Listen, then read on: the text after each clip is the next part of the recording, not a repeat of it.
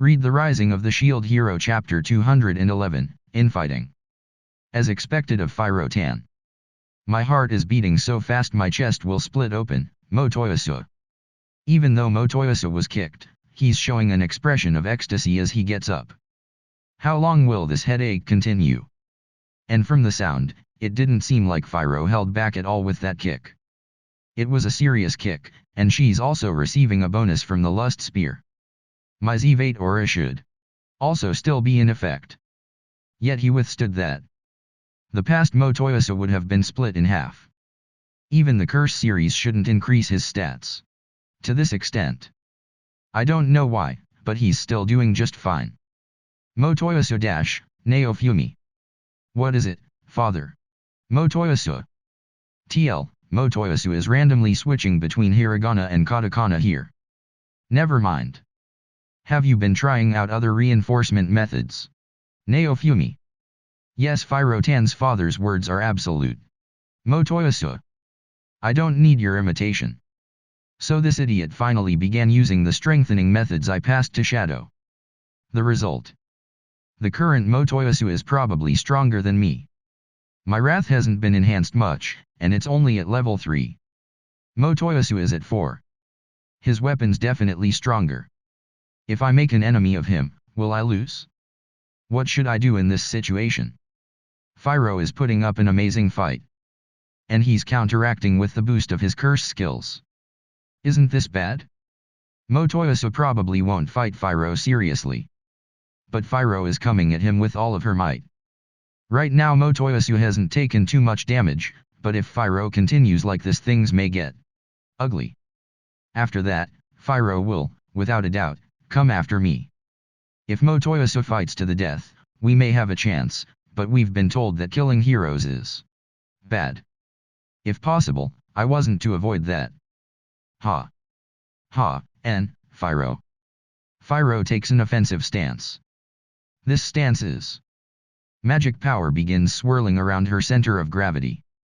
The current me can see it. I think this is the stance to recover mana. But in this situation, it probably isn't replenishment, but amplification. Reach Fyro Tan. My feelings. Motoyasu. Motoyasu sees this as an opportunity to attack. But Fyro's magic replenishment finishes much faster than I expected. Hi quick. Fyro. There's a flash. A white afterimage passes through Motoyasu's body. The sight of a white ribbon continuously piercing through Motoyasu's body is burned into my eyes. Gufu, Motoyasu. Motoyasu. Could he be done already? Amazing. Fyro Tan. Motoyasu. Ah. He got up. That's good. The meat shield protecting me is still alive. Should we be doing anything? Atlas. You want to go into that battlefield? It'll be dangerous even for me, you know. Naofumi. Right, Atlas. But should we really just stay on the sidelines? I should probably look for a way to escape. Rishia, try to run. Naofumi. I order Rishia to try running alone. Phew. Rishia. Naofumi. Melty. Now. Quickly. Naofumi. Yes, Naofumi-sama is saying it, so Rishia-san, please run. Atlas. Why yes. Rishia. Upon Atlas's recommendation, Rishia begins running away. But, she soon returns. Phew. Why am I back here? Rishia. As I thought. We're in something like a special loop. It seems we'll be unable to escape for a while. Motoyasu and Fyro are still fighting. I'm grasping for the means to do something, but I can't think of anything. I just hope that the two forces will collapse simultaneously. But the situation is heading in a negative direction. Philo Reals. Motoyasu's 3 subordinate Philo Reals begin attacking Fyro. Why is everyone dash? Motoyasu. Motoyasu stands in front to protect Fyro. But the Philo Reals continue their assault, one with a kick, another with magic, and the last one with a battle axe. The one who kicked was red, the one who cast was blue and the one rushing with an axe on their Shoulder is green. All of them have strange looks in their eyes. Hate. The one who monopolizes Mokun's love, while seducing another man. I hate you. Philo. Real. Mokun is ours, Philo Real. Yeah. I won't approve of that person. Philo Real. Stop. Everyone. Motoyasu. I want to be the one to eat Mokun, Mokun. And that bitch is in the way. Philo Reals. To protect Phiro. Motoyasu begins fighting the three. Though not as fast as Phiro, they are still quite fast. Atlas. Naofumi. Yes, something black is wrapped around those three. It's more potent than with Phiro-chan. Atlas. Ah, I see. Naofumi. From what I see, they have yet to class up. The fact that they are able to hold off Motoyasu must be due to his own support. I mean, they're clearly being affected by his curse series. Lust and envy. Like Phiro, lust is putting them in heat, and envy is making them attack Phiro. With those three on the offense, Motoyasu has no choice but to defend her. But they're his precious daughters. I don't think he can hurt them. Motoyasu is protecting Phiro. Phiro is approaching me with a dangerous aura. The three Philo Reals are trying to kill her. It may be my imagination, but originally, Motoyasu was the enemy, Phiro was an ally, and the Philo Reals were Motoyasu's subordinates, and by transitive property, were enemies. In reality, Motoyasu is now an ally, Phiro is an enemy, and the three are a third power? I'm starting to have a hard time differentiating friend and foe. And then, Master. Finally the nuisance is gone, Phiro. With her back to Motoyasu, Phiro begins walking towards me, step by step. I've had a long time to think, so I have a few plans to test out. Among them should be one that should be able to handle this situation. Idea 1, activate the Wrath Shield and turn everything to ash. Con, the Wrath Shield hasn't been strengthened, so the firepower may be lacking. It will be difficult to beat Phiro with it. Even including Iron Maiden and Bluetopfer. I can't even use the latter. Even if I get the chance, the chances of it hitting Phiro are low. And if it did hit, Phiro would die. Idea 2, use Idea 1 to take out Motoyasu. Con, I don't have enough information on the current Motoyasu to take him on with certainty. I also don't know the exact effects of his skills. Idea 3, talk to and convince Motoyasu. Con, there's no precedent showing he can even be reasoned with. To get him to agree, I may have to have Phiro talk to him. But with Phiro like this, I can't really do that. Idea 4, talk to and convince Phiro. Con, she's not in a state where words will reach her. Convincing her seems impossible. I don't think she'll agree to anything I ask of her. Idea 5, cast support on Motoyasu's followers and have them take care of everything. Con, Phiro will get killed. I want to avoid that. This is no good. Even taking an uncertain gamble is better than these options. I wondered about the power of a Wrath Shield, Reinforced Shield Prison and E-Float Shield. My personal defense is very high, but I wasn't sure about external attachments. And so I experimented with infusing these items with magic. But, in order to make them succeed, Master, Phiro, I'm going to be defiled. That is, at least in human form. Naofumi. What the hell am I saying? But being violated by a little girl has to be better than being violated by a giant bird. No, Phiro. Ku. That's a nostalgic line from Phiro. When we first taught her to speak, Phiro repeated that word over and over. So I'm going to be defiled by a giant bird. I would rather die. Motoyasu may be delighted with this, but this is not my fetish. I have to restrain Phiro no matter what. Shield, Naofumi. I feel the flow of energy all around my body. My desperation, my desire to succeed in this no matter what, makes my mind move faster. I begin to understand this power. This is not magic. Is it the chi that Atlas senses? No, this power surfaced when I was about to activate Shield Prison. This is probably the phenomenon known as SP. PRI, Naofumi. I feel the power flowing towards my designated target. I see. Is that the point where I have to send my magic? I get the feeling that I can do it. But I don't have time. Before I cast it, I cut it off. Naofumi. The power flowing out returns to my body. But there is something that surprises me even more. When I was about to release it, Fyro jumped away from the point that I targeted. Did her instincts tell her to avoid it? So even if I successfully infuse it with magic, Fyro will avoid it. I'm doing this without any practice. And it requires a lot of concentration to infuse the magic. And now I find that it probably won't even hit her. I don't have any more options. I could try using this power to strengthen the meteor shield, but it's still cooling down. But if I give up here, my purity, perhaps I should shift my target to Motoyasu. Read The Rising of the Shield Hero Chapter 212, Love Hunter. Kunu. Neo. Angels. Stop. Motoyasu. Yeah, looks like those followers are attacking Motoyasu to seal him. It'd be good if Motoyasu were sealed, but can these three do it? Two of them can hold him down, but there's still Fyro. It's definitely my loss if this fails. Not to mention Motoyasu is concentrating on the fight and moving around. It's hard to target him. It'd probably be best to take a chance against Motoyasu, but I'm not confident I can add magic power. Well, from out of range.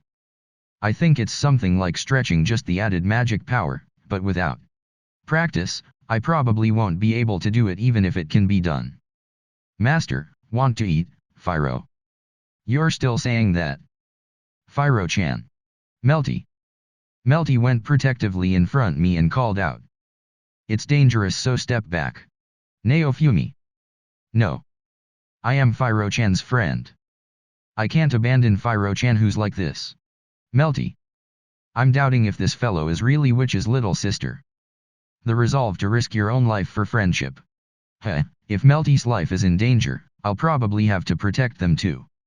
If they have chosen to eliminate their friend Fyro when she gets in the way, then I'll have to defend Melty and Rishia while directing attacks. Meru-chan. Fyro. Oh? Fyro turned her face to Melty's call. Good, keep that up. That's right. Fyro-chan. Naofumi does not wish for relations with you as you are, so don't be manipulated by that guy's power. Return to normal. Melty. Goo, you, Fyro. Having heard what Melty said, Fyro unsteadily approached her while trembling. Fyro-chan, Melty. Melty reached out her hand to brush Fyro's chest. I stay in the background tempering magic power and readying SP for the worst case scenario. Now, Fyro-chan. Turn back to normal, Melty. Fyro. Did the persuasion work? Fyro was quietly lowering her head to Melty. Melty was also smiling while brushing Fyro's head. Fyro wants to eat Melchan too, Fyro. Melty. Fyro firmly gripped Melty's shoulder. Ah, hey. Melty. Then she reached towards Melty's lower clothes.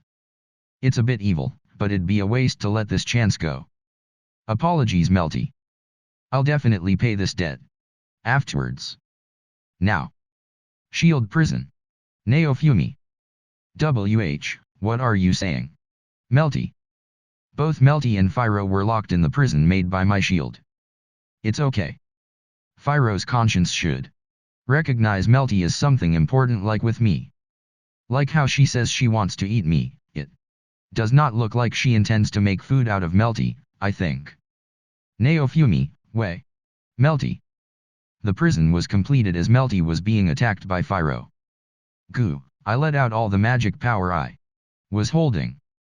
With this, Fyro should be contained for a little while. Phui, the princess. Rishia. We've received Melty's noble sacrifice.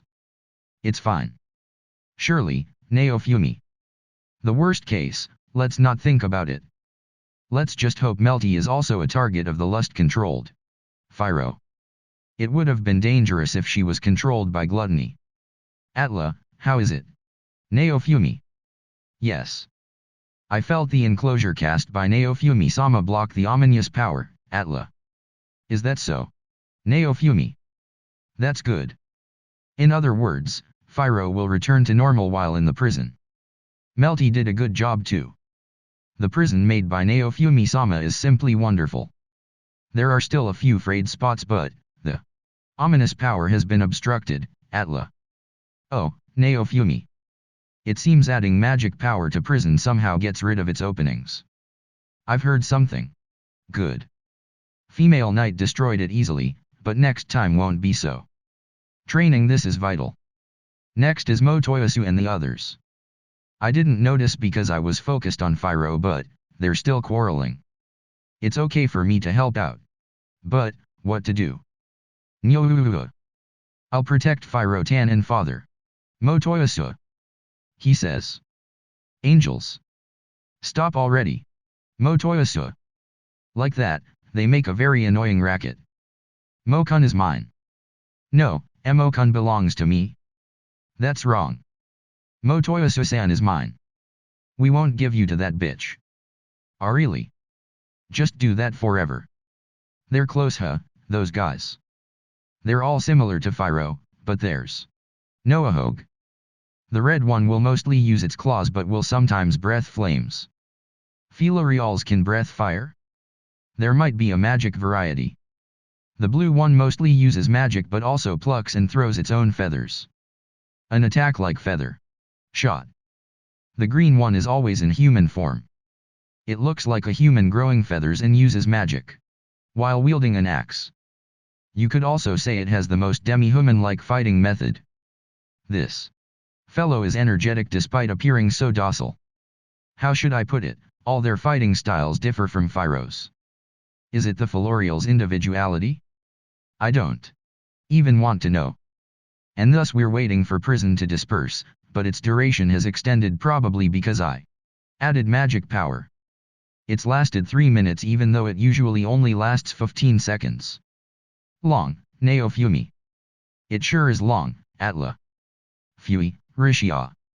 I don't even want to imagine what is going on inside.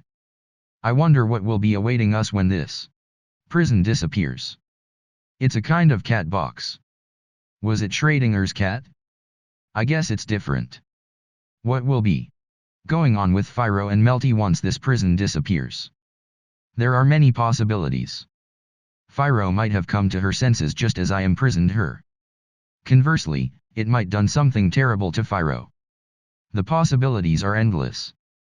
Melty may have successfully persuaded Fyro. Then when 5 minutes passed, softly, the prison disappeared. Phew, Fyro.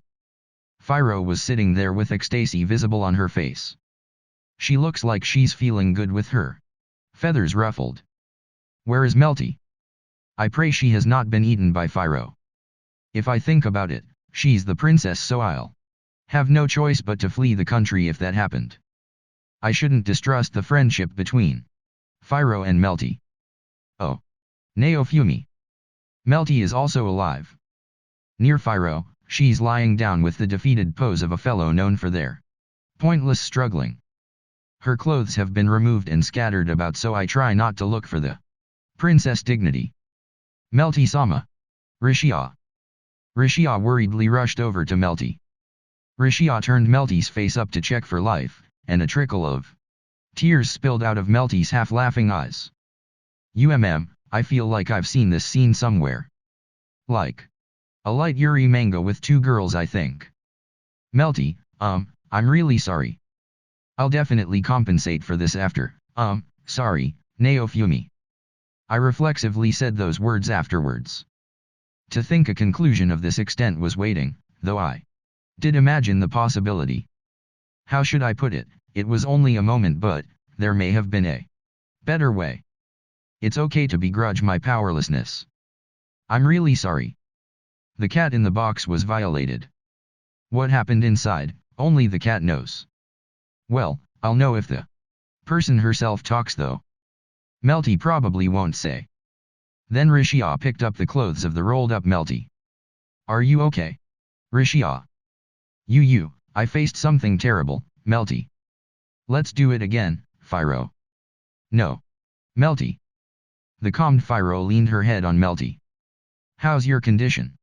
Naofumi. Somehow refreshed, Fyro. Of course, since you rampaged that much, Naofumi. Naofumi. I'll definitely kill you after this, so prepare yourself. Melty. I do feel apologetic. I'll accept a suitable punishment. But, I just believed in the friendship between you and Fyro, Naofumi. I won't say anything since your relationship has gotten to that point. It seems Fyro also really loves Melty, so there probably isn't anyone who can separate them. I won't be tricked even if you try to deceive me with skillful words. I absolutely will not forgive you. Melty. Well, bear with everything being the fault of me and your older sister, Naofumi. Mookie dash. Melty. Melchan. Why are you angry? Fyro. You see. Fyro-chan. Melty.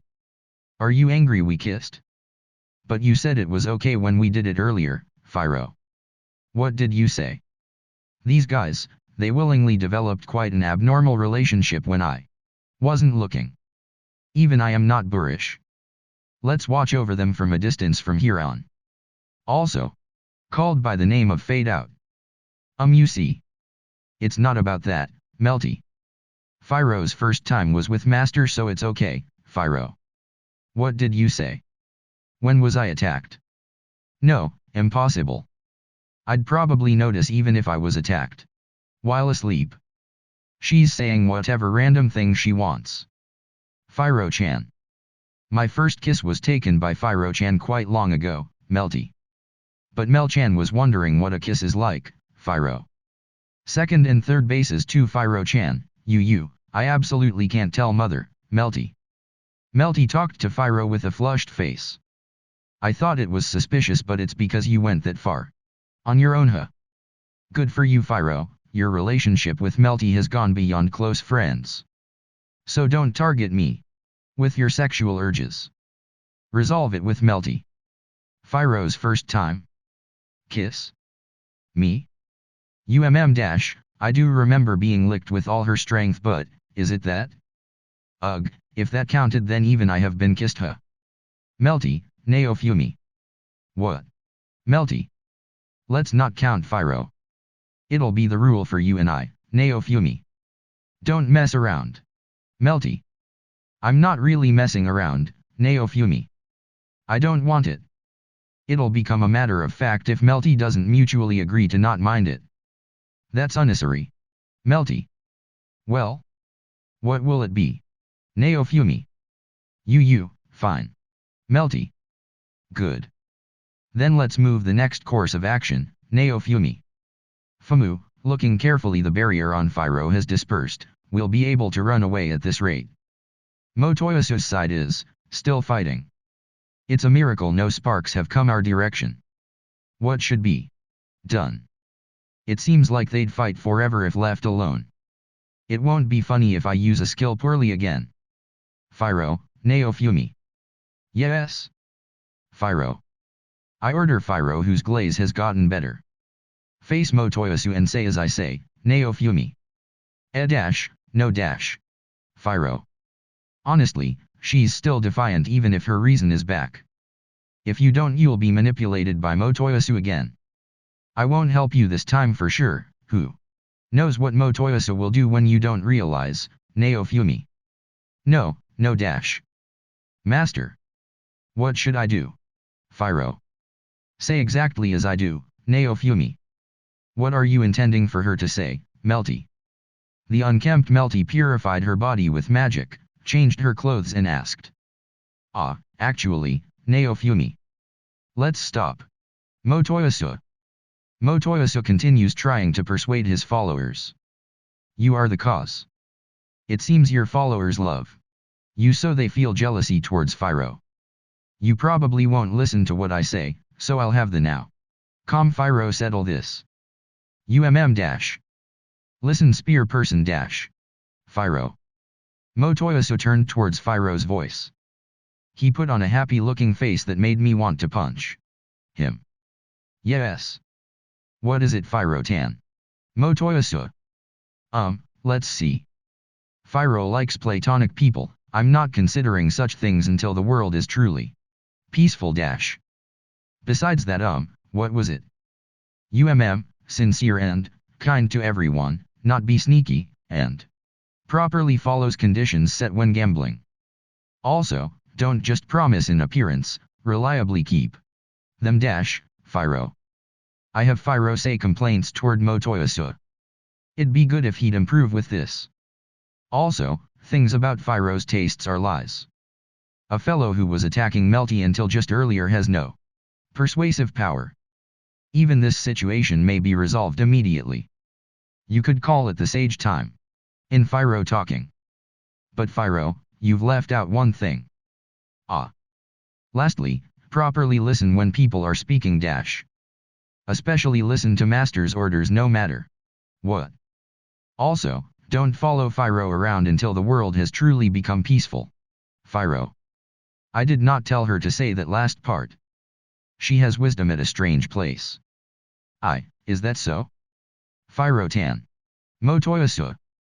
Good, the negotiations with Motoyasu are successful. Phiro, next is just to have him change his spear. And so dash, Phiro. Phiro's eyes swam and looked toward me. She's forgotten what I told her. This bird brain. That's right, I'll hate you if you don't change that spear to another one. That spear is especially no good dash, Phiro. Such a thing. Understood. Motoyasu. Will absolutely not transform to this spear. Motoyasu. Motoyasu quickly changed to a different spear according to Phiro's words. What an honest guy, way too readily. Or rather, this guy changed it so simply. Motoyasu's followers fell to the ground like they ran out of batteries the moment he changed his spear. Now it's gotten quiet. Well then, Naofumi. I gave Phiro her next message. Phiro likes heroes who fight for the sake of the world, so face your sins and surrender to the Queen Phiro. Understood. Motoyasu. He should have already returned to normal, but Motoyasu is somehow strange. Motoyasu Naofumi. What is it, father-in-law? Motoyasu. What does this fellow look like to you? Naofumi. Again, I point at Melty. A blue piglet, Motoyasu. He hasn't returned But the spear is a normal one. Is it the influence of the curse series? Like when my sense of taste was obstructed, are his sight and hearing obstructed? Though if he's been saved by Phiro, then it'd be fine if he recovered. Well, that's that. Father-in-law, Motoyasu vow from here on to contribute for the sake of world peace, and also to become a love hunter to capture Phiro-tan's heart, Motoyasu. He's saying nonsensical things again. For now, go to the castle. And never come back, Naofumi.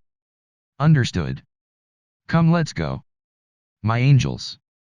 Portal spear. Motoyasu. Motoyasu's group disappeared instantly. Now it'll become quiet. We're returning to. I'm worn out, Naofumi. Oh yes, Naofumi, I absolutely won't forgive you, Melty. I know, Naofumi. Melty sure is obstinate too. Well, I guess it can't be helped. I do think just an apology is not enough. But doing that was my only option at that time. I'd come running without fail if Melty was truly in trouble, so forgive me. With this, it's one matter settled. Right? Naofumi-sama's ability was wonderful, Atla. Atla said something random. Let's return now. Phiro's estrus will probably be suppressed for recompensation. Phiro's carriage Phiro. You did it yourself, Naofumi. Carriage Phiro. Ha. I'll buy another one afterwards, so cheer up, Naofumi. Yeah, why? Phiro. Phew, I don't want to ride a carriage for a while, Rishia. What a coincidence. Me neither, Naofumi. Well, with that, we returned to the village in the same day. I think today is the most worn out I've felt since I came to this world. Somehow the sunlight is dazzling. Read The Rising of the Shield Hero chapter 213, Nap. After returning to the village, I took a light nap. Because of Pyro's misconduct, I have forbid her from coming into my bed. In order to keep up the Atlas countermeasures, I invited Melty over, but why do I have to sleep with Naofumi? Melty. Originally, it was Pyro's duty, but as she caused quite an uproar, she has been banished as a punishment. Naofumi. I asked Rat for the reason for her suddenly going to heat. She said it may be because I slept next to her so much. Something about being attached to me, or something. I have no idea what she's trying to say. I have no intentions of setting up house in this world. Building a harem in another world. I threw away such dreams long ago. And so her successor is you, Melty. I thought I would leave her duties to you. Despite what I say. You're pretty strong. You should be able to drive Atlas out. Naofumi. I don't want to. Melty. Melty's face has dyed a deep shade of red. But of course. I did sacrifice her to halt Pyro's movement. I see. You hate it that much. Then there's no helping it. Naofumi. Wait. Melty. I was in the wrong. Naofumi. Yeah, Melty. What? Melty is making a strange expression as she hesitantly lowers her extended hand before leaving. Now then, I have to find another tribute. Besides Melty, is there someone else in this village who can fight on par with Atlas? Hiro-sama, I've come to deliver your requested equipment. Emiya. At that moment, Emiya came with the peddling clothing I ordered. Keel and the others have good faces, so I thought of making them wear nostalgic maid outfits, or some clothes that have niche audiences when they go out peddling. The reception was quite good, and earnings increased. Emiya. Emiya hands the clothing over as she stifles a yawn. Did she stay up all night making these? Famu. If she's sleepy, then her timing is good. My Atlas troubles are common knowledge in the village. She should understand. I'm worried whether or not she will be able to drive Atlas out, but there's no one else here, so there's no choice. Now then, Emiya. Naofumi. What could it be?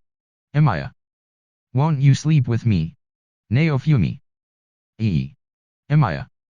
After pausing for a few seconds, Emiya lets out a loud voice, and falls over.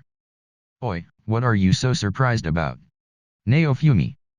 My heart isn't ready, Emiya. What do you mean?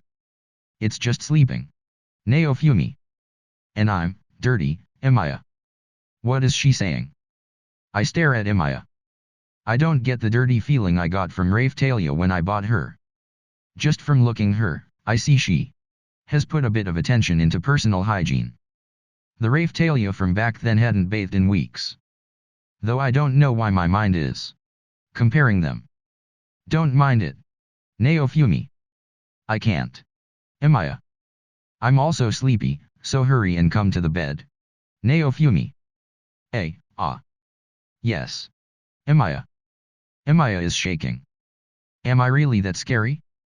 But if she's learned to remain vigilant, I guess that's a good thing. Why is she loosening her clothing? A half-naked Emiya shakes nervously as she approaches me. Why is she half-naked? I don't know what her customs are, but does she sleep half-naked? Timidly, she lies down on my bed. I put the covers over her and close my eyes, but Emiya seems to be making pain sounds as she continues shivering. As a mole demi-human, are human beds no good for her? What's wrong? Calm down. You won't be able to sleep like that. Naofumi. Maybe because I've been sleeping with Pyro a lot, having something next to me when I sleep calms me down. I no longer toss and turn from my trauma like before. I guess sleeping with Pyro has been a good rehabilitation. Oh? Emiya's body temperature is quite high. I lightly pat her head. And Emiya twitches violently. Hi? As I thought. It's impossible for me. Sorry. Emiya. Emiya says as she jumps up and runs out of the room. Oi. What happened to her? Oh why? Naofumi. Did she think I would try to make a move on her? No, I don't think she's someone who would make that big of a misunderstanding. The fact that Fyro sleeps with me as an Atlas countermeasure should be common knowledge here. As I chase after Emiya, I find her discussing something with Keel. As soon as she sees me, she runs away again at an alarming speed. Should I invite Keel instead? Nyakan. What are you doing? Don't you have no interest in women? Keel. Keel acts rebelliously like she always does, but as soon as I get on the bed, she quiets down. You. Nyakan. What do you plan on doing? Keel. I pat dog form Keel as I lie down. Maybe because I'm used to stroking Fyro's feathers. Perhaps that's what lets me sleep easily with others. In puppy mode, all of Keel's body is covered in fur. It's similar and quite soothing. Though Emiya would have been fine as well. Oh, if Atlas tries to come in, drive her out. Then I'll be sleeping. Naofumi. Ah, Nyakan. What do you mean by that? Keel. You're being noisy. Quiet down. Naofumi. I got it Nii-chan. Keel. Following my orders, Keel goes quiet, as she lies in the bed waiting for me to fall asleep. Nyakan. Don't cause so many misunderstandings, and don't scare Emiya-chan so much, Keel. Huh? What are you talking about? Naofumi. Nyakan, is it true that you're doing it with Atlas-chan and Fyro-chan? Keel. I don't know what you're misunderstanding, but there's no way that's true. Everyone should know. Right? Naofumi. First I'm hearing of it, Nyakan. Keel. Is that so? Though Sadana passed on the information. Naofumi. There's no way Sadana Nachan would tell the truth about situations like this. She said that you would be aiming for me next. Keel. What is that whale telling these kids? There's no way I would do such things. I did something bad to Emiya. I'll have to apologize later. Naofumi. I don't think you have to worry about it. Emiya-chan seemed happy. Keel. With question marks floating above my head, I went to sleep. By the way, Atlas did indeed come, and Keel drove her off with her barking. Amazing. Keel is acting like a guard dog. My evaluation of her has risen ever so slightly. By the way, because of her barking, I couldn't sleep well. Anyways, after I woke up from my nap, it was the afternoon. After distributing lunch to the slaves, I teleported to the castle. Since Motoyasu surrendered, I have to tell the queen. If Fyro continues manipulating him, he'll probably help work towards world peace. I also have to stop by the old man's place to place in an order for a carriage. When I appeared in the castle, Trash was in front of me. Naofumi. Trash. His clothes are quite normal today. After silence ruled the area for a while, Trash turned and left. After seeing Atlas, he's gone quiet. The queen always comes here to greet me, so this time I go to her office. If it isn't Iwadani-sama. How are you doing? Queen. You know why I'm here, right? Naofumi. Yes, it's about the hero of the spear, right? Queen. Yeah. Did he come here? Naofumi. Early in the morning, he was standing in front of the castle, turning himself in. I went to see him. After hearing the report, but he was a little. He wouldn't listen to me, and I had to speak to him. Through a male interpreter. Queen. The queen uses a fan to cover her mouth as she glares at me. I can understand her feelings. Recently, I've been starting to doubt whether or not his mind even has the capacity to accept logic. He follows Fyro's words without question, but everything else is. This is all your daughter's fault. Naofumi. I'm aware. But this change was mostly brought about by Iwadani-sama's pet bird, correct? Queen. I can't deny it, but when you say it like that. So? What are you going to do with Motoyasu's sentencing? Naofumi. As you've probably assumed, we're not going to press further punishment as long as he participates in the wave. Though the individual has also honestly admitted to being a bandit in the mountains. Queen. The Queen's avoiding eye contact. It seems evident that she's hiding something. Or perhaps she's signaling for me to deduce it myself. She probably had a hard time dealing with Motoyasu. And? What did he do? Naofumi. Ah, did you understand what I meant? Queen. You avoided eye contact to make me understand, right? Naofumi.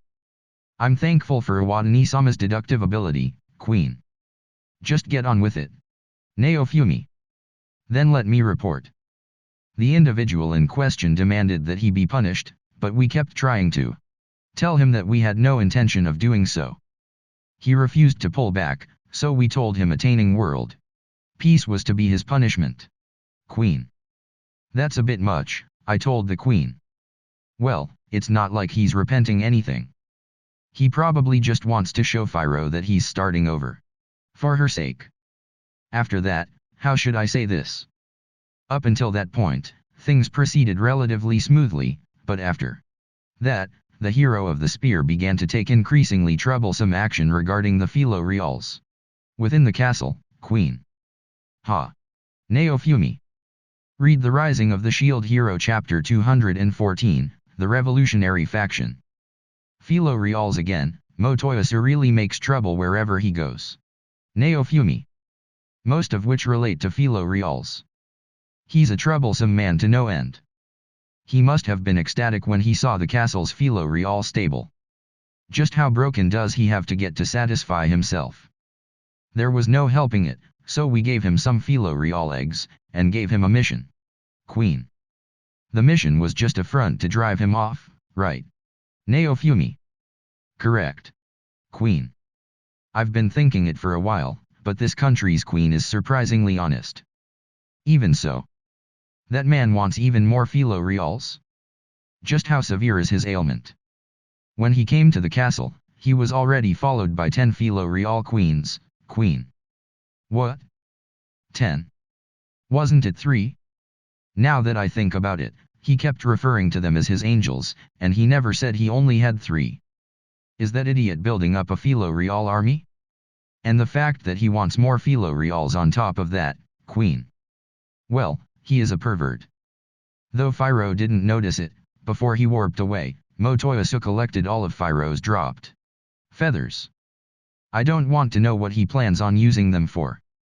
My daughter, Melty, also has a peculiar passion for Philo Reals, but the hero of the spear has one that far surpasses hers.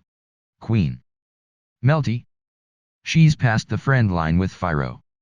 Her love for Philo Reals can be compared to Motoyasu. No, she loses out to him. She couldn't take all of Fyro's overflowing love. In a sexual way. So Motoyasu is no longer here. Naofumi. Yes. He said he was heading to Iwadani-sama's land. Queen. Don't pass your problems on to me. Naofumi. Motoyasu is coming to my place. This is no joke. No matter what, I don't want to have to deal with that idiot.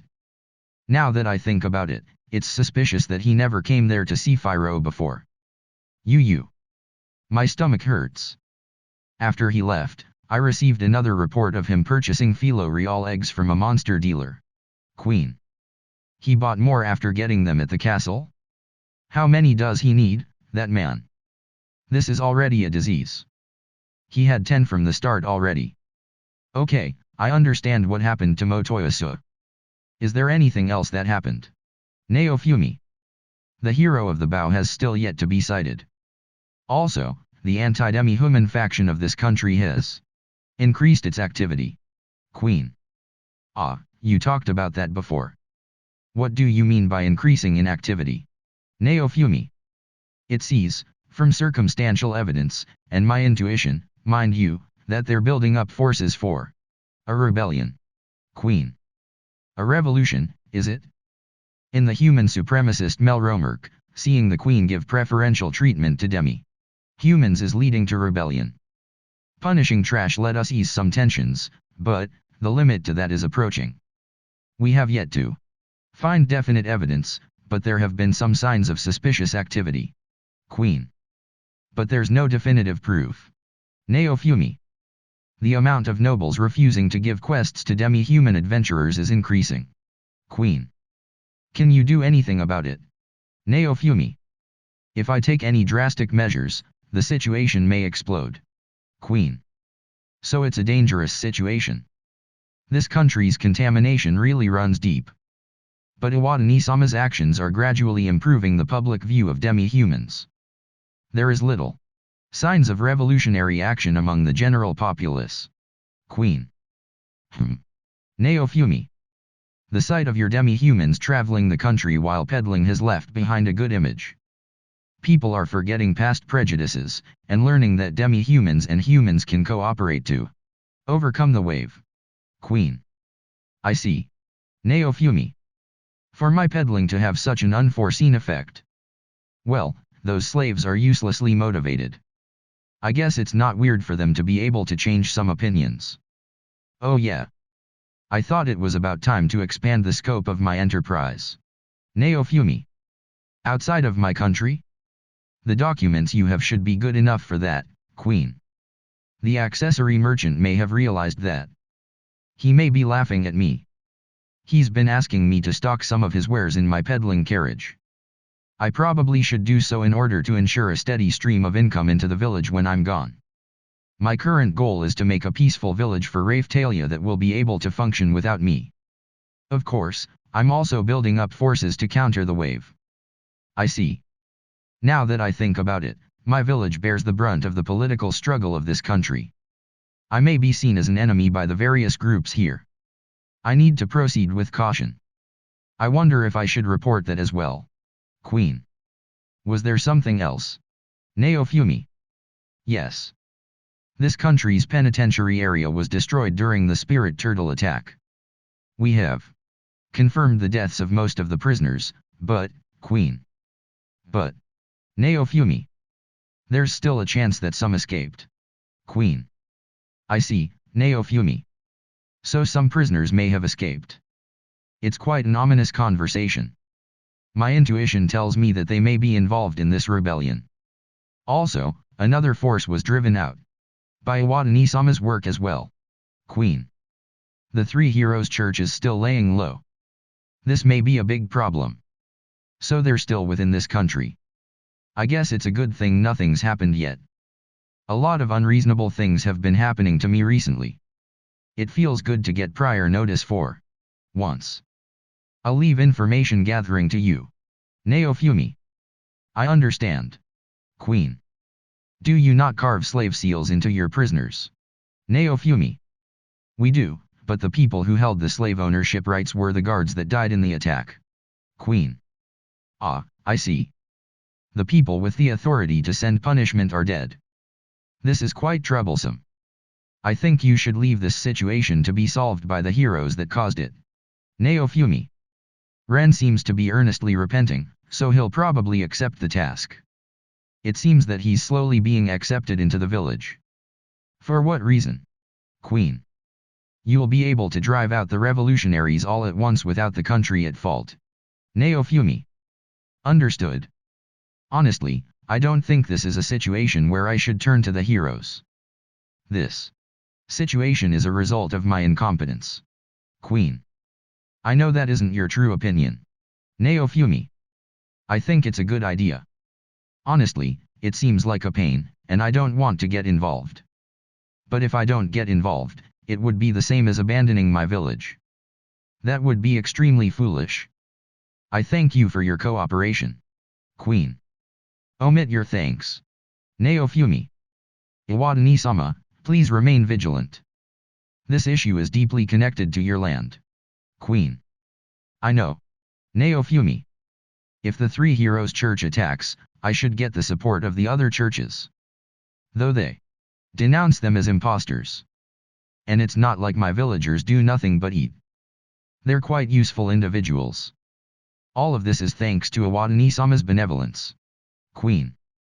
Let's leave it at that. Neofumi. She seems to be saying her genuine opinion. This makes it all the more suspicious. I don't trust her.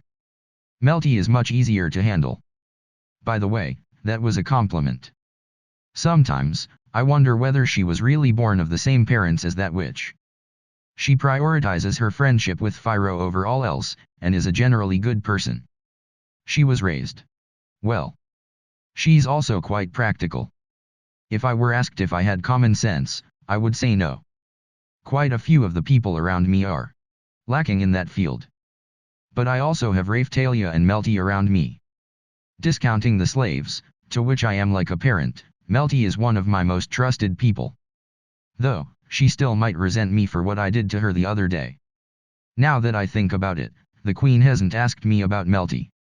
What's done is done, so I was prepared for some punishment. As long as it doesn't come up, it should be fine.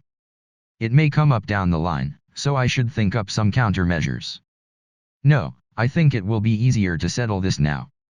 From my experience, putting things off never leads to anything good. What should we do about Melty? Neofumi. Meaning. Queen. She dropped her formal tone. Was it too troublesome to keep up? It's related to Motoyasu's case, so I thought I would bring it up. Neofumi. About the Philo Reals? Shadow was following your party to some extent, but a barrier-like item was erected, so I don't know what happened after that. I only have the hero of the spear's testimony. I believe he called Melty that blue pig or something. Queen. Good. She doesn't know anything about it. I don't think Melty wants to spread the info. Perhaps I can hide it. Yeah, Motoyasu's attack sent my Philo Real out of control, and Melty sacrificed her body to get it under control. If Melty wasn't there, we would have been in trouble. Please praise her later. Neofumi. I'm not lying. Melty probably won't tell the whole truth, and if her parent praises her she won't be able to. If I silence Rishia, then the matter will be confined to oblivion. I see. Melty does love Philo Reals. Queen. The Queen seems satisfied with the explanation as she nods. But still. Even when a calamity is hitting the world, the people prepare for a rebellion. Just how rotten can this world be? Read The Rising of the Shield Hero chapter 215, Barbarian Armor +2. After I finished talking with the Queen, I made an appearance at the weapon shop. Oh. Well, isn't it, laddie?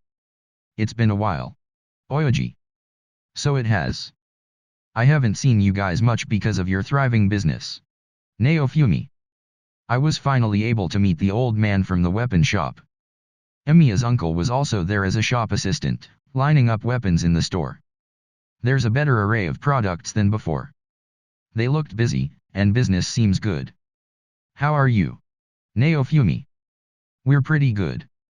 Just a little longer and it'll be finished. The shield for laddie, that is. Oyoji. I see. How much should I pay?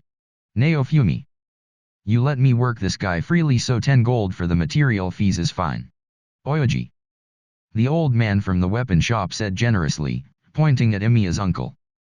It's a masterpiece made with the materials from the spirit turtle. So it's likely that it's as fine as the products on auction in Zeltbur. Moreover, it's made by the old man, so it might fetch an even higher price. The problem is what to do with the shield after I've copied it. Because amongst the guys I have faith in with handling it, there are none who use shields.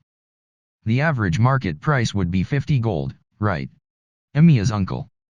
Emiya's uncle replied, as if reading my thoughts. It's the shield version of the displayed spirit turtle sword that had been scheduled for auction in Zeltbur before. It's a product made by the old man, and its performance can be expected. The problem is its cost. Well, the current me can afford to pay 10 gold. Because I've earned that much from managing the land. Or rather, when spending money to provide for war power to fight the waves, preparing weapons. And armor is the most important. It seems cheap, but if it was 50 gold then it would still cause some hesitation. Is it that much of a quality product? Neofumi. Yes. If there's no way to use it, then having the outlook of selling it is also part of a merchant. Emiya's uncle. The old man also nodded. But still, to part with the product that they worked hard to make for me is a bit regrettable. I want to have it on hand even if it ends up gathering dust. Well, I'll think about that when the time comes. How's the armor? Neofumi.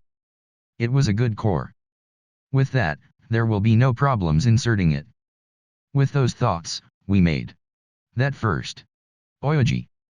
At the old man's instructions, Emiya's uncle brought the armor from the shop's interior. Its appearance was very similar to the previously equipped barbarian's armor. However, looking again at the fundamental materials, the metal parts were appended with turtle shell material.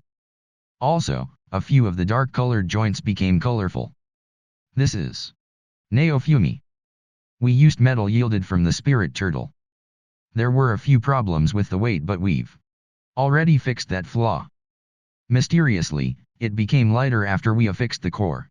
Oyoji. I see. Neofumi. I examined the barbarian's armor. Barbarian's armor +2. Defense up, shock resistance, large, fire resistance, extra large, lightning resistance, large. Absorption resistance, mid, HP recovery, weak, magic recovery, weak, SP recovery, weak. Magic increase, mid, Dragon Emperor's divine protection, magic defense production automatic.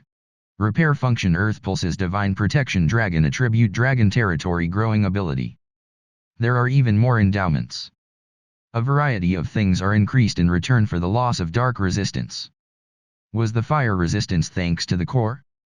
There's also the dragon attribute. The dragon aspects probably correspond to Galeon's core being used. What's dragon territory?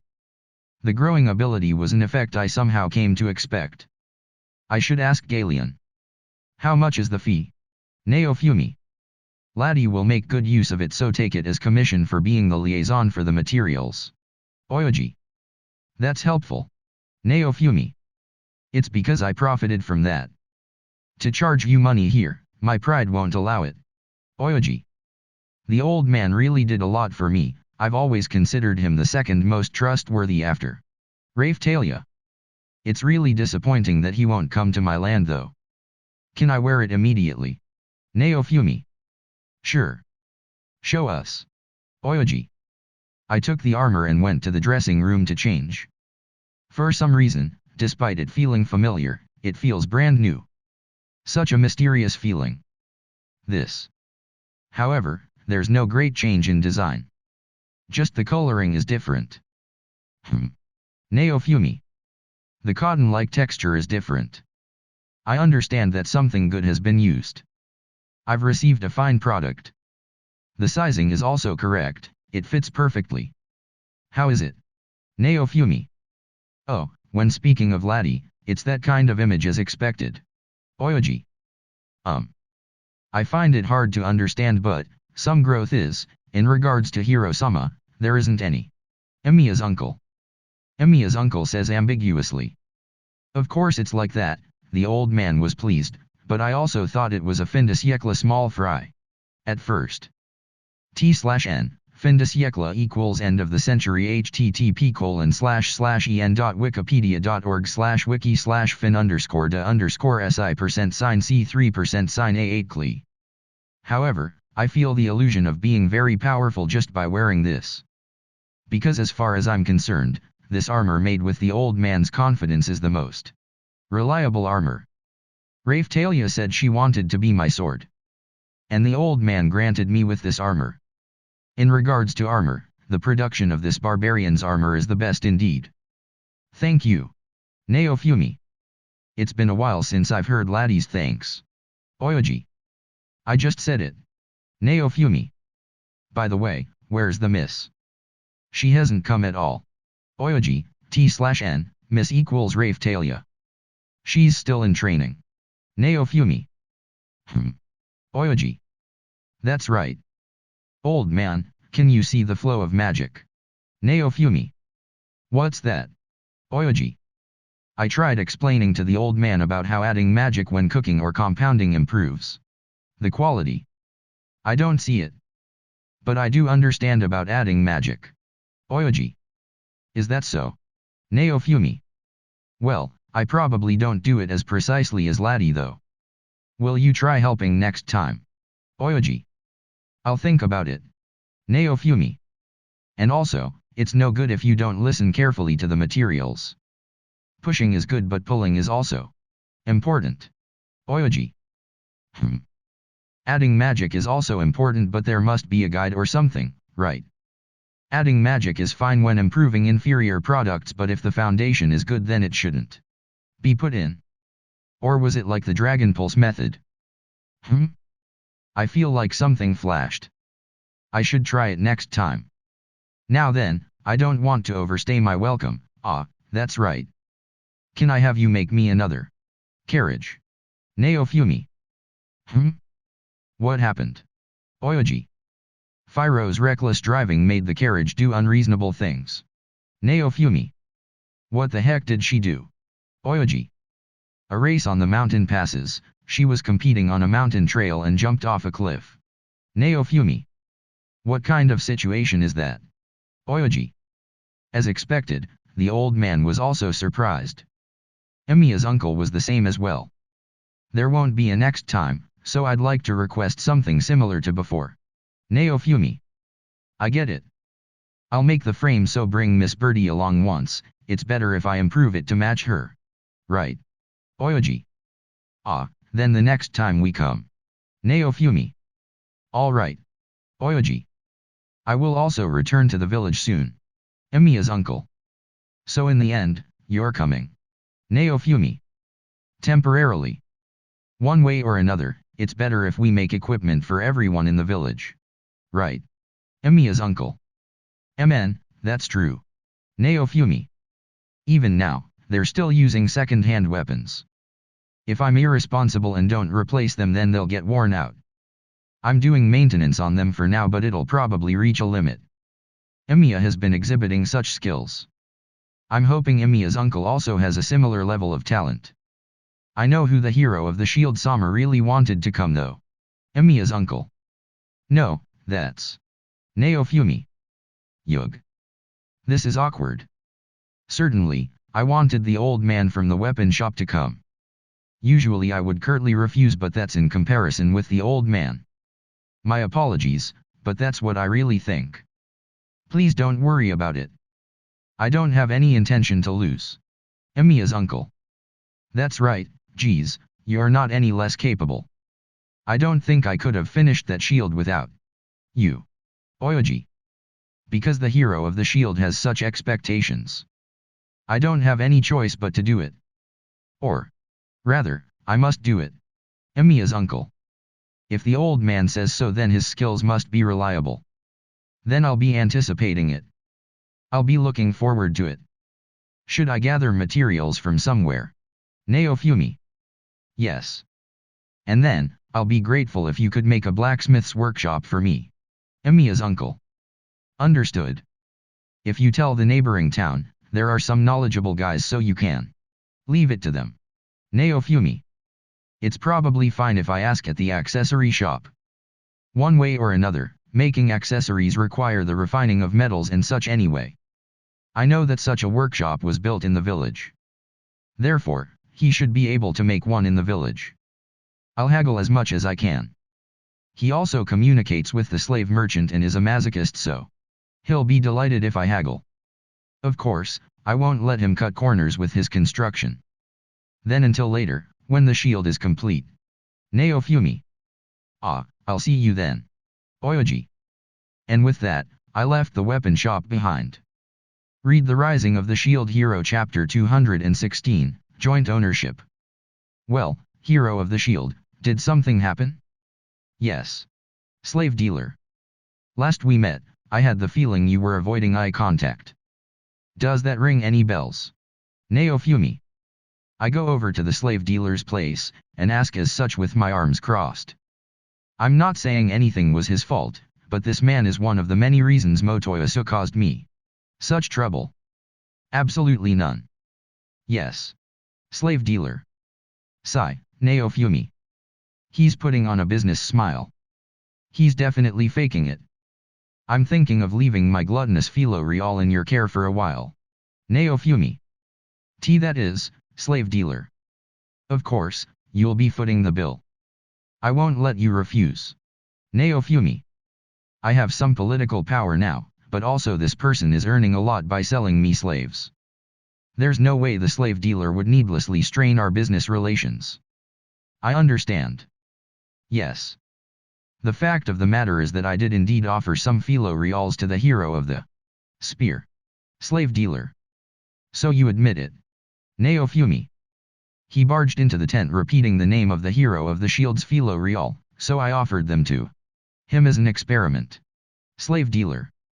Ah, right. The slave dealer was trying to find out the conditions for a philo real becoming a queen. But I had my hands full with my glutton phiro, so I turned down his experiments. I got my next philo real much later, and I left his care to phiro so nothing happened. Could it be I'm also at fault? No. I just didn't participate in his research, and this isn't my responsibility. And the slave dealer was merely doing business. He sold his merchandise to the person looking for it. I wonder how long ago he sold them. The last time that I saw Motoyasu was when Keel and the others did their class up, I think. It was when I learned Portal Shield. Back then, the slave dealer wasn't there. Perhaps I missed him and he later encountered Motoyasu. I don't really need to dig too deep into this. Regarding that matter, there is something I would like to propose. Slave dealer. What is it? Neofumi. This morning, the hero of the spear paid a visit, and the contract ink with your blood is all gone. Slave dealer. What you say? Neofumi. Until this point, I never worried about its stock. It was something that naturally came with the slaves I bought. Slaves aren't free, and since testing the seal was easy, there wasn't a risk of fake ink. In this world, getting a slave without a seal is pretty pointless. So Motoyasu is in possession of the ink now. On the shelf where I kept the ink, I found several bags of gold, and a sheet with a signature, reminiscent of a spear and a philo real. Slave dealer. D-damn. When I had Phiro persuade him, I never had her tell him that crime was wrong. What Phiro told him was to be kind and honest. Because of that, he left money. But we never told him stealing was bad. I thought that was included in being honest, but I guess the term literally means simply being fair in one's actions. So Motoyasu raises his philo reals honestly, and leaves them under my providence. I don't know how he thinks, but in his mind, perhaps that is honesty. Damn. Neofumi. I hastily open up the monster management window. The amount of names I don't know has exponentially increased. That idiot. He used my ink to contract his philo reals. I've heard of joint ownership of slaves and monsters. This is probably slave dealer. I forgot to tell him not to take annoying action on his own. If I don't do anything about him, then philo real queens will continue to be mass-produced. He received some eggs from the queen, and got more from this merchant. I need to get back to the village quickly. The ownership rights can be annulled by you yourself, so there shouldn't be a problem. The hero of the spear said he was going to the hero of the shield's place. Slave dealer. The queen said that as well. What does he plan on doing there? Even taking an army of philo reals with him. This is serious. I need some drastic countermeasures. Got it. I'm going back to my village. CYA. Neofumi. What should I do about finding you slaves? Yes. Slave dealer. Please continue as before. Neofumi. I understand. Yes. Slave dealer. I care not for that at the moment. I run out of the tent and summon a portal. Ah, I forgot. The queen said it seemed like Motoyasu's followers had class upped. I return to the village and quickly scan the surroundings. Good. Motoyasu isn't here yet. I need to prepare for when he gets here. Or else. Now that I think about it, the one who will be doing the work will be Motoyasu. I have no part in it. Perhaps he opted for joint ownership to get my status boosts. If he builds up forces, he may oppose me, but I don't think that Firaholic will do such a thing. No. If he takes action on his own, I'll be troubled, but as long as I get Phiro to tell him when he gets here, it should be fine. Hey, Neofumi. Do you know what's going on? Ren. Neofumi. Before I realized it, Ren was in front of me. What is it? Naofumi. I don't know. There seems to be something going on outside the village. I can't leave, though. Ran. Outside. Naofumi. Yeah. I can only see from afar, but... Isn't that Motoyasu? Ran. What? It suddenly feels like my blood temperature has dropped. Ren and female knight both stared towards the outskirts of the village, where we built the Fyro Real stable. The slaves seemed to be gathered there. I timidly approached the area. Ah, Nyakin, wow. Your clothes are amazing. Keel. Keel looks at me, and jumps back at the sight of my clothes. I don't think I've worn my barbarian armor since I first established the village. For me, this clothing is normal, though. Don't mind it. Naofumi. No. I can't. Nyakan, are you into that sort of clothing? Keel. I don't know whether I like or hate it, but its abilities are high, and it was made by someone who treats me well. Naofumi. Is that so? Keel. I'd like to move on from this topic already. What is happening in the Philo Real stable? Naofumi-sama. Atlas. I just got back. What's happening? Naofumi. I think it was right after Nyakin left. Or perhaps before that. It seems there were intruders in the stable. Keel. I see. Naofumi. We were deliberating how to drive them out, but because Nyakin wasn't here, we didn't want to take action yet. Keel. Yes, Sadana-san isn't here either, and when we sent someone to ask Melty-chan in the neighboring village, we got a report saying Fyro didn't want to come here no matter what. Atlas. The bad feeling in my chest begins to encompass more parts of my body. Motoyasu is definitely here. What should we do? Atlas. Let me go confirm the situation there. Naofumi. Perhaps I can talk to him. I carefully walk up to the Philo Real stable and put my hand on the large door. I can hear some noises coming from the inside. Fyro should only have one follower right now. I did plan on getting more in the future though. What is this? My blood goes cold again. Every single instinct in my body is telling me not to open this door. But putting this problem off won't solve anything. I muster up my courage and swing the door open. Wah. Naofumi. The inside of the building was pitch black. No, that's wrong. There are too many Philo Reals, and all outside light is blocked. Ah, the scent of Philo Reals. Sniff. Sniff. Motoyasu. Right before my eyes, Motoyasu was embracing a Philo Real queen, and taking in her scent. Surrounding him is a large flock of queens. I hear the sounds of feathers ruffling as all heads turn to face me. I'm surrounded by eyes. Who is it? Philo Reals. Ah, I think he was the master Motokun was talking about. Philo Real. Right. His eyes look mean, but he somehow looks nice. Philo Real. Yeah. That must be it. Philo Real. I get you, man. Somehow looking at him makes me feel motivated. Philo Real. Right, right. The feeling he gives of is different than Motopai. Philo Real. Goosebumps break out all over my body. Master. Let's play. Philo Reals. Bang. I immediately slam the door and run. A few seconds later the door opens once more. I look back and am confronted with the terrifying sight of a flock of Philo Reals gaining on me. Motoyasu Yuga. Get out. Naofumi. My heartless cry echoes through the village. By the way, my salvation came in the form of Fyro, who mustered up her courage and came to check the situation out. I now owe her one. I won't say what sort of things happened to me until she came to my aid.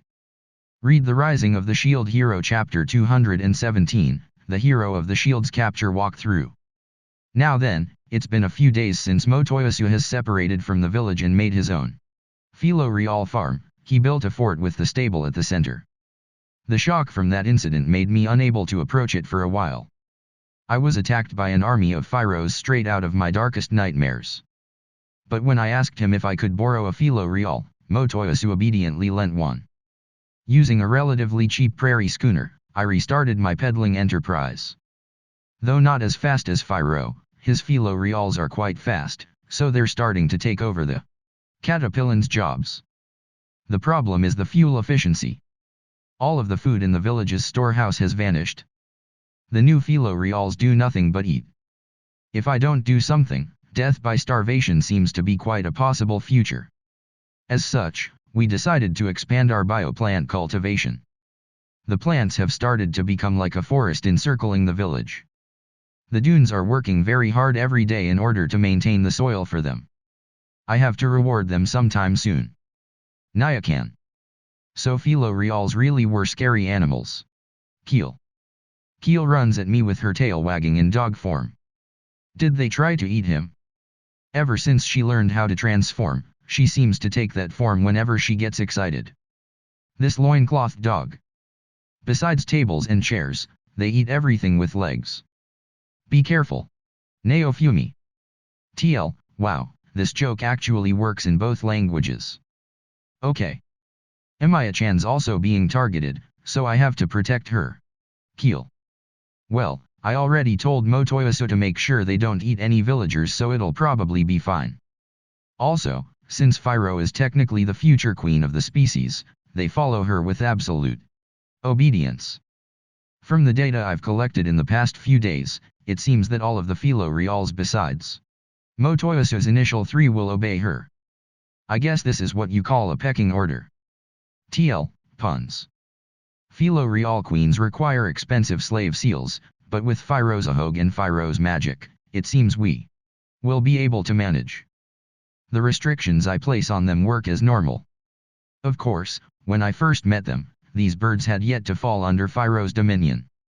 It seems that after Phiro saved me, they battled it out for superiority. I think I remember the slaves watched their fights enthusiastically. But because of the shock, my memories of that time are kinda hazy.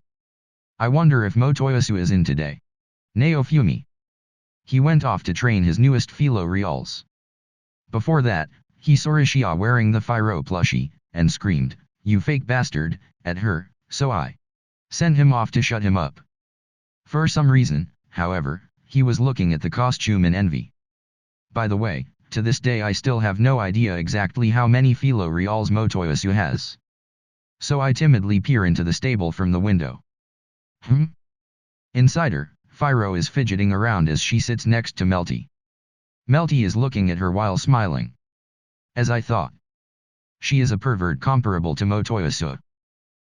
Now then. Let's start the conference on how to get Master to praise us. Philo Real. TL, this is not Phiro. Everyone besides Phiro pronounces Master wrong.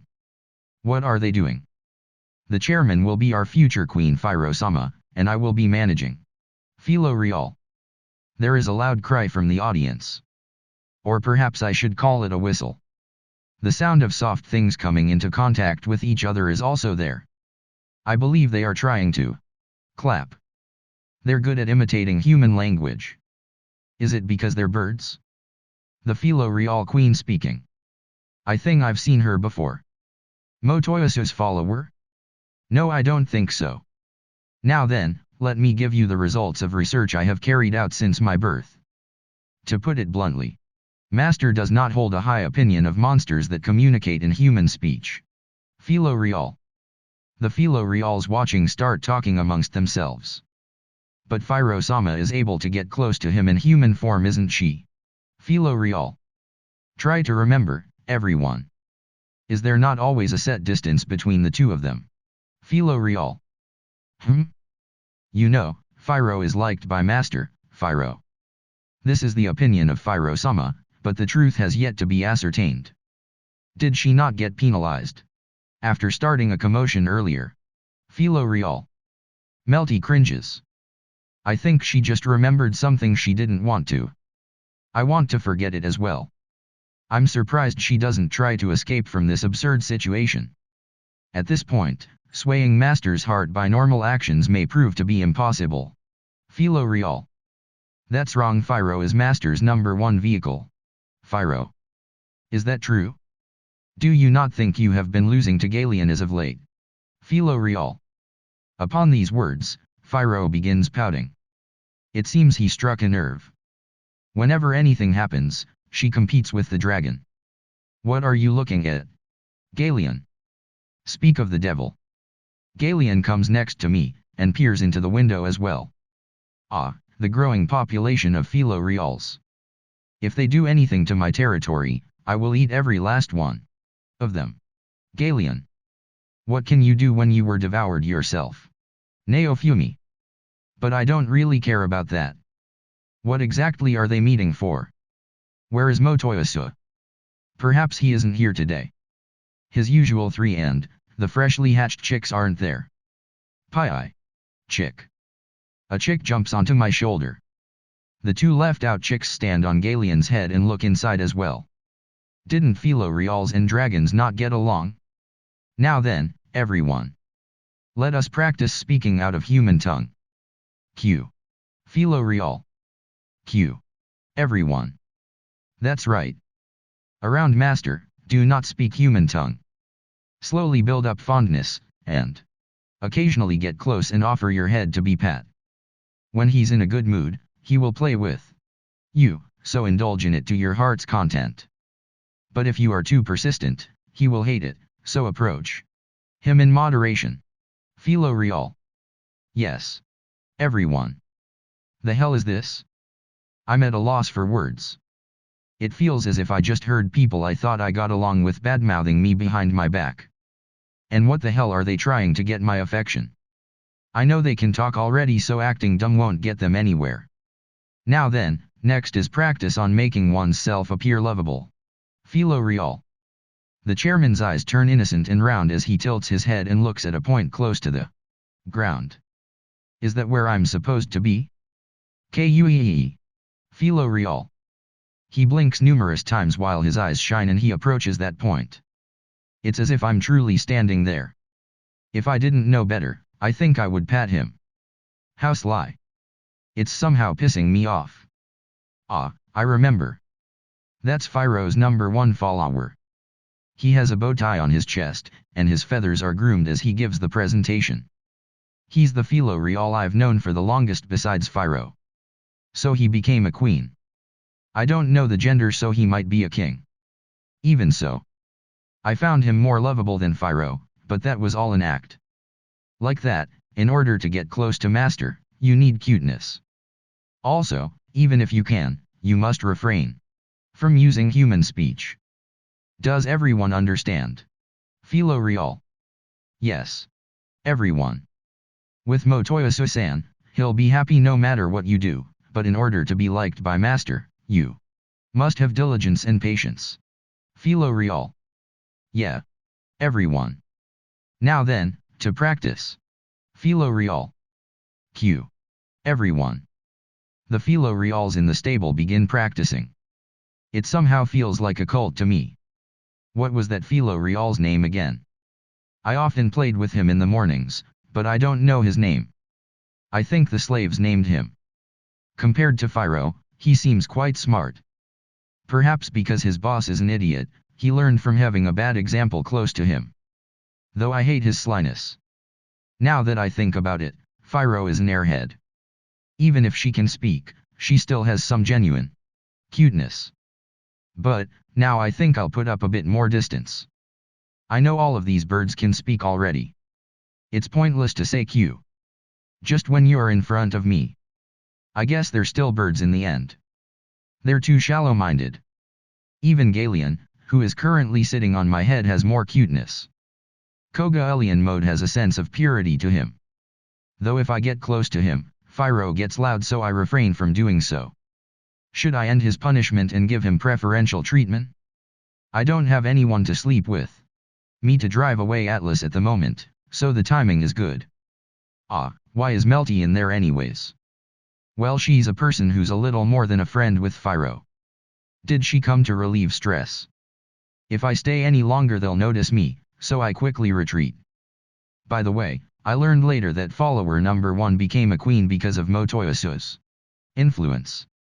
Galen said it before, but it seems that if a hero raises a Philo Real, it transforms into royalty.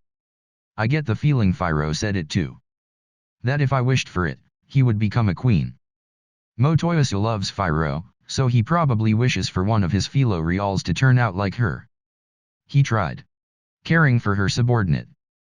And because of that, he became a queen without Firo's orders. It seemed that a few days later the slaves in Atlas participated in this meeting as well. Galeon told me that they were researching my preferred type. They plan to conquer me?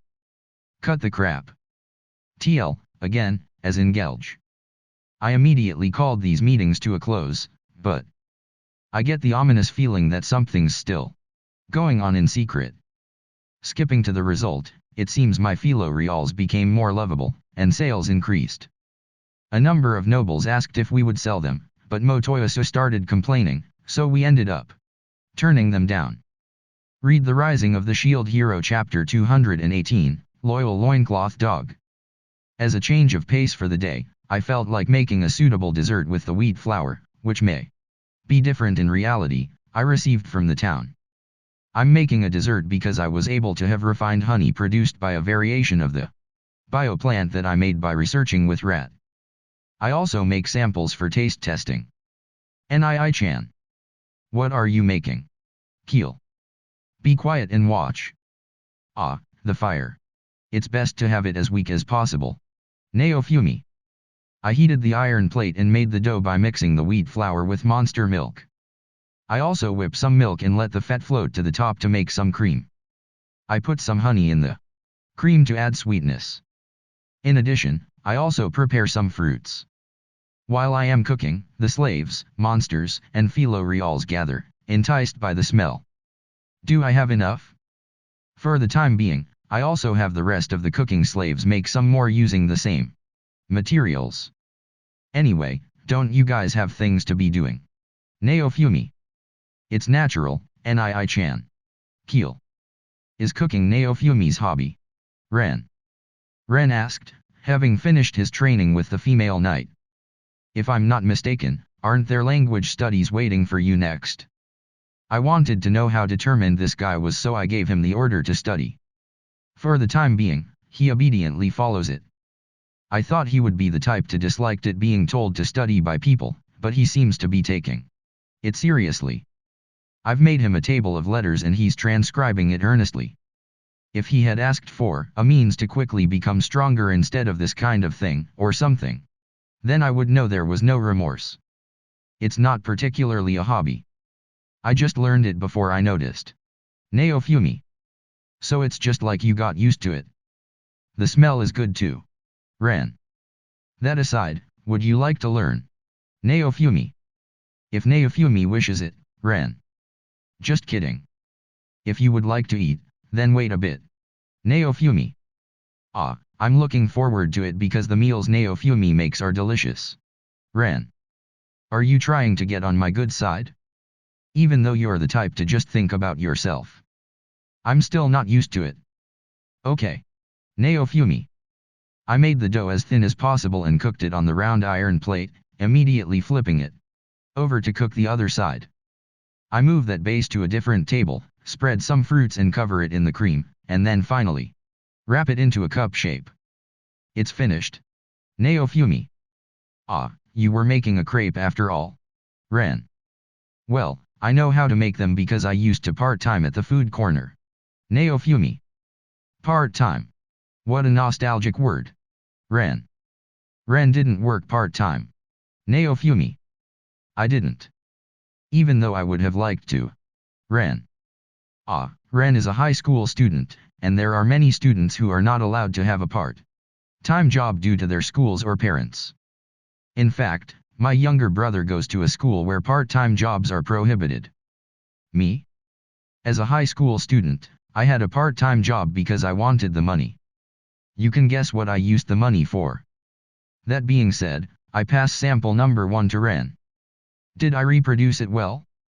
The one who could give the best appraisal is probably Ren. Mew. It's as delicious as I expected. The taste is a little different than I remember, but it's nothing to worry about. Ren. So. It was delicious after all. Keel. Keel asks with her eyes sparkling. Look, this is one of the foods from my world.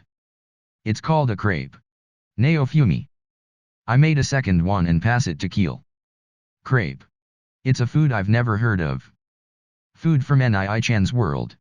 Keel. Keel smells and looks at the crepe intensely. Right now, she is in her human form. But recently she's been a dog more.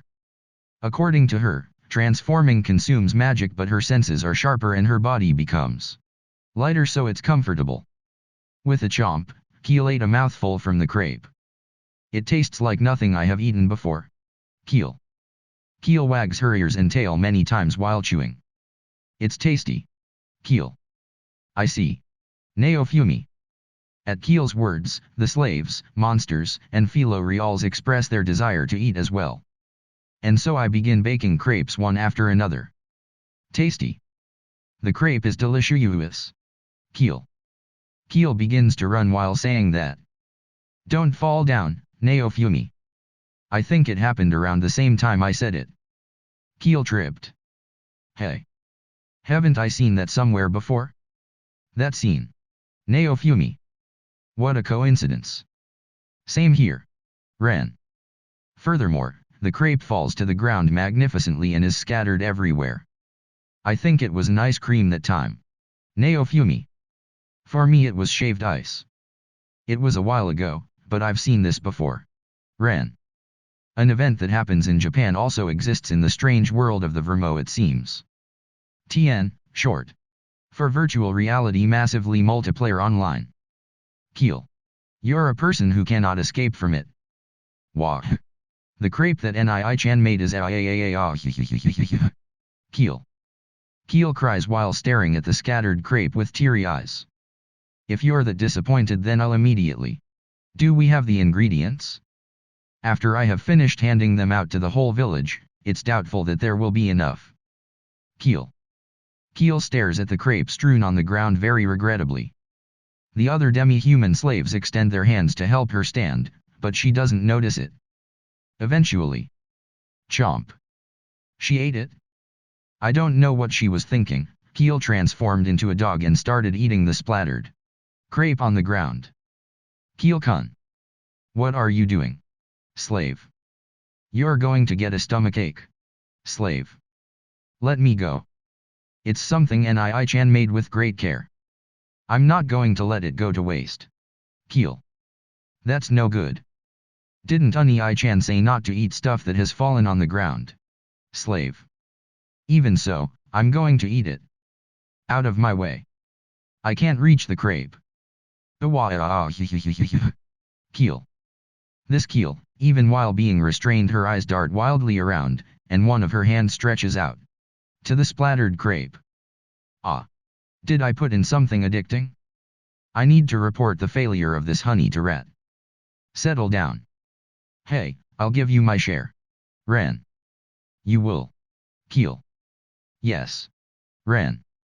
The situation was barely contained by Ren shouting about giving Keel his crepe. Ren must find it hard to understand why Keel is so upset, but he's considerably adapted to the village. Well, you'll get used to the village after you have lived here for a while. Not long after that, Ren returns with a slightly troubled expression. To be this emotional, Ren. No. The honey might have some narcotic components in it. Neofumi. I think it's different. So please don't stop what you're doing. Everyone is looking with expectant eyes, so please continue making them. Ren. Ren might be feeling pressured by the slaves. I suspect there might be narcotics, but it's not confirmed, so it's fine.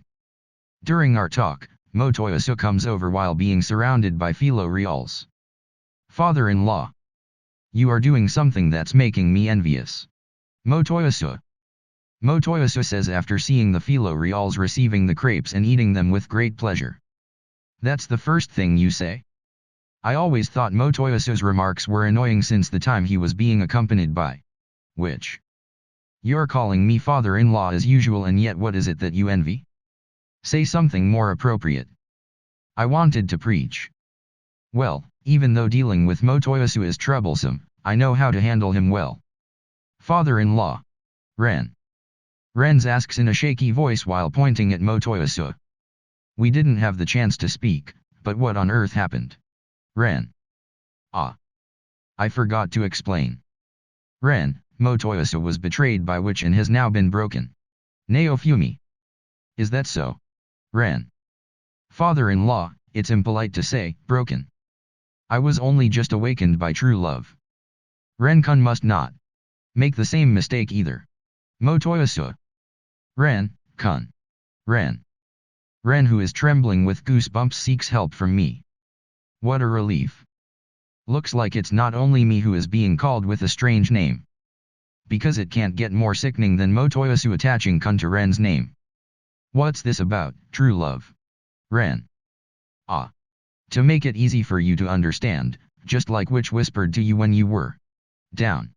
And our foolish bird gave him words of encouragement afterwards. Rather than an owner. I, who is the foster parent, is considered to be the father-in-law. Naofumi. Hae.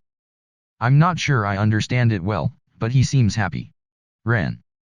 Ren analyzes Motoyasu, who was laughing merrily while touching the philo reals. And? Motoyasu, are you doing anything? If you don't have any errands, then play with the philo reals. Naofumi. He was so devoted to bringing up philo reals, I hadn't given him any particular instructions. If you raise that large quantity of philo real queens, they could probably play an active part against the waves. Okay. I would also like to know if I could buy new philo reals. Motoyasu. You still want more? That's enough. Young philo real. At my anger, a young philo real appears from somewhere and berates Motoyasu. This philo real.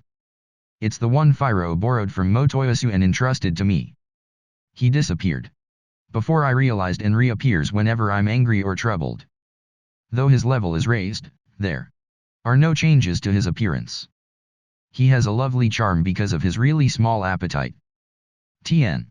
Not sure if this is a male or female philo real. What is the reason for this? I mean, was this the philo real counterpart of the dragon's core? This philo real would appear whenever I invite Child Galian to sleep in the same bed, and they would proceed to intimidate each other. Well, they usually would get along well though. On the surface they are on good terms, but they have a cold relationship of checking and restraining each other. I see. I will endure it then. Motoyasu. Motoyasu backs down meekly. Or rather, I want you to stop calling me your father-in-law. However, it doesn't seem like he would concede over this, and there's no sign of him quitting. And? Isn't it almost time to continue your studies, Ren? Naofumi. Ah. That's right. Ren. Father-in-law. Motoyasu. What is it? Naofumi. I would also like to learn. Motoyasu. Ah, yes. Then go ahead and study together with Ren and the slaves. When night comes, I will do a review. Naofumi. He can also observe whether Ren is working seriously. I will not forget. The thing at Kalmyra Island. I remember how fervently these guys agreed with Itsuki when he mentioned where they learned the different world language comprehension skill. You'll have to show your sincerity. Let us go then. By the way, can't something be done about how this pig smell? My nose is about to fall off. Motoyasu. I won't deny that there are many women, but it's impossible. Your personal odor. I'll consider it. When you cure your bird odor. Naofumi. Father-in-law, isn't this a matured fragrance that is both noble and mellow? Motoyasu. How annoying.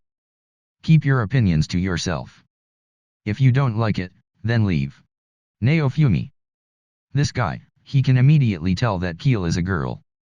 I wonder why that is. Keel is certainly a female, but she looks like a Bishounen. Tien, beautiful boy. Speaking of androgynous faces, Ren would be the king. T/N, Ren has a super androgynous face. No doubt, Motoyasu being able to talk to Ren is because he can tell. Alright then, I will brace my nose and endure it. Motoyasu. Hurry up and leave. Naofumi. I finish distributing the crepes and resume studying for the day. Read The Rising of the Shield Hero Chapter 219, Peerless Activity. Now then, Naofumi. Recently I've been practicing adding magic to my skills. I think it will be good if I can use it as easily as breathing. My weakness is that the magic consumption is huge, so it's hard to regulate. Even just air strike shield, sending 2 is the limit of my magic consumption. Also, as far as I know, what changes depending on the skill is that the cooldown increases proportionately. And it seems that if I add magic to the portal shield, the number of people I can transport increase. With the 6-person limit according to Motoyasu, I was able to transport 7 people because I unintentionally added magic. That was probably it. I can't control the part that I'm aware of though. I can't do it no matter what, One way or another, the magic consumption is extreme. The natural recovery I have is troublesome. Using mana potions are a waste, so I have to save them. I use magic also when compounding. But it's good if I can use magic when making good things. And as the old man said, it seems that listening to the ingredients is important too. When I think about it, there's no end. Lately I've also been doing self-study when Rato isn't teaching me alchemy. A part of my shield has an elementary alchemy skill, so I started to learn. Letting the shield make it is fine, but I know it'll turn out better if I can make it myself. Naofumi-sama. Atla. What is it? Naofumi. I feel like your accuracy has improved, but there are still tears. Atla. Atla thrust at the weak points of the air strike shield I fired. For now, it seems that its strength has improved, but it often breaks while being prodded. There, right. Naofumi. I can't help feeling like it's still incomplete somehow. I think something more basic is insufficient. However, it reached a stage where the female knight's attacks became ineffective. I proposed a contest with the female knight who had been training. The female knight mastered the peerless transformation sword style. Apparently because she could beat Ren, he happily became an opponent every day as well. As expected, it seems that Ren's skills are better normally than when he's been corroded by the Curse series. Since long ago, the frequency of being hit by the female knight's attacks was high. Well, I specialize in enduring. Even when I'm engulfed by anger, receiving the opponent's attacks is insignificant.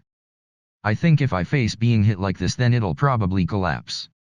It's fine if that's the case. I want to test how well the prison will work in actual combat on the female knight. A fight with Iwata Nidano, then I'll be going at it seriously. Female knight. To overtake me and bypass my defense, I won't let you pass that point. Naofumi. Well then, it's fine to see if you can take this. Multilayer crumble attack. Female knight. The female knight's special skill that bypassed defense faced me. The first strike warded off the shield, and the second strike changed direction to my forearm. The third strike repeatedly intersected, mixing together at high frequencies, and when I was about to receive it, I followed the flow of her body and struck. Shield prison. Naofumi. Without overlooking my chance, I materialized the prison to trap the female knight as she focused her consciousness on her attack. But, female knight. The imprisoned female knight attacked with a bang. However, the cage gave no sign of breaking. I think the sound reverberated for around 3 minutes, but before long, it became silent. And then, 5 minutes later. What's with my efforts? The style I finally learnt was also destroyed, female knight. She muttered complaints. What are you so down about? Naofumi. When I called out to her, she suddenly came to her senses and glared at me with determined eyes. PFT. You may have beat me this time, but I won't let you next time, so prepare yourself. I've received full mastery, but I've only used the basics. Female knight. Is that so? Naofumi. It seems the female knight doesn't have the ability to strike the weak points like Alta can. So next is Rishia. Rishia. Naofumi. What is it? Rishia. I call Rishia, who been making progress with her mood change lately, to test it out. T/N, so no more. Phew. This guy, she's leveled up and has gotten considerably strong. I'm going to trap you in the shield prison for a bit, so can you try to break out? Naofumi. Right, I understand. Rishia. Rishia takes out and readies her sword, and I imprison her like the female knight. Ei. Rishia. It took her around 3 hits. Hers was a relatively quick destruction. As expected, Rishia is stronger than the female knight. Was it only the status difference? I don't understand the disparity of the peerless transformation style. Speaking of which, what kind of school is the peerless transformation style? I can't tell from just the legends, so please teach me. Naofumi. Ah, yes. Is what I heard from Master okay? Rishia. Yeah, I just heard from the old hag about how it's a famous school that rivals the heroes, so it's fine. Naofumi _ I heard that there was a legend that matched the 4 saint heroes and the 7-star heroes, but I don't know the actual circumstances, so I'd like to hear. Let's see, in Master's story, it seems the origin was an adventurer wanted to overcome danger without relying on the heroes, so he founded the school. Rishia. Without relying on the heroes, I see. Well, in this world, whenever something happens, then they summon heroes or rely on the 7-star heroes, or at least that's the image I get. So it's a school made from searching for a method to become stronger without relying on those heroes. Thinking about it normally, to leave the world to the 4 saint heroes and the 7-star heroes, only 11 people, is an act of sheer madness. Despite the difference between being able and being unable to do something, having people who will think of a solution by themselves is more natural. In addition, to leave your own fate in outsiders summoned from a different world or something. No, they probably had no choice but to leave it to them ability-wise, but there were people who couldn't consent because of that. To be able to handle the elements is the foundation, skills come after that. Rishia. I see, Naofumi. I was able to handle the elements, and so I ended my absence of leave.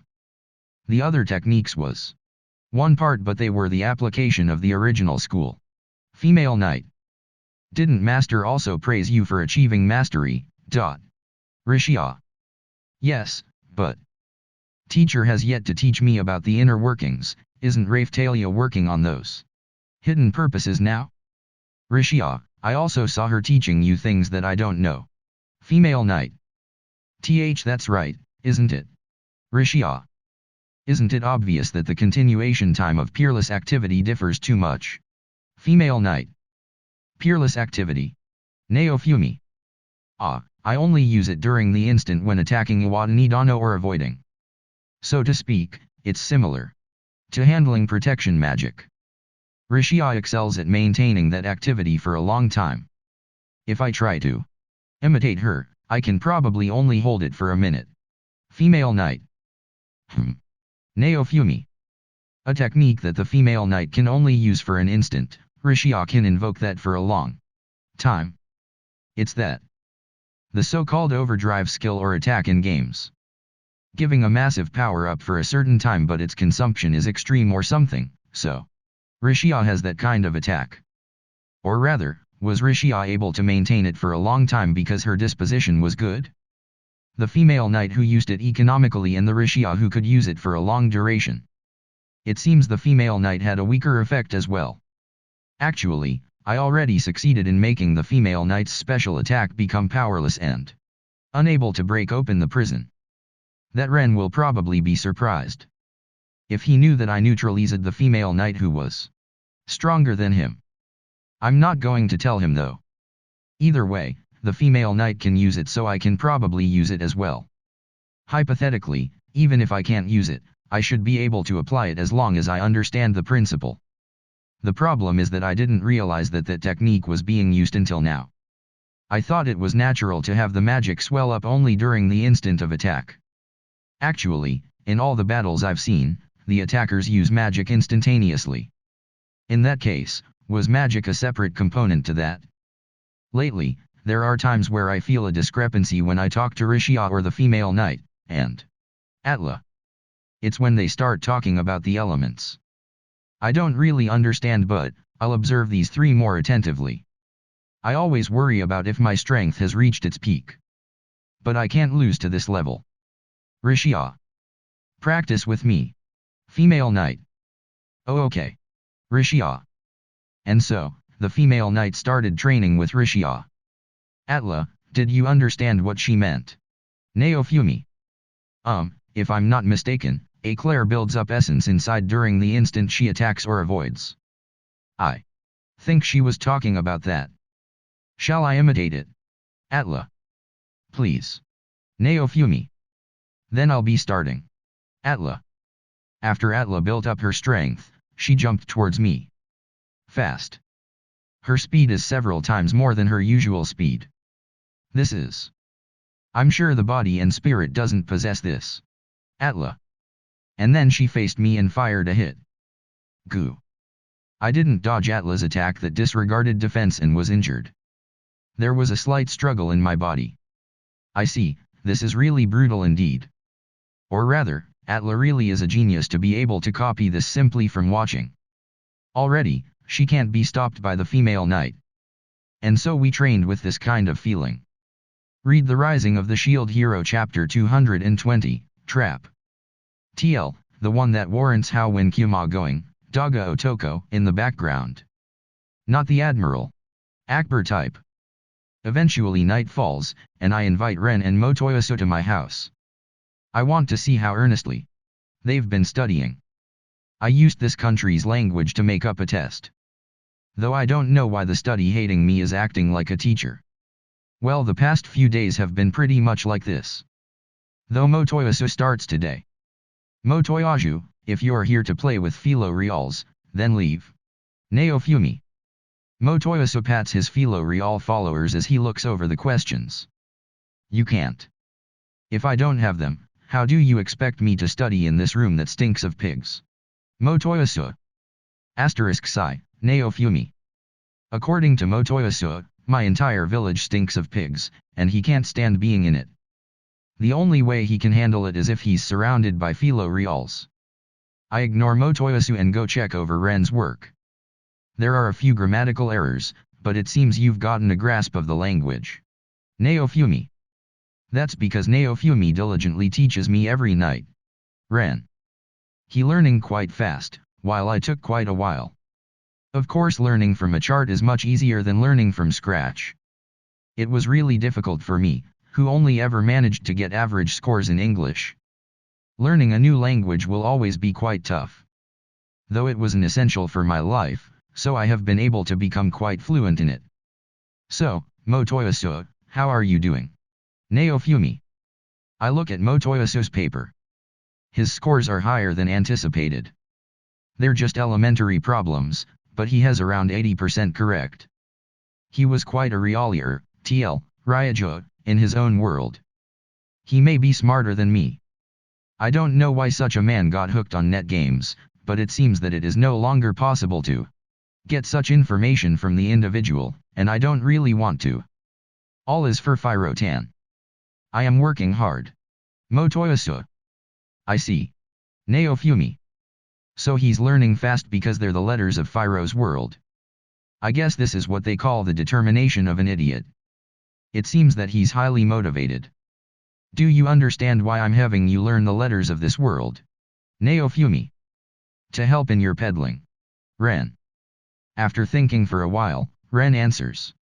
If he had said, in order to learn magic, then I would have stopped his lessons.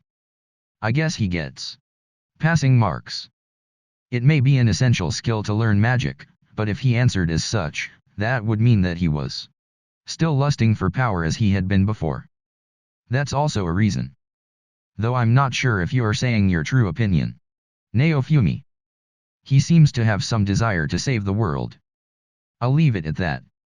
I understand that I'm acting stuck up. But originally, this is a skill he should have picked up on his own. He should be grateful that I'm even teaching him. Well, Ren's been busy with his sword training recently, so should we end studies here? Naofumi. About that, Ren. Naofumi. Ren doesn't make eye contact. He stumbles over his words. Could I, like Naofumi, be given a job? Ren. He seems to be trying hard as not to be put under suspicion.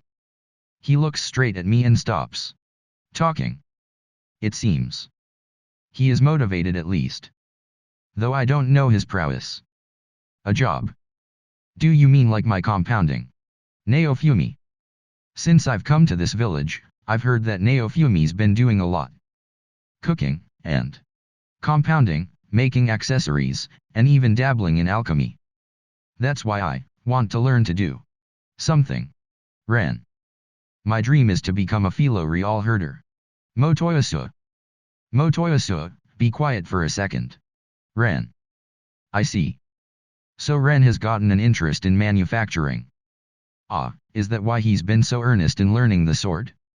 As he's a hero, if he unlocks the required weapons, then he should be able to gain manufacturing skills like mine. If he really wants to, I don't see why I shouldn't. I see your enthusiasm. So you want to become a person who makes things. Naofumi. Because of the curse of greed, Ren can't touch money, and his monster drops are all bad. I think it will take a month to recover. Though when coupled with gluttony, I don't know.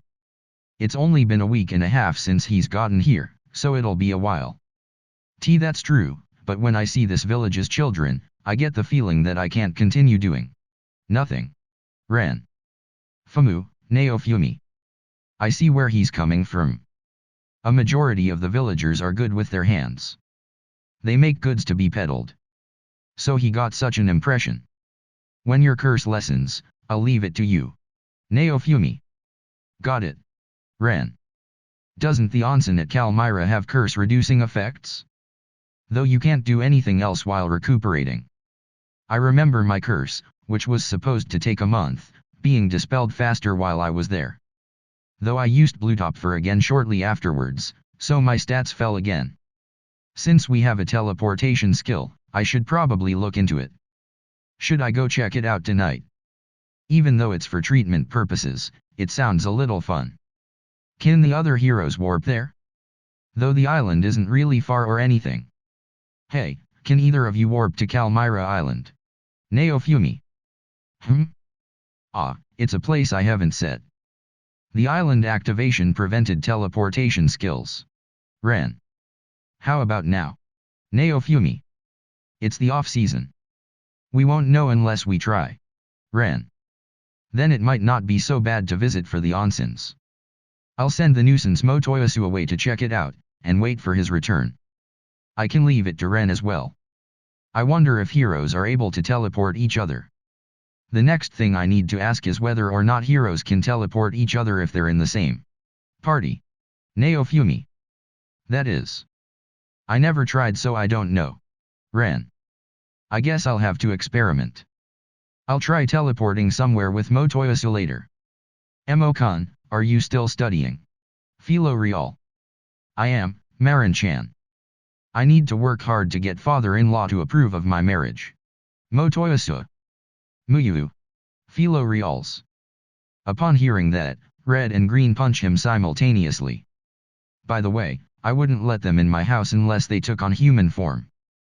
They made the same promise as Phiro. If they break it, I have punishment in store. Marin-chan. Ren. Don't get involved, Ren. Naofumi. Well, I'm not really sure, but having a conversation partner is important, right? That's what I've been thinking recently. Ren. So he's speaking from experience. It's not like he's wrong, but he should consider who he's speaking to. Motoyasu's a landmine. You should steer clear of him. I'm glad you asked. Motoyasu. Motoyasu's eyes sparkles as he loudly proclaims this. Ah, you stirred up the hornet's nest. Motoyasu joyfully proceeds into a speech I have no interest in. First, this red child's name is Kuhu-chan. The origin of this is crimson. Next, the blue one's name is Marin-chan. Her name comes from aquamarine. Finally, we have Midori. Her name is just as it sounds. Motoyasu. TL, crimson equals Kuraimusan, Soku. Aquamarine equals Aquamarin. Green equals Midori. Nice to meet you. Philo Reals. The three quickly lower their heads. But their eyes are different when they look at me than when they look at Ren. These birds. Including which, Motoyasu always had 3 women tagging along with him. Even when he became a pervert, he still continued to be surrounded by women. But it seems that this time they actually like him. Is that so? Ren. Motoyasu-san, is this how it's done? Midori. Midori picks up Motoyasu's question sheet, and starts doodling all over it. Now that I take a closer look, she got all the answers correct. Was she cheating? No, I was watching over Motoyasu when he filled it out, so that shouldn't be the case. Midori, you're smart. Motoyasu. Mew. Marin and Ku. Red and Blue let out discontent voices. They each seem to have different personalities, but I don't care. Ihihi, Midori. The emerald-colored one seems to be the smart one of the group. Alright. That one doesn't fight in monster form, right? No Fumi. Yeah, she says that angel form is easier. Motoyasu. I see, Neo Fumi. I see the other two's monster forms all the time, but I've never seen the emerald one. Does a ranking system exist among these three? The red one seems a little cold. Is it my imagination? I do hate red. I can't help but associate it with that woman. I get the feeling that red things are strong-willed. It's because my legs aren't as powerful as Kuhu or Marin. Midori, TL, uses Boku. I see, Neo Fumi. So she's of a Philo Real race that isn't good at kicks. Yet in human form, she wields a heavy-looking battle axe. I might look into this. It seems that there are many types of Philo Real.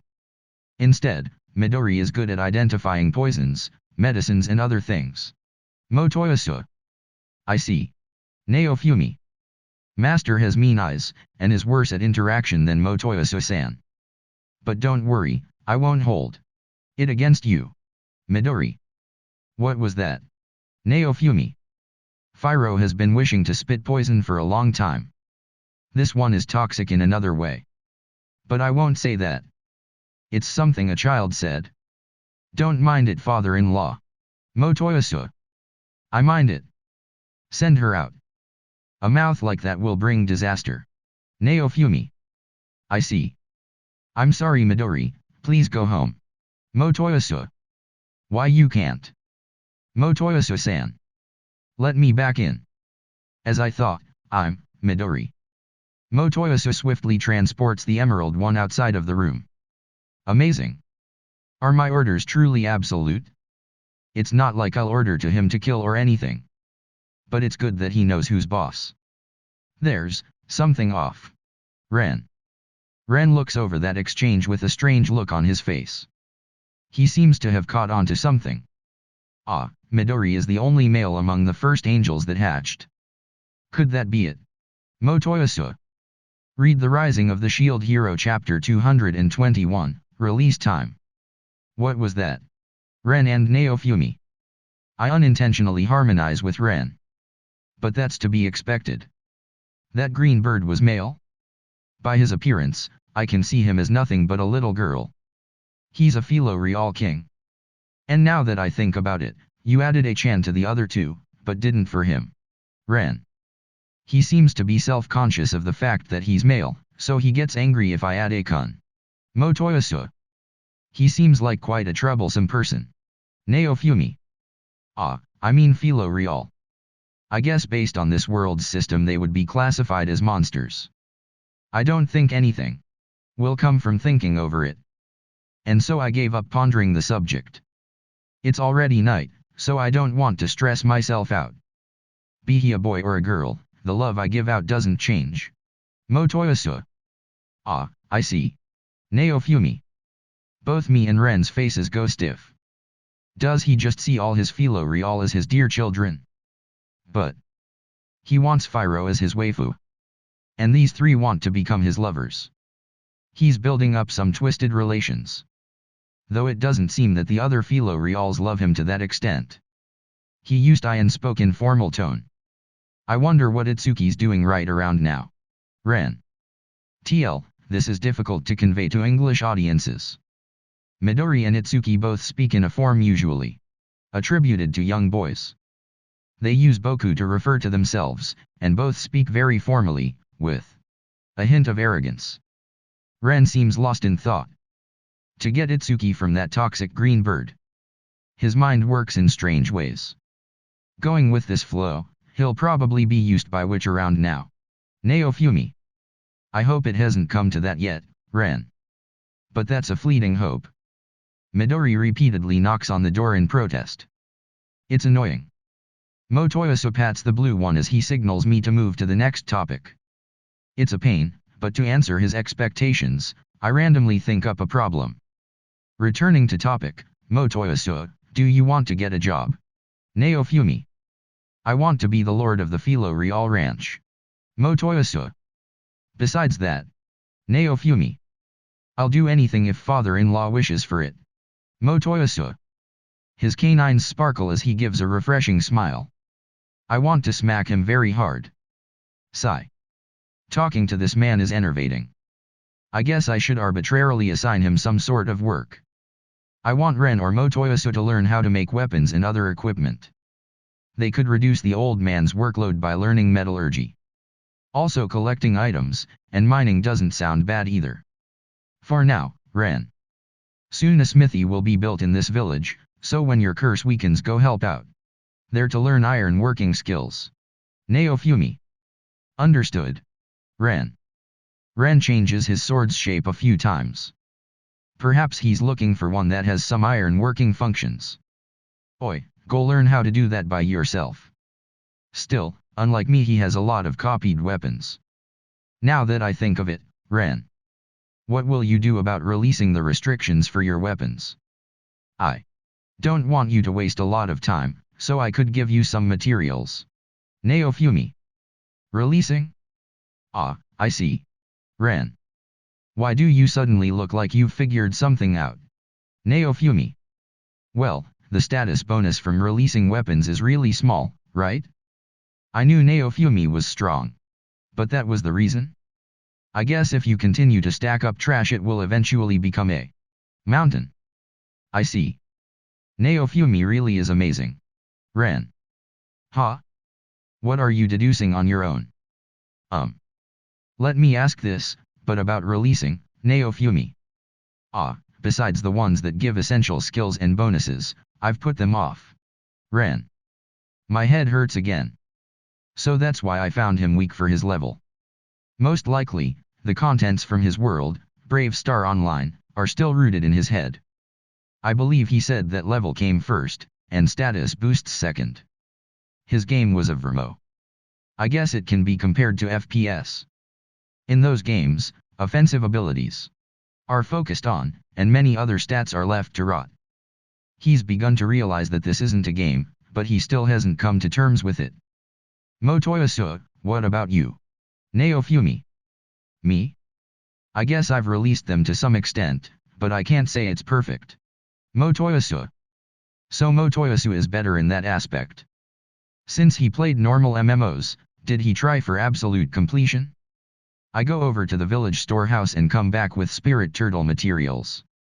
Okay, go absorb these into your weapons. Or have you already done so? Naofumi. No, it's a material I haven't seen, Ren. Ren feeds the material to his sword. With me, the shield it unlocked gave a bonus of defense plus 15. How about you? Naofumi. Attack plus 10 and defense plus 5. But it seems it will take a while to awaken. Ren. What? I think I was able to release it in about 12 hours. How long do you think it will take? Naofumi. At this rate, around 3 days. Ren. 3 days. That is a long time. Does it differ based on the weapon? I guess the shield has a shorter release time to compensate for its lack of attack. That's long. Is it fundamentally different from mine? Naofumi. I give some of the material to Motoyasu in the same fashion. Motoyasu, how about you? Naofumi. Let's see. I think I'll be able to release it tomorrow. Motoyasu. So there are differences. That means. Take out your weakest unreleased weapon. Naofumi. I look for a weak shield I haven't used before. But I can't find one in my possession. I've released them all. I go over to the kitchen, and borrow one of the fish monsters Sadana brought back. Ren and the others probably haven't seen this monster before. The shield it unlocked was the blue Bonin shield. It was a monster that looked like a sunfish. According to Sadhana, if you boil it, and make it into jelly, it goes great with sake. Everyone, say the time needed for release. Naofumi. 12 hours. Ren. Around 6 hours. Motoyasu. 2 hours. Naofumi. Everyone. 12 hours equals Ren. 6 hours equals Motoyasu. 2 hours equals me. TL, there are no speaker annotations, so that was ambiguous in the original text. For Ren to take 12 hours, how slow is his sword? Does it just differ by weapon? Ren. That's a possibility, but Ren. Please bring out a sword you haven't released that has a really short release time. Naofumi. I got it. What are you testing? Ren. The possibilities are as follows. Each legendary weapon has different release times for each weapon. Each legendary weapon has a different release speed in general, or that release proficiency is a stat in itself. Naofumi.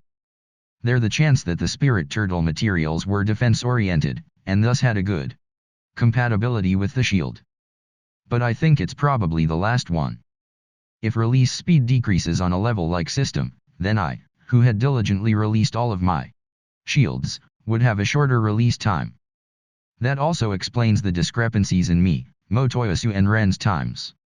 A simple experiment can prove or disprove this.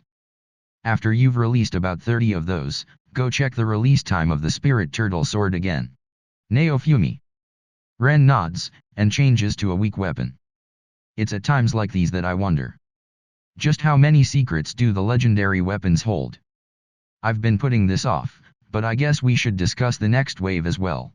Naofumi. That, Motoyasu.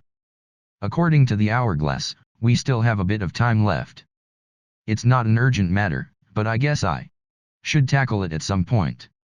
Does anyone have any clues as to the meaning of the blue hourglass? Naofumi. My apologies. Ren. Motoyasu. Naofumi. No idea. Motoyasu. That was no help. Itsuki is probably clueless as well. Then. After the spirit turtle, what will appear? Naofumi. Hawa. Ren. It's Hawa. Motoyasu. TL, if you want me to use Phoenix, I can. So they knew it. That's quite amazing. I did let them both off without much punishment. They have to be of some use in times like these. I think you needed to be level 130 to beat it, Ren. To do the quest, you needed to be 70. Motoyasu. There's a 60 level discrepancy here. Naofumi. Ren was a solo player, so he needed to be 130. No, we have proof with the spirit turtle that that info is of no use. After that was the Kirin at level 90. Ren. Oi, it fell. Naofumi. There's no helping it. Howa was way too strong, and the spirit turtle too weak, so they adjusted the game balance when they released the Kirin as a boss, and gave him special abilities. Ren. Things like that happen in games. Things start out easy, but enemies get harder as the developers release more. And then players complain, and the game balance is restored. Though I have absolutely no idea whether that info is useful here. With a party and appropriate team play, it was easy at 100, but that was info from a game, and I don't know if it applies here. Motoyasu. From my experience till now, I don't think it will go so well. Naofumi. The spirit turtle was ridiculously strong. I shouldn't trust this information. This is just my hypothesis, but that spirit turtle. If they had fully enhanced weapons and party members with growth corrections, they probably would have won. Ren and Motoyasu recommended a level of 60. If they were fully equipped, that may have very well been possible. Of course, I took massive damage from his special moves, and couldn't deal any. No matter how strong you are, strong attacks still hurt. Then, here's my next question. What comes after Kirin? Naofumi. Auryu. Ren. As expected. Naofumi. An even bigger question would be why this world is being attacked by the four spirits. Why would such knowledge from my world manifest in the wave? Shouldn't the ones bringing misfortune be the four evils and not the four spirits? The four spirits are supposed to be symbols of good luck, you know. This knowledge is often referenced in literature, so I'm quite knowledgeable. I mean, I was a textbook otaku by nature. Thinking about it from another angle, if they're monsters essential to the world, that cause atrocities. When they appear, that sounds strange as well. The spirit turtle went after and killed living things. It wasn't limited to humans. It also devoured monsters, so it simply tried to eliminate life. The other monsters may possess similar traits. It's a thought that doesn't lead to an answer. I guess I'll end it here. The level required to fight it is 120. The recommended solo level is 150, and the recommended party level 130. Motoyasu. Ah, yes, yes. Naofumi. Just how strong is that? The inflation rate of these monsters is amazing. I sense the ending of the era of net games. I believe the story was the fragments sleeping in the dragons around the world assimilate and release the seal. The setting was something like that. Ren. I almost fall over. This is definitely a story I've heard before, oi. Dragon Emperor Galeon, remember this. You are the wave. Asterisk asterisk asterisk. Author note, I don't think I have to say this, but no, he is not the wave. Read The Rising of the Shield Hero chapter 222, Game Knowledge. What comes after that? Naofumi. I'll put off shouting at Galeon for now. Right now we're thinking of plans for the future. To be decided. Ren. Yep, to be decided. Motoyasu. What? Naofumi. The next major boss hasn't been released yet. The updates following that were all events in local maps, and they didn't release anything pertaining to the main story for a while. Ren. Ah, that's right. If the world achieves peace, the game is over. Long live preserving the industry. Damn you preserving the industry. Go bankrupt already. The Spirit Turtle was update 7, right? Naofumi. Yeah, the 7th large-scale update. Ren. Do you have any idea how that may relate to the wave? Naofumi. If you consider the time we were summoned to be the start of service, then that would make the first wave we participated in update 2. Ren. Then what of the first wave that decimated Raphtalia's village? And would that make Glass's appearance to be 3? What of 4 to 6? Since Ren and the others destroyed the Spirit Turtle seal, were they skipped? Glass. She disappeared after leaving behind some ominous words. Ren and the others lost not only to the Spirit Turtle, but also to Glass. That means that it was probably an unforeseen event. Do you know if humanoid enemies can appear in the wave? Naofumi. No, that never happened in the games. Motoyasu. Famu. It's not like I'm going along 100% with Ren and Motoyasu's game knowledge, but it seems like Glass's appearance was unexpected. Now that I think about it, that woman seemed to be separate from the calamity of the wave. The black lion that Raphthalia saw, and the soul eater that the 3 heroes defeated didn't appear to be beings with intellect. The Spirit Turtle was no exception. I don't know if how it will actually manifest, but he probably won't be intelligent. Glass, was it? What exactly is she? I don't know. I don't even know the meaning behind her parting words. Anyways, the Spirit Turtle that awakened with the blue hourglass, and the ones that may appear. Hawa, Kirin, and Aryu.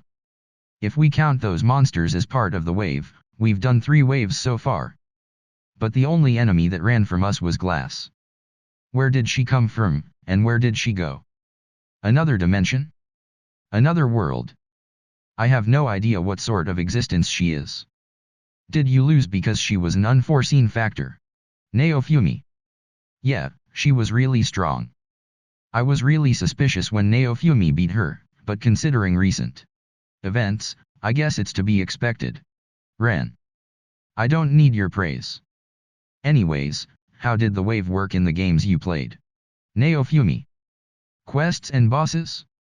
Or were they large-scale guild raids and event bosses? In my world, They would be fought on the server as event bosses, and the events could later be replayed through quests. Ran. FAMU. It's a common system. I haven't personally played such a game, but I'll consider it as a TRPG-like system. In the actual Spirit Turtle event, a city became unusable due to massive destruction afterwards. In replays, you chose a city to protect, and if you failed, you wouldn't be able to access it until you defeated Hawa. Ran. I see. That's an annoying gimmick. So how widespread were the damages caused by it? Naofumi. I think that it was great enough for some players to give up the game, and that the turtle was greatly weakened upon replays.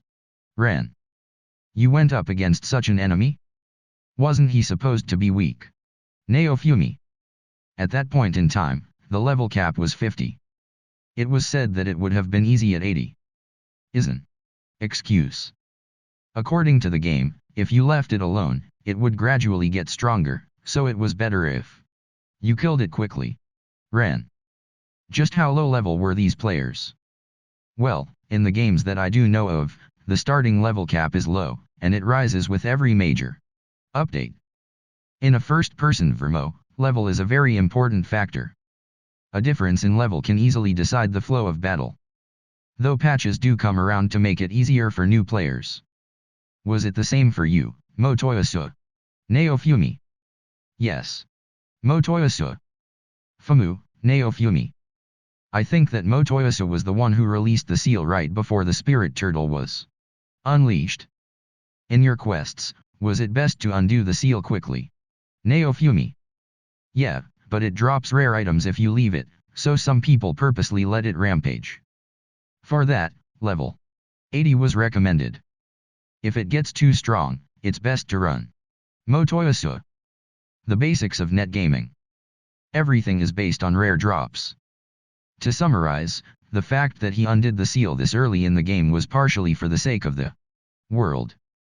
And as in MMOs, where discussing matters with the country bears no fruit, he refrained from doing so. But it's weird that these guys couldn't beat an unpowered up Spirit Turtle, but I could beat it after it was left alone for days. By the way, how widespread was the destruction in your game? Naofumi. There will be some difference in area names, but is that alright? Motoyasu. Yeah. Naofumi. I take out a map, and display it to the two. Looking at the update history, the damage spread to these areas. Motoyasu. Let's see.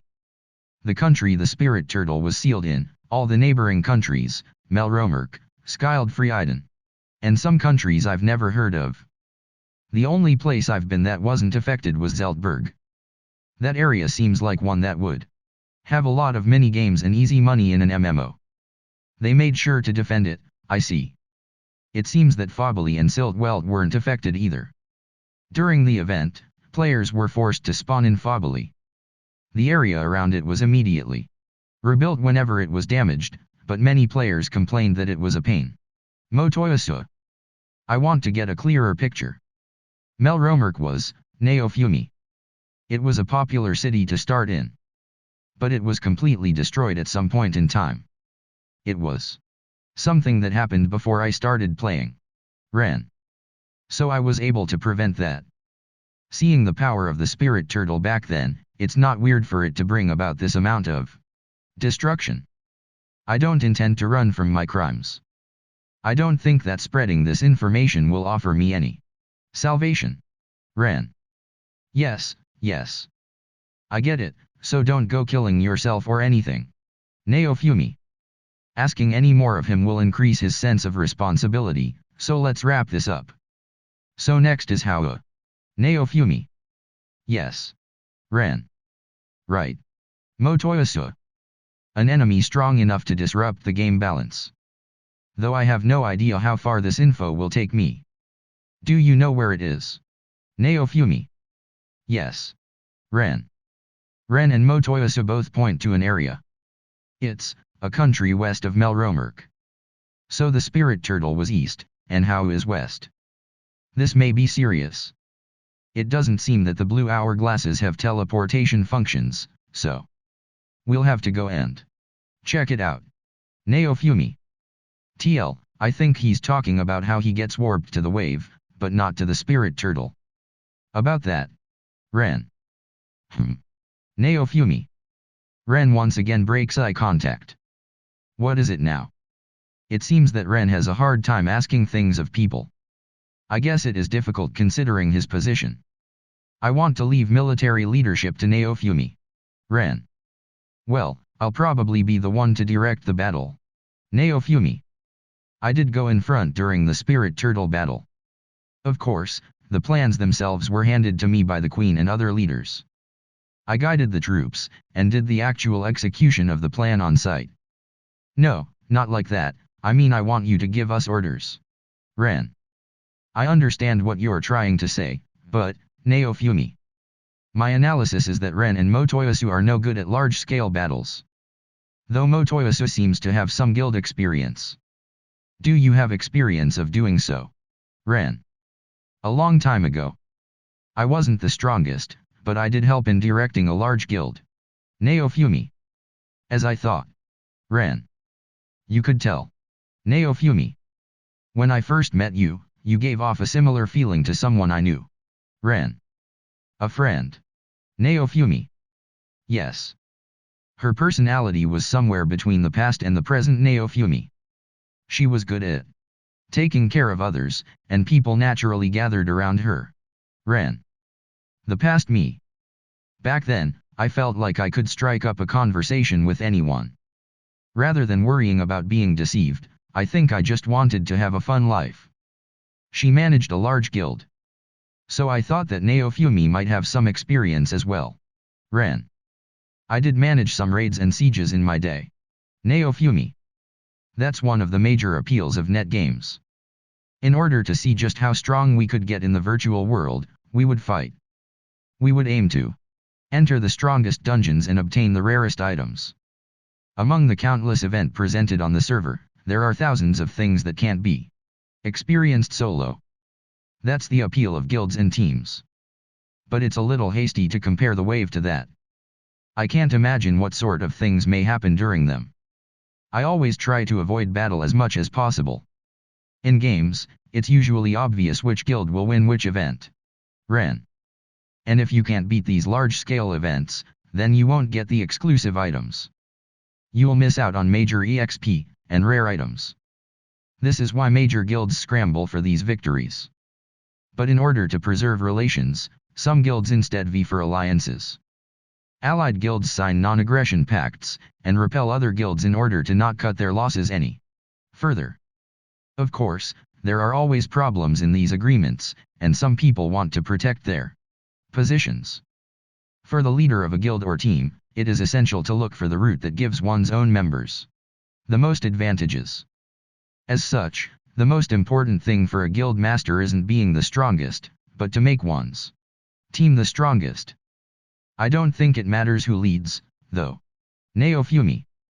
Team play is important, but in a battle of hundreds of people, it's impossible to watch everything. Get on Shiro's level.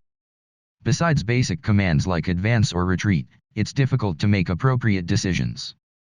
Though there are meetings beforehand.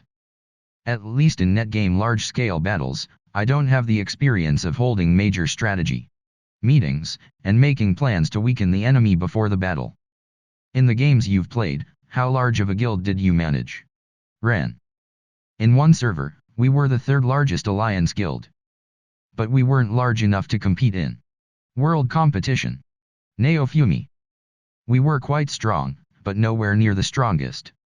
The character I owned wasn't at the level cap, and instead of raising level, I raised money and human relations.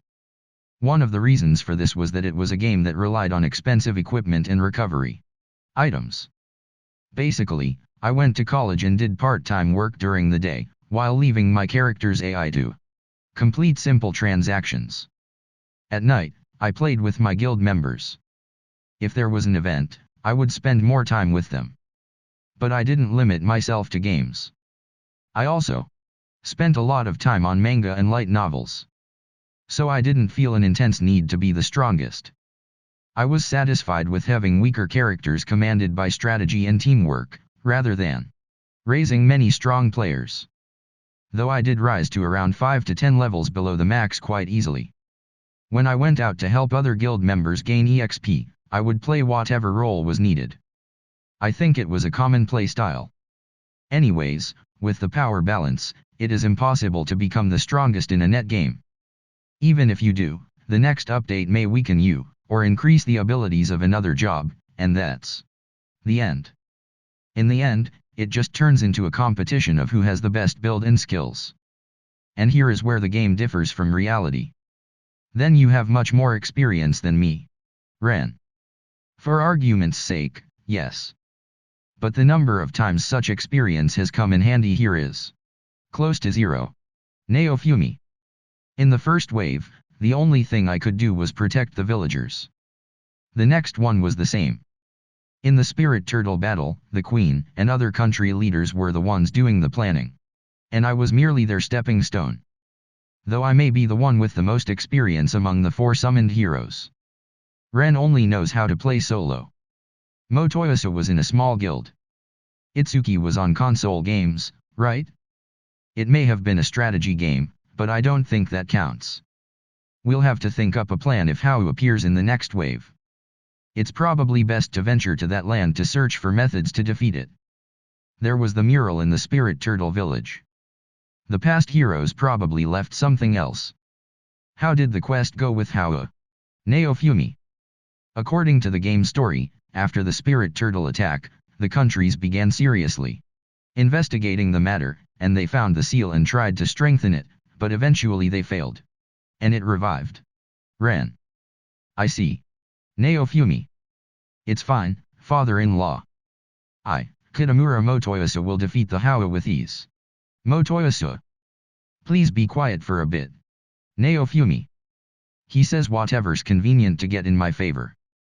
Motoyasa, you weren't able to do anything to the Spirit Turtle, right? I'll deal with him later. He'll probably have something important to input. Wait. When fighting the Spirit Turtle, the sealing magic failed. The reason is unknown.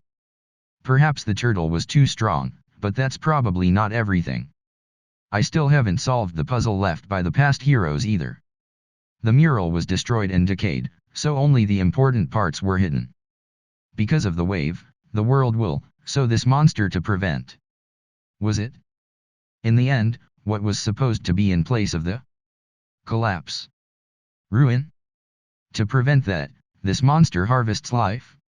I'm back to thinking about this. Anyways, there is a high chance that the countries will fail to seal Hao. I should probably report this to the queen. Asterisk. Author note, you've probably realized from the beginning, but original Neofumi was a frivolous and diplomatic person. He participated in many offline meetings. Read The Rising of the Shield Hero chapter 223, Aspiration of Dedication. Then I'll ask some more questions. You know about the class up, right? Neofumi. What about the class up? Ren. Apparently the level cap for the people of this world is LV 100. However, I've heard that a class up to surpass that limit exists, but it has been lost. Neofumi. It looks like it's different from the game in my world. There was no such thing as being unable to exceed 100, even with the job changes. Ren. I see. Neofumi. The level cap of 40 was there though. Ren. The knowledge from Ren's world is also quite doubtful. It's very likely that Motoyasa will be the same as well. It's all just useless information. It would be great if we could establish a class-up method to surpass the limit like this though. And yet, Galeon wasn't able to. By the way, father-in-law. How did father-in-law come to possess that little angel that is sticking to him? Motoyasa. I ignored Motoyasu and continued the conversation. I thought so, but don't you also feel like this world just keeps leaving out important information? Neofumi. That's right. Honestly speaking, normally we wouldn't forget something like a LV 100 surpassing class up. Ren.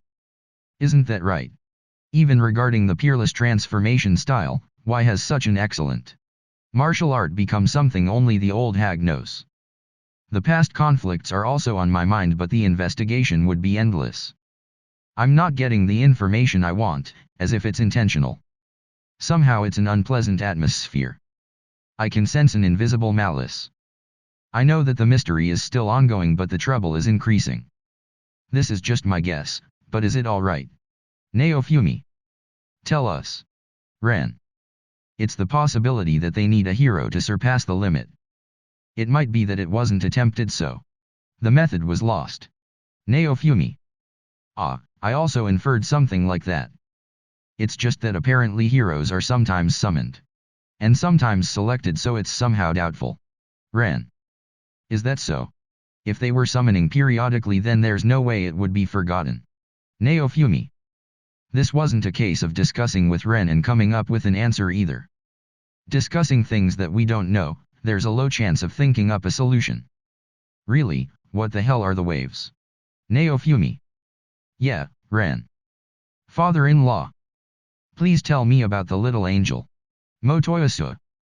Do you have any information about efficient hunting grounds? Naofumi. Right, in that case, Ren. And so I inquired to Ren about everything and procured information. As far as it goes, it seems that Melromark is a country with an abundance of good hunting grounds. According to the knowledge from the game Ren knows.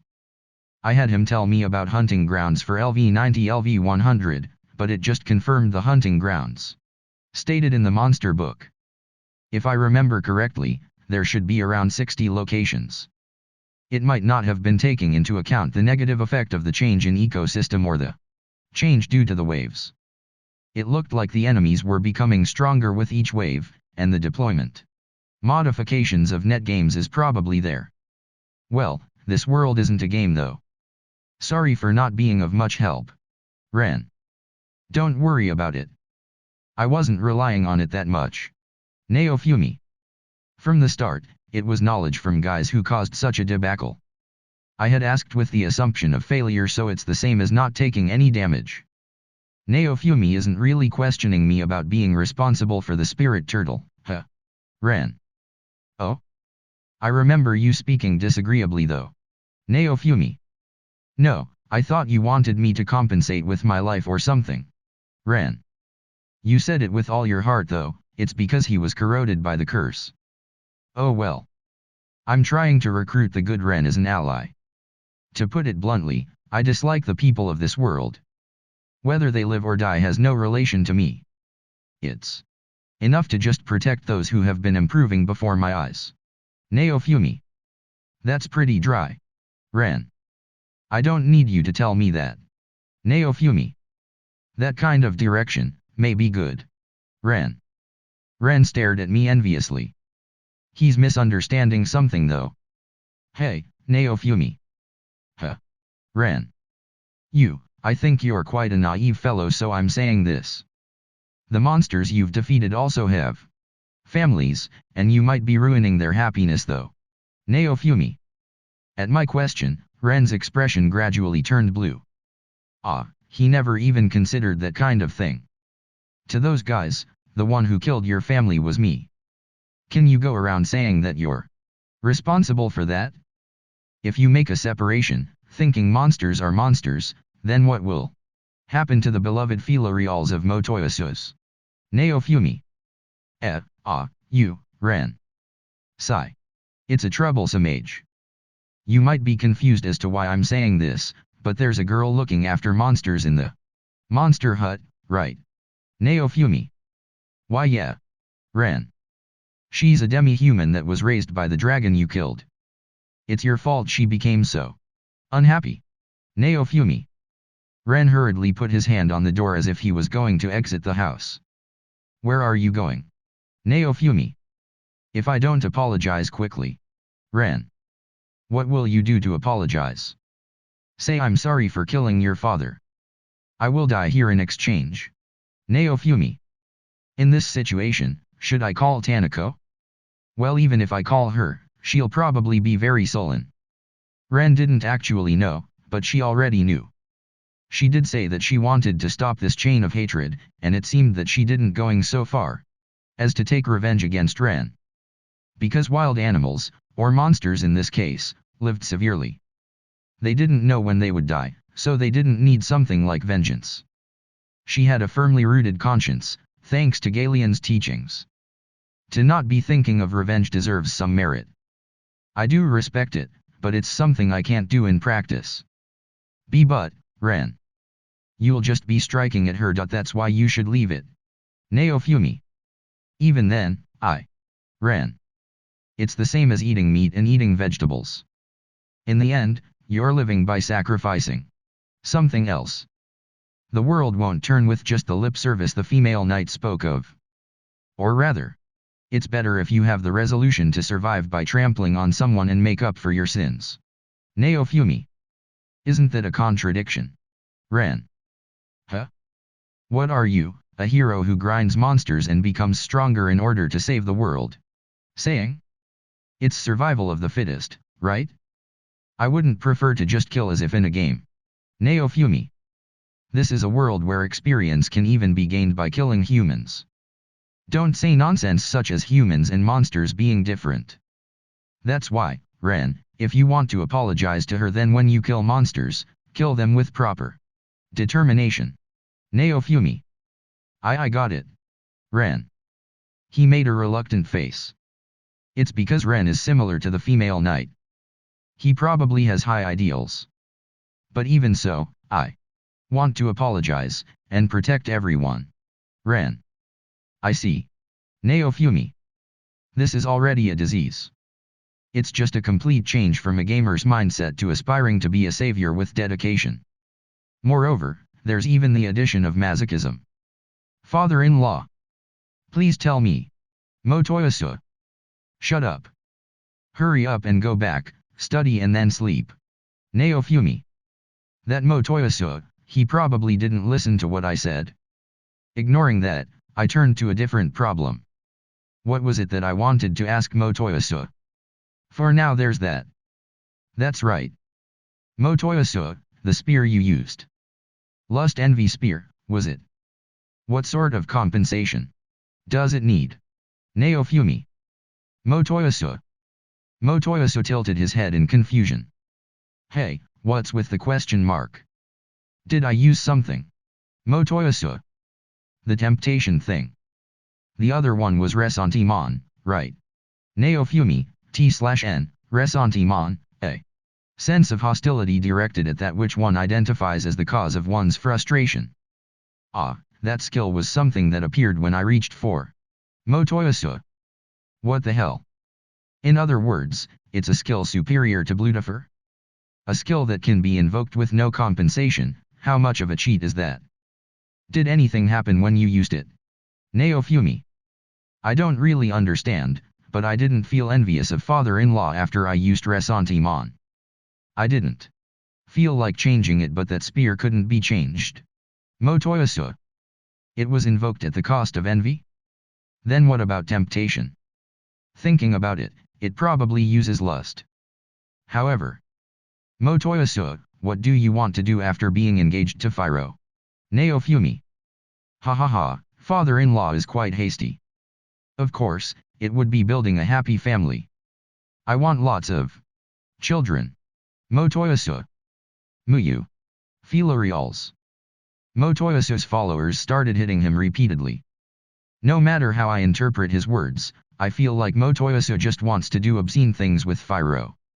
Motoyasu has so much lust that it can't even be completely taken away by the curse skill. Or rather, it's apparent that his condition has a foundation of lust, with envy mixed in. Therefore, it's fine to think that Motoyasu's incomplete envy separated from him. How was he as a human? Yes, but I have one thing I must apologize to Fyro-tan and father-in-law for. Motoyasu. It's not just one thing. Naofumi. You need countless apologies. Enough to apologize to the underworld even. Because you could have become a demon lord or something. Actually, there's one other eye-catching person apart from Fyro-tan. Motoyasu. Oh really, then head that way. Naofumi. However, I only met her once, so I do not know her. She looked like an extremely large Filarial. Motoyasu. Fitaria, so you had encountered Motoyasu before. You didn't go yourself that time because you had such a reason. T/N refers to Fitteria making. Naofumi deal with the carriage stealing problem, which turned out to be Motoyasu and his harem of Filarials. It seems she came because these children were candidates to be the next queen, but when I realized, they had already lost their candidacy. Motoyasu. What happened? Naofumi. Who knows? Before I knew it, all that was left was a lot of loose feathers. Motoyasu. He embraced her. And so she frantically teared him off and ran away. Ah, she was beautiful like Firotan, and so my tolerance, excuse me. I, Motoyasu, am devoted to Firotan. Motoyasu. No, it's fine because she's eye-catching. Naofumi. That stupid bird queen. In the end, she dumped this troublesome thing on me. It wasn't a disobedient Filarial, she probably wanted Motoyasu to meet with me. Firo's sexual urges were also suspicious. Geez. After out conversation, Ren and the others each returned to their own homes. After that, Atla and Satana came to my house to sleep. It's already become routine. By the way, Firo was grounded so she slept at Melty's. Sometimes Galeon will come so I'll ask him, but recently Keel or Emiya will be sleeping in my bed. Apparently they've been switching around because it's a daily special. As far as it goes, Keel is a veteran among the slaves so her friendship is widespread, and Emiya has deep relationships with the production team. Hence they are the perfect people to inquire to about the status of the village. And incidentally, they can also be good as a countermeasure against Atla. Nii-chan. We came together to sleep. Keel. Please treat us well. Emiya.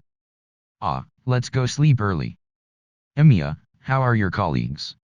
Naofumi. Right. Everyone is working day and night to make products. Emiya. Be careful not to harm your health. Mass production is important but I'll be troubled if you guys get sick. Naofumi. Yes, I understand. Emiya.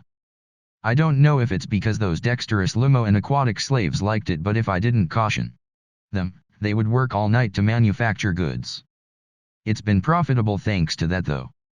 I've given them a portion of the proceeds and when I ask what they'd like as thanks, they request that I cook some food. I wonder if that much is fine. Yeah, Naofumi-sama.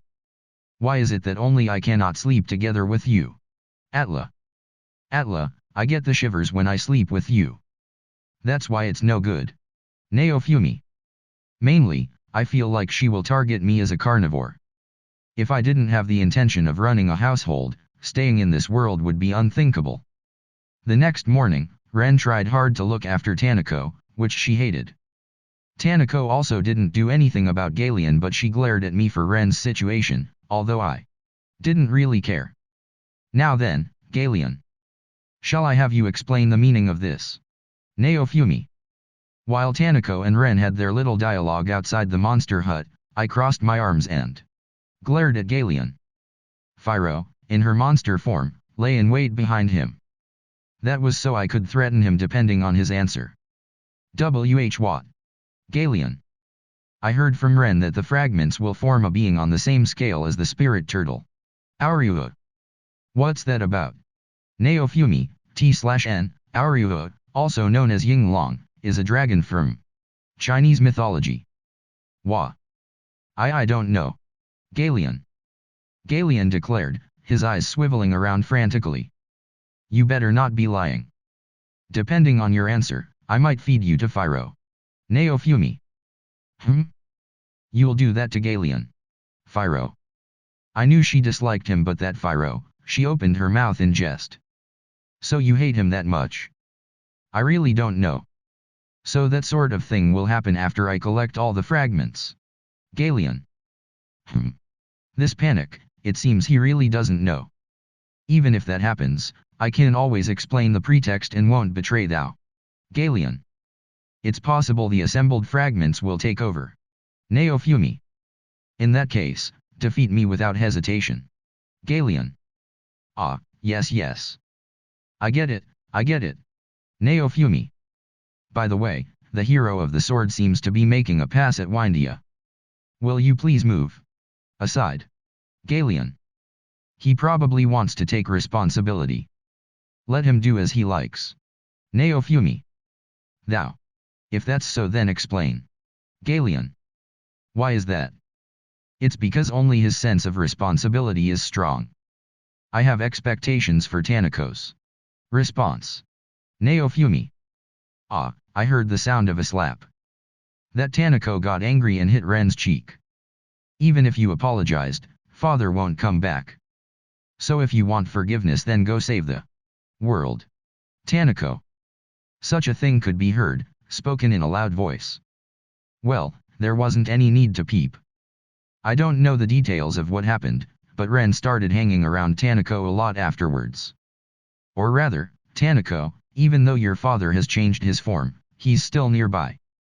Even now, I don't understand Galeon's reason for hiding. Read The Rising of the Shield Hero chapter 224, Fiancé. Ren, I'm fine like always. Naofumi, I see. I decided to not go peddling today. This time, the one going was the hero of the sword. I still don't completely trust Ren yet, but since he was wasting time at the village, I decided to let him go peddle while being escorted by the female knight. If he doesn't return, I will definitely kill him. Ren, well then I'll be heading out. Naofumi, yeah. Incidentally, Tanako is also going along to peddle. She was reluctant, but I convinced her to leave the village. It was quite the noisy struggle. I also convinced Rat to watch over the monsters since she wasn't that busy lately. The reason being is thanks to Motoyasu and his army of Philoreals. Naofumi, don't fight. Tanako, but the hero of the sword is Dash. Tanako immediately came to me to complain. She didn't want to be near Ren. And of course I knew she had no interest in him either. Naofumi, I know that taking responsibility is useless. So I'm counting on you to watch over his feelings. Along with that arrogant and selfish female knight. It'll be just like a romantic comedy. Tanako, romantic comedy. Well, Tanako wouldn't be affected, but it would be an amusing situation to throw her in between Ren and the female knight. Though I might wake up the next day to find out that it turned into a murder mystery. Naofumi, hurry up, get going. Philoreal, Q. In front of me was a Philoreal that just cried out Q. You do realize that I know you can talk. The carriage vanished at a remarkable speed. Naofumi, well then, I should get ready to make lunch. I began some small preparations in the kitchen. Naofumi, do you want to eat something uncooked? Melty arrived while riding Fyro. Melty, how rude. We came with a request for the village. Melty, whether you take it seriously or not, you are still an earl and I am your subordinate. Naofumi, well, I suppose you're right. Melty, I guess it can't be helped, since you are the hero of the pot lid. Naofumi, Melty. I never expected you to say that too. I thought it was only the soldiers who treated me as nothing but a cook, but it seems to have spread to the entire village. Sometimes they try to make me cook for them, but I won't let them have a single bite now. Melty, huh? Did it offend you? I was under the impression that the shield wouldn't mind. Naofumi, Fyro, you have exceeded the bounds of everyday friendship. That's why, Fyro, I leave Melty to you. Melty, stop bringing that up. It was an emergency situation dash. While we were talking, I finished all my preparations. By the way, the request that Melty mentioned was that the Queen was coming to visit in the near future. That was the official reason, but it seems to be a trap to draw out all the revolutionaries. Whether it is ally or foe, there seems to be various conspiracies going on. And, finally Melty, who had enough of my teasing, left the village. Damn, treating me like a babysitter. I'll get my revenge later. Speaking of which, the village is pretty quiet. Motoyasu, father-in-law. It can't be. Naofumi, what is it, Motoyasu? Motoyasu, what is it that you would like me to do? Naofumi, go to Kalmyra and make a portal there. His 3 followers looked confused when I mentioned Kalmyra Island. Naofumi, go visit the hot springs, you can bring those guys as well. Followers, yay. That reminds me, Phiro said that the Philoreals had begun losing interest in work. While there are many reasons, I had no clue. Just what kind of compounding did he make them do? Motoyasu, well then, father-in-law, when will you accept the engagement between Phiro and I? Naofumi, I already told you, wait until we achieve world peace. At least once a day we end up having this conversation. I had enough of it already. Do you really like Phiro that much? Naofumi, so, Motoyasu, give up on Phiro and settle for those three. Upon my order, the three's eyes started to sparkle. Eh? What, is it really something that would make you guys that happy? Motoyasu, ha ha ha, father-in-law, that is a great joke. Naofumi, it is. Motoyasu, after all, it's a crime to lay one's hands on children. What? Huh? Does that mean he hasn't done anything to them yet? That lecherous pile of lust, Motoyasu? This is unbelievable. Midori, it is as Master said, that going into heat won't bring us happiness. Motoyasu, that is absolutely correct. Midori, that's right. We believe that Motoyasu-san is the one who can bring us true happiness. The three stated, chirping away in an uproar. Too noisy. And lastly, Green, just what are you planning to do with Motoyasu? Naofumi, so Motoyasu, I take it that you haven't laid a hand on any of the Philoreals in the village. Motoyasu, isn't it obvious? Naofumi, ah, I see. Huh? I recall seeing the Philoreals carrying around eggs from their stable. Philoreal, Q dash. Naofumi, were those eggs Motoyasu's? Philoreal, Q. Kue. To deny my accusations, the Philoreal shakes its head. Although its head's motion is good, I still find it strange. Naofumi, do their species lay edible eggs? Motoyasu, I think so. Philoreal, Kue. Midori, as I thought Serenity is fond of Master too. How popular, TL note, I have no idea what name this could be. For now I'll go with Serenity. Hang on. Midori, the future Queen Phiro said that if she wasn't here, we should give Master lots of love in her place. I'm finished. Calm down me, it's just something a bird said. Motoyasu, ha ha ha, father-in-law sure is popular. But I won't lose either. Naofumi, shut up. I'm at my limit with this ridiculous situation. How do I get rid of this idiot? Naofumi, hurry up and leave already. Motoyasu, yes, the preparations are ready, but I still have some time left, right? So I want to spend it bonding with father-in-law. Naofumi, get out. Motoyasu, ha ha ha. Father-in-law, getting angry like that is bad for your blood pressure. Damn it. I want this to end already. Then I made a realization. Right now I could have the best revenge on Melty for treating me like a babysitter. Naofumi, Motoyasu, I wanted to tell you earlier, but the truth is that Phiro already has a fiancé. Motoyasu, of course father-in-law is referring to me. Naofumi, you're wrong. Motoyasu, Motoyasu had an expression as if he was on the verge of collapse. Phew, that's the kind of face I wanted to see. But then again, completely believing that you were already engaged is a problem itself. Naofumi, her name is Melty Melromerk. She is the future queen of this country. Motoyasu, wa. Naofumi, incidentally don't think about killing Melty. She is taking care of Phiro's heat. I believe Phiro is with her right now. Of course you realize how bad it would be if you killed her and Phiro found out, right? Motoyasu, Melty, if I remember right, she is the sister of Witch. Naofumi, yes, she is the younger sister of Witch and the legitimate heir to the throne. And I believe the right to choose belongs to Phiro. But against those odds, do you think you can win?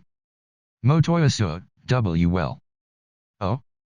Is he starting to get jealous? Motoyasu, Phiro-tan's fiancé, I will make you recognize that it could only be me. Naofumi, okay. Motoyasu, I will show you that the only one worthy enough to be Phiro-tan's fiancé is me. Motoyasu declared as he held his spear to the sky. With that, can you finally calm down? It sounded nice, but it was going to end up a problem later. Motoyasu, everyone, let's go. Followers, yes. Motoyasu goes to the carriage that is pulled by those three. Followers, please give us your orders. Motoyasu, isn't it obvious? With Motoyasu's reply, the three charge off to the town at an amazing speed. Slave, did I see something amazing just now? A slave came to ask me. Naofumi, well, I guess so. With this, the village is once again peaceful. I still have some time before I meet with Atla for her compounding lessons. Later that day, Melty, in a fit of rage, came firing magic at my home. Furthermore, she wouldn't stop until her magic was completely exhausted. As a result, my house was completely demolished. Well, it can't be helped since I did think that I went a bit too far. But it was something that was unavoidable when dealing with Fyro.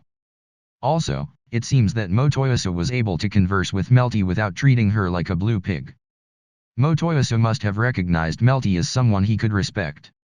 Motoyasu, I won't give Fyro-chan to the like of you. I will make you accept it as fact. I will save Fyro-tan from this impure relationship. Naofumi, how did you end up talking with Melty? Motoyasu, at first I thought that she was just a blue pig. But, since it was someone Fyro wanted to get along with, I realized that it couldn't be a pig. Although it hurts to admit it, she was indeed the future queen. It seems that Fyro can affect whether he sees someone as a pig or a woman. I should handle Motoyasu more carefully or it could end up badly. Then again, Fyro flirting with a blue pig was not the story I had told him. Motoyasu, but even so, I will not give up. Motoyasu, I see hypnotism. Of course the odds that Melty brainwashed Fyro is 0. Will Motoyasu ever grow out of that? No, no. Motoyasu already has a complete monopoly on brainwashing. I glad for you, Melty. Motoyasu seems to have recognized you as the only human woman. Not only that, the future queen as well. And also as a rival in love. Naofumi, now that everything is settled, hurry up and go make that portal at Kalmyra. Motoyasu, I understand, father-in-law. Let my actions be testimony to my worth as her fiancé. After hearing my words, Motoyasu left in earnest. As a result of our experiments, I found out that it was possible for heroes to use the portal of allies. Although the system message said it wasn't possible. Either way, the village is once again quiet. That being said, I told his 3 followers to try and stay at Kalmyra Island for as long as possible. But given his last words, I shouldn't expect too much. Read The Rising of the Shield Hero Chapter 225, Disagreement. Now then, today we'll be going to the weapon shop to order Fyro's carriage, so get ready. Naofumi. Carriage. Fyro. Fyro, who sent Melty back to the town, inclined her head and asked. Yeah, I want you to come, Fyro, to choose the kind of carriage you want. Naofumi. Okay. I got it. Fyro.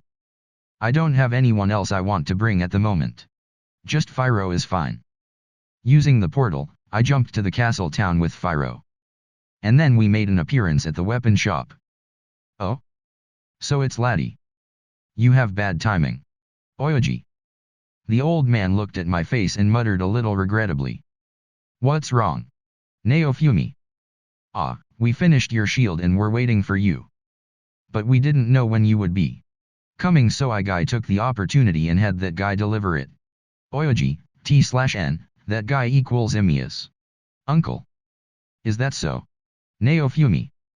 Well, I hadn't asked when it would be completed, and similarly, we hadn't clarified when to come for the carriage commission either. The old man took in the situation and did the smart thing, but it was bad timing indeed. I think it'll be arriving any time now. Oyoji. Then I'll be looking forward to it. Is it okay to pay you the money now? Naofumi. It's fine to pay after you've received the goods. Oyoji. Then I'll give you 5 gold now as a deposit and I'll pay the rest after I've received it. Is that okay? Naofumi. Laddie is stubborn like that. It's fine to just pay me afterwards, but it makes you feel at ease, then it's all right. Oyoji. The old man nods when I pass him the money. His generosity is nice and really helps a lot. So? Today you've come for Miss Birdie's carriage, right? Oyoji. That's right. You told me to bring her along last time, so I did. Naofumi. Yeah. Carriage.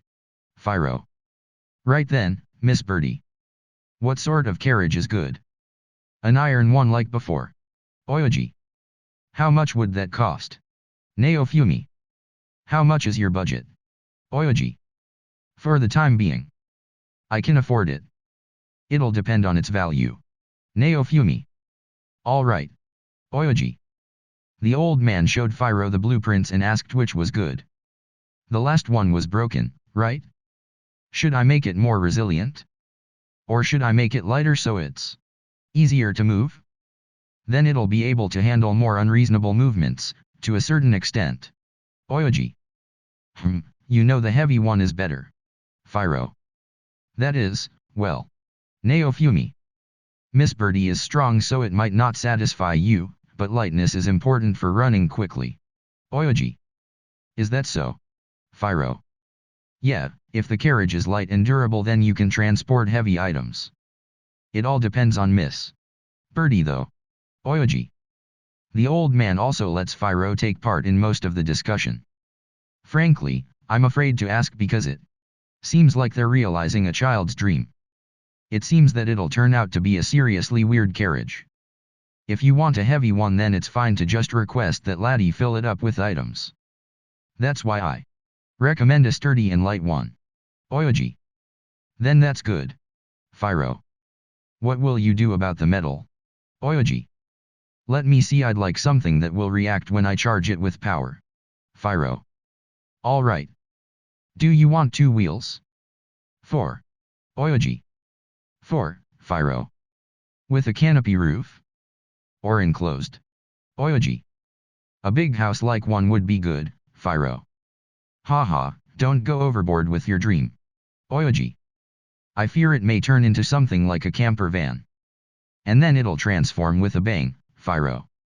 No such carriage exists. Or rather, we don't need it. If possible, I'd prefer a normal carriage. I seriously think so. We don't need a robo. We really don't need it. I'd be troubled if a carriage-shaped golem was made. Do you want it to be 2-storied as well? Oyoji. Phiro. The old man and Phiro continued the conversation like that and in the end, they decided on a design that was slightly larger than the previous carriage. I couldn't be as patient as the old man. If he was less skilled, it would have turned into a house-like carriage. Apparently the metal used would be an ore that would react to Phiro's magic to become lighter and sturdier to a certain extent. If I remember correctly, Laddie will be supplying the ore, right? Oyoji. Yeah, I can borrow a mine from the queen. I should be able to tell them to lend it to me with precedence for you. Naofumi. That's right. A somewhat rare ore is mixed in, so if you can provide that afterwards then the production cost will be cheaper. Oyoji. Understood. Please give me a memo with the materials. I'll bring them later. Naofumi. Thanks for your patronage. I'll also be taking some materials from Laddie's warehouse in the castle. Oyoji. The old man wrote the memo while muttering, which I received and then proceeded to check the materials. Yeah, there are some ores mixed in that I haven't really heard of. I'm doubtful as to whether I can supply them. It seems it could be handled in Zeltbur, but can they be mined in Melromark? I'll try to ask the queen later. Well, it wouldn't be bad to take the Lumo slaves in the village and go mining either. Emiya's uncle is now a blacksmith in the village, and he'll also need a large supply of materials. Then I'll come again after I've gathered the materials. Naofumi. All right. I'll be looking forward to your next visit. Oyoji. Yeah, I'll come again. Naofumi. Well, I am a regular of this store. I can have him make a shield again if I collect good materials. If I think about it, it seems he can make it if I bring monster materials. Anything apart from the spirit turtle would be fine. It seems I can increase the efficiency if I also get Emiya's uncle to make them. The problem is money though. I can manage to some extent. So how much will the production cost of the carriage be? Naofumi. I'll be making various things so it won't break. For you, it'll be 20 gold coins. Oyoji. It's rather high but I'll take a gambit. Naofumi. Because it's something that will counterbalance Firo's actions. The expenses are quite severe but I can probably manage with my current finances. Also, there might be a disturbance in the castle town soon so please be careful. Naofumi. I got it, laddie. Oyoji. Worst case scenario, there may be an incident with the reason being that I am a regular here. Please take care. Naofumi. You're too prone to worrying. Oyoji. Because I wouldn't be able to survive if I wasn't. Naofumi. The old man nodded many times in reply to my response. Even so, this is a famous weapon store in this castle town. I'm accustomed to jealousy and harassment, and I used to fight a lot of bandits in the past. Don't worry, laddie, I won't lose to such half-hearted things. Oyoji. That's right. One way or another, the old man appears to be strong, there's no need to worry. Well, soon I'll be away for a short while though. Oyoji. Is that so? Naofumi. For material supplies. We might even meet in the mines, perhaps. Oyoji. So he's short on supplies. The spirit turtle incident caused the facilitation of the arming of citizens all across the country. As a result, many of the ores used as weapon materials were used up. It's not like I don't understand, and that was also profitable. Above all, everyone's sense of danger grew and there a large number with a strong interest in the waves as well. Back in my world, even if there was a calamity somewhere in Japan I had thought my own surroundings were fine as well, but I've probably improved my awareness by looking at this damage. That I can see. It's regrettable, but I should leave it as it is. Naofumi. With that feeling, I exited the shop. When I showed up at the Queen's place to ask about the progress, it here that the plan has been advancing in these few days. It's a dangerous state of affairs. Come to think of it, I feel like the castle town was also a little tense. For some reason, there were several adventurers directing their animosity at me and looking into the weapon shop. For preliminary arrangements, I've already warned him, so I can't help thinking it'll be alright. Just to be sure, I'll leave a report for the Queen. We returned from the castle town and resumed my studies with Atla while I waited for Emiya's uncle. He's late. Naofumi. The sun had set and dinner was over, and yet Emiya's uncle had not turned up. Speaking of which, the slaves who were supposed to return today haven't come back either. Were they delayed? Even if I'm worried, I can't do anything. They've probably been delayed by some other delivery. I didn't really think too deeply about it. That was until there was a disturbance in the neighboring town the next day. Hiro-sama. Emiya. When I was preparing lunch, Emiya turned up with a change in her usual facial expression. What's the matter? Naofumi. You uncle is. Emiya. What happened to your uncle? Naofumi. That is, he came to the town with a huge injury. Emiya. What did you say? I'm heading to the town immediately. Everyone is to suspend their work, arm themselves with weapons and armor and remain vigilant until I return. Naofumi. Leaving those words behind, I ran to the town with Emiya. Read The Rising of the Shield Hero Chapter 226, Abnormality. Elena, oh, well isn't it the hero of Shield? Naofumi, you are dash. At the town's clinic, was someone that I knew. If I remember right, she was one of Motoyasu's companion, Elena. Like before she was attentive and calm, even as a clinic receptionist. Her personality when she was a companion of Motoyasu seemed like a complete lie. Naofumi, why are you here? Elena, to help my parents. Now that I think about it, her mother was a merchant. And I recall her saying that she might come and visit my land soon. Elena, while I was going to your town, I somehow was attacked by bandits but I was saved. believe the one who helped me was the demi-human right next to you. Elena, just as I thought, the nice man that saved me was you. You have my utmost gratitude. You already have gone under a class up, so fight them yourself. Elena explained that while she was under attack by the bandits, Emiya's uncle protected her and let her escape, but he sustained pretty bad injuries in the process. When we found Emiya's uncle, he was covered in wounds and his carriage was nowhere to be found. Even though Emiya's uncle should be at the level where he can easily protect himself. Emiya's uncle, you shouldn't worry about me. If anything, I should be more concerned about the sparks from the forge. Naofumi, I see. Emiya's uncle, also, I was debating whether to tell the hero of the shield this, but the bandit was well dressed despite being a bandit, though I could be mistaken. Right now, I am more concerned about the condition of Emiya's uncle. Should I tell the old man of the weapon store? For now, I decided to wait and see what kind of state he was in. Naofumi, for now, I'll keep quiet about your condition. Emiya's uncle, yes. Naofumi, Elena, was it? It's a shame, but for the time being please help out with the investigation. Elena, of course. I also recall a place that was very suspicious. Naofumi, to make sure your innocence, we will go and investigate it. Melty immediately had sent her subordinates to investigate the incident, as to ensure that no false charges were made. As we talked with the receptionist, we explained the situation. Afterwards, she showed us the way to the healer. At the examination room, Emiya's uncle underwent a treatment of recovery magic. Emiya's uncle, ugh. Emiya's uncle had lacerations covering his body, they were quite bloody. Emiya's uncle, I'm fine, is what I would like to say. To help with the treatment, I took out some medicine as it can work in combination with the magic. Emiya's uncle, hey, hero. Feebly, Emiya's uncle tried to talk with me. Emiya's uncle, I would like to apologize. All the effort we put in was stolen so easily.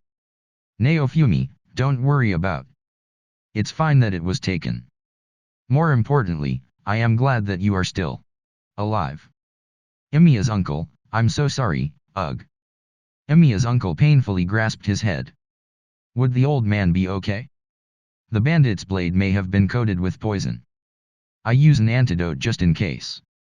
When the treatment had finished, Emiya's uncle's condition had stabilized. Looking at his body, you could see the traces of a stab wound and the remainder of a cut. It did not look like it could be fatal, but it still seemed strange. Recovering from this would be rough. There was a possibility of him being under a curse, if so we might need holy water or the dragon pulse to completely cure him. Right now Emiya's uncle is fast asleep. Naofumi, well then. Since he is nearby, I should inform the old man of the weapon shop on the current situation. Since I can't let them run free, I should go and immediately subjugate the bandits in the area. Those who go against the shield would not be forgiven. But for now, should I go report to the old man of the weapon shop? Though I should refrain from saying too much. Emiya, uncle. Emiya looks anxious while looking at her uncle's sleeping face. Naofumi, don't worry. His life isn't in danger. Once he wakes up, you can take him to the village to recover. Emiya, okay. Naofumi, well then, I'm going to do a little bandit hunting. Emiya, okay. I won't stand by and turn the other cheek. I will hit back when hit. To steal in my territory, you better be prepared to lose everything. While Emiya is looking after her uncle, I leave with Fyro, Atla, and Rishia to the place that Elena informed us about. It was near a forest at the edge of my territory. It is along one of the routes I use to reach Castle Town from my village. Naofumi, Fyro, can you tell if there is anything here? Fyro, There probably isn't anyone around, I suppose. I guess that they won't be that easy to find. Naofumi, their hideout might be nearby. Go look for it. Rishia, yes. Fyro, yes. Naofumi, Atla, can you sense anything? Atla, well, there seems to be some remnants of a malicious power. Naofumi, malicious. Atla, it is similar to the power that the hero of the spear had, as well as the hero of the sword. Naofumi, eh. It seems that Rishia noticed immediately. As much as she tried to avoid it, she should have known that it was only a matter of time. It seems like our encounter with Itsuki was vastly approaching. But what could he gain from using bandits to steal from Emiya's uncle? It is possible that it was under Witch's influence that caused the attack on the demi-human. But, for Elena not to notice would be strange. Anyway, how did Emiya's uncle normally bring shields to me? Though I was unable to ask him, it could have been with a pushcart. Also, Emiya's uncle did not have anything else on him. And Elena wasn't at the scene of the crime, so she didn't know where they fled. I can't expand the search area. Naofumi, anyway, I do not know what they are planning. So everyone be careful. Rishia, you understood. Atla, yes. Fyro, yes.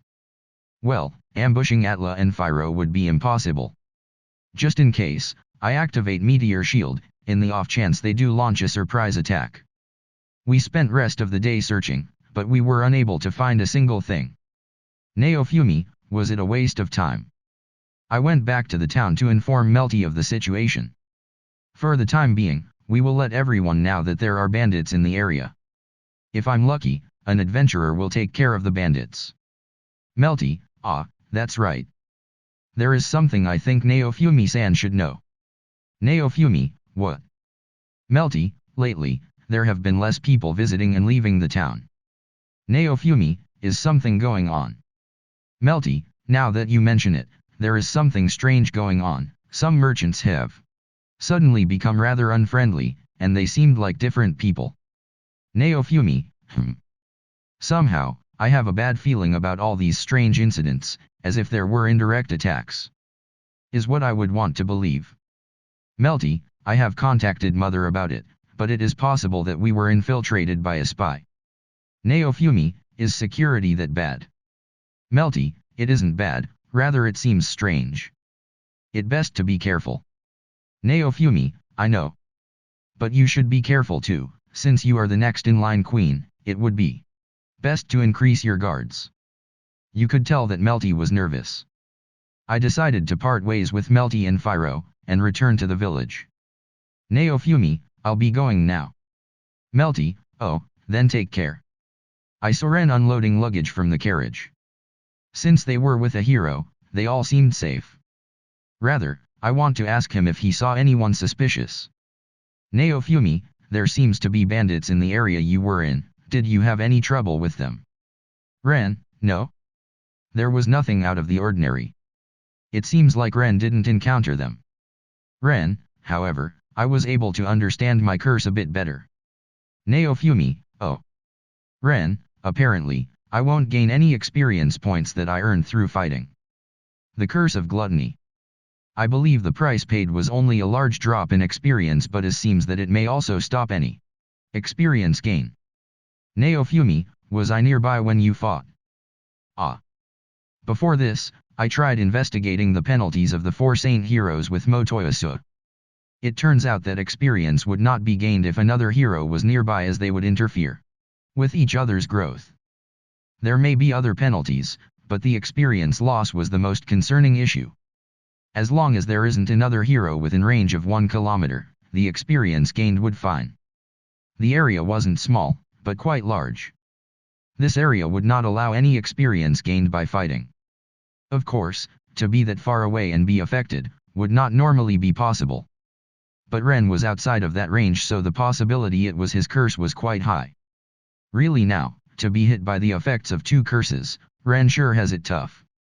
Well, as long as he puts in some serious effort, even with a little curse, he should have no difficulties. Naofumi, did female knight and Tanako go in already? Ren, Tanako? Is that what you call Windia? Ren, that bastard, does he not know any of the nicknames I've given? Well, I guess it's fine. Naofumi, yeah. So, did they enter or not? Ren, no, it was only me. Naofumi, I see. Well, they would normally come back soon, since I can trust them to that extent. Naofumi, Ren, there are some guys trying to do something in my territory. One of my subordinates was attacked and suffered grievous wounds. Be cautious. Ren, what? I understand. I'll help out as much as possible. Just say the word.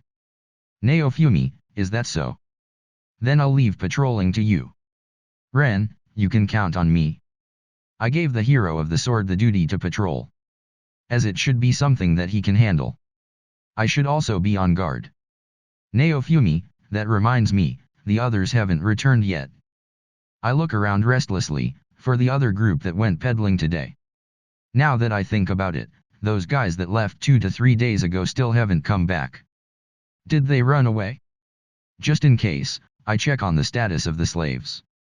I both see it and don't. What's going on? It seems to be slightly flickering while being filled with static.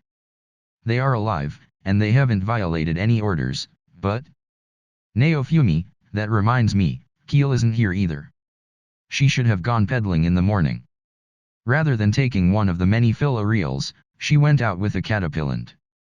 It's hard to imagine that loincloth-wearing dog who would eat a fallen crepe off the ground, to run away. Though I can't deny the possibility that it was all an act, but the reason for leaving the village was weak. And it makes more sense to obey all my orders if you were a spy. Tanako, the caterpillar has come back. Eh? Looks like I was worried for no reason. But, as I turned around I was left speechless by a scream. Tanako, what happened? Tanako was screaming as she rushed over. The caterpillar came back, completely covered in wounds. Read The Rising of the Shield Hero chapter 227, Poison. The rope that had connected the caterpillar and the carriage had broken, and the carriage was gone. Keel and the others were nowhere to be seen. What happened? Naofumi. As soon as the caterpillar saw me, it quickly ran towards me. It mumbled something while staring and clinging to me. I was attacked when I was peddling. The children who were riding in the carriage were kidnapped? Eh? That's not it. Tanako. Tanako tried to understand the caterpillar, but she did not seem to understand its words well. It was only being transmitted that something had happened. Where was the place? Ren. Ren asked Tanako. Well, Tanako. It should be in the direction where this fellow came from. Ren. Probably. Tanako. Ren traced back the caterpillar's footprints and started running. Oh, wait. Don't leave me. Female knight. The female knight chased after him. But that wouldn't be enough. Philo, go with Ren.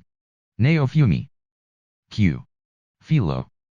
The Philo which was next to me, on my instruction, started running to accompany them. It would be best if the case was resolved with this, but... I suppressed the uneasiness in my chest. Not sure about this. First, we're treating this guy. Call Rat. Naofumi. While chanting recovery magic, I told Tanako to call Rat. Recovery magic was not very effective on monsters. In this case, natural recovery, or recovery by medicine would work better. Tanako ran to Rat's laboratory. Suddenly, a problem started. The caterpillar started to behave violently and tried to return the way he came until Rat arrived.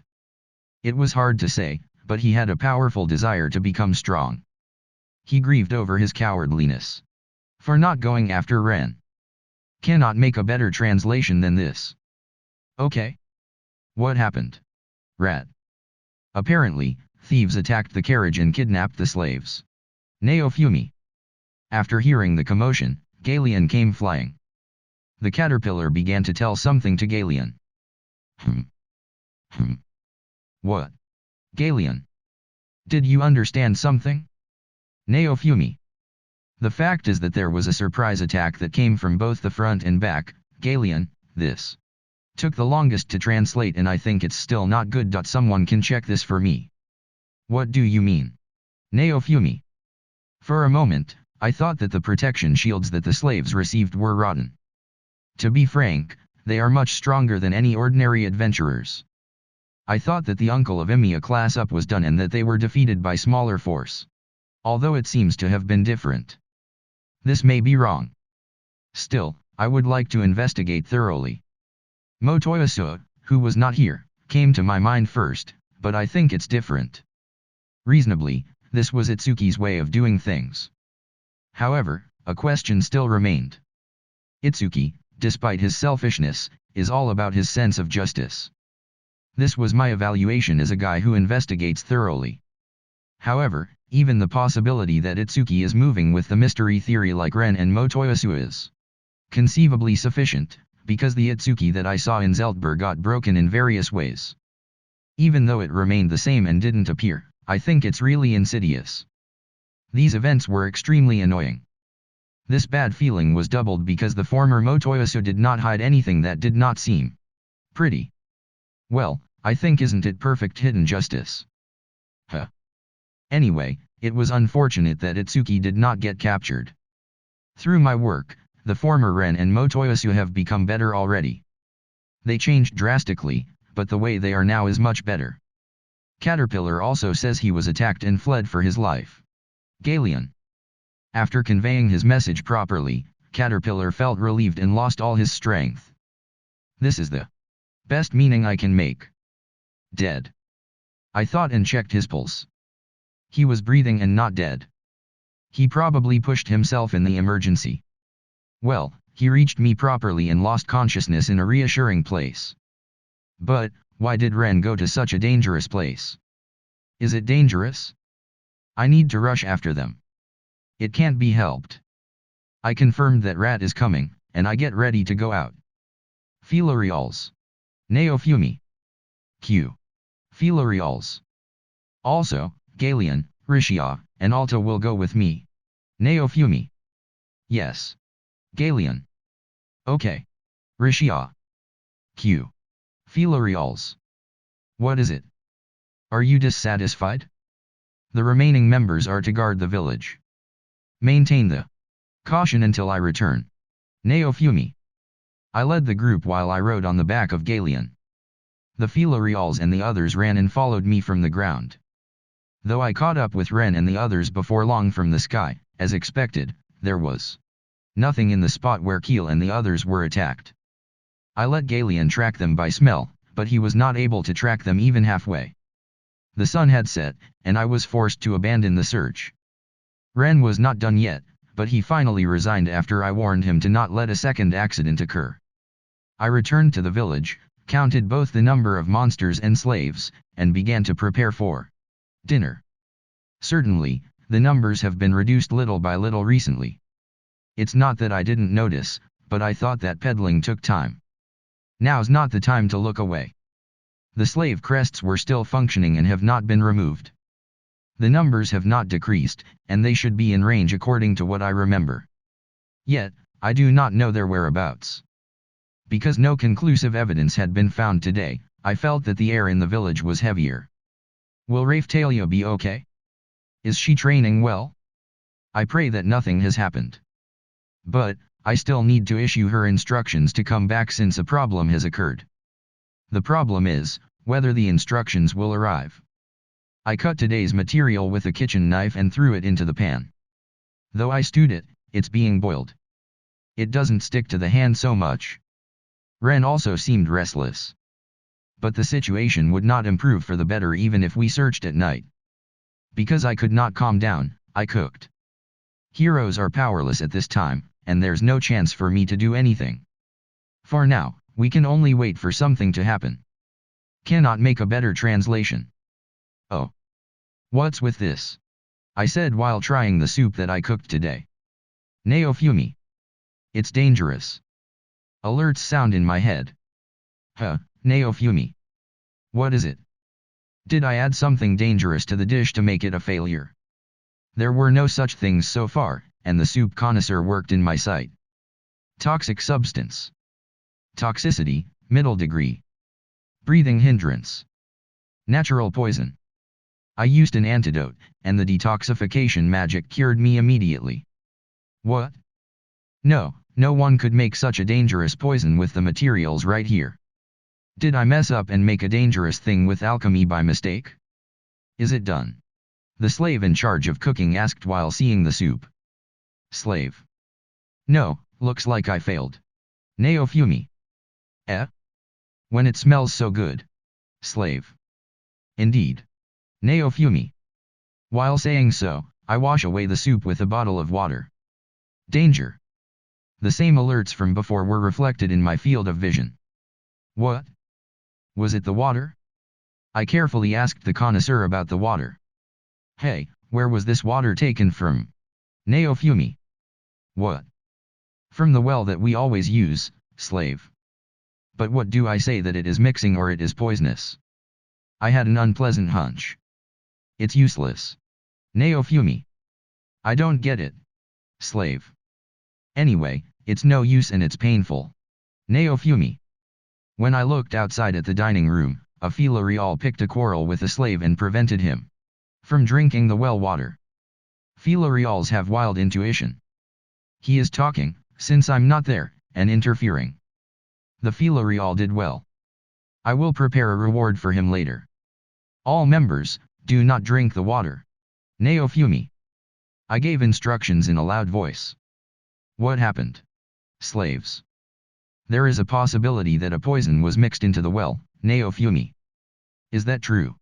Slaves. It is like that, and I will investigate it in a little bit. Neofumi. I called for Rat, who finished treatment of Caterpillar, to investigate the well and the nearby river. The result was that poison was mixed in both. Fortunately, the bioplant was detoxifying, and the poison won't soak into the earth. However, if you look closely, fish-type monsters were dead and floated in the river. The sun had set, and in the dark, the search for the criminal who poisoned the river did not go well. However, I found a corpse of a demi-human adventurer upstream. Is this fellow the culprit? Neofumi. I don't know. Rat. Rat checked the corpse like a doctor. Did this demi-human pour the poison into my village?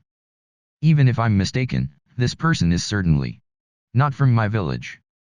In the village which I command, for the time being, I seem to be their religion's god. Could it be the people of the Skildwelt or Skildfrieden? I cannot pinpoint it from the corpse, which won't speak. Earl, look over here. Rat. Rat pointed at the corpse of the demi-human. There's a paper in his hand. Something is written on it. Rat. Can you read it? Neofumi. It is the judgment of the person who calls himself a god. But, aren't these letters from Melromark's official language? Rat. What? Neofumi. Wait a minute, did the radicals of the religion of the shield attack me? No, that's doubtful. It's Melromark's official language. The official language of Skildwelt or Skildfrieden should have been used if that was the case. Looks like you wrote and translated it well. It's feeling that you got used to by understanding the habit of the characters, right? Cannot find any better translation. Such a thing. Neofumi. Yes, also, Rat. Rat picked up a medicine and dripped it onto the chest of the demi-human.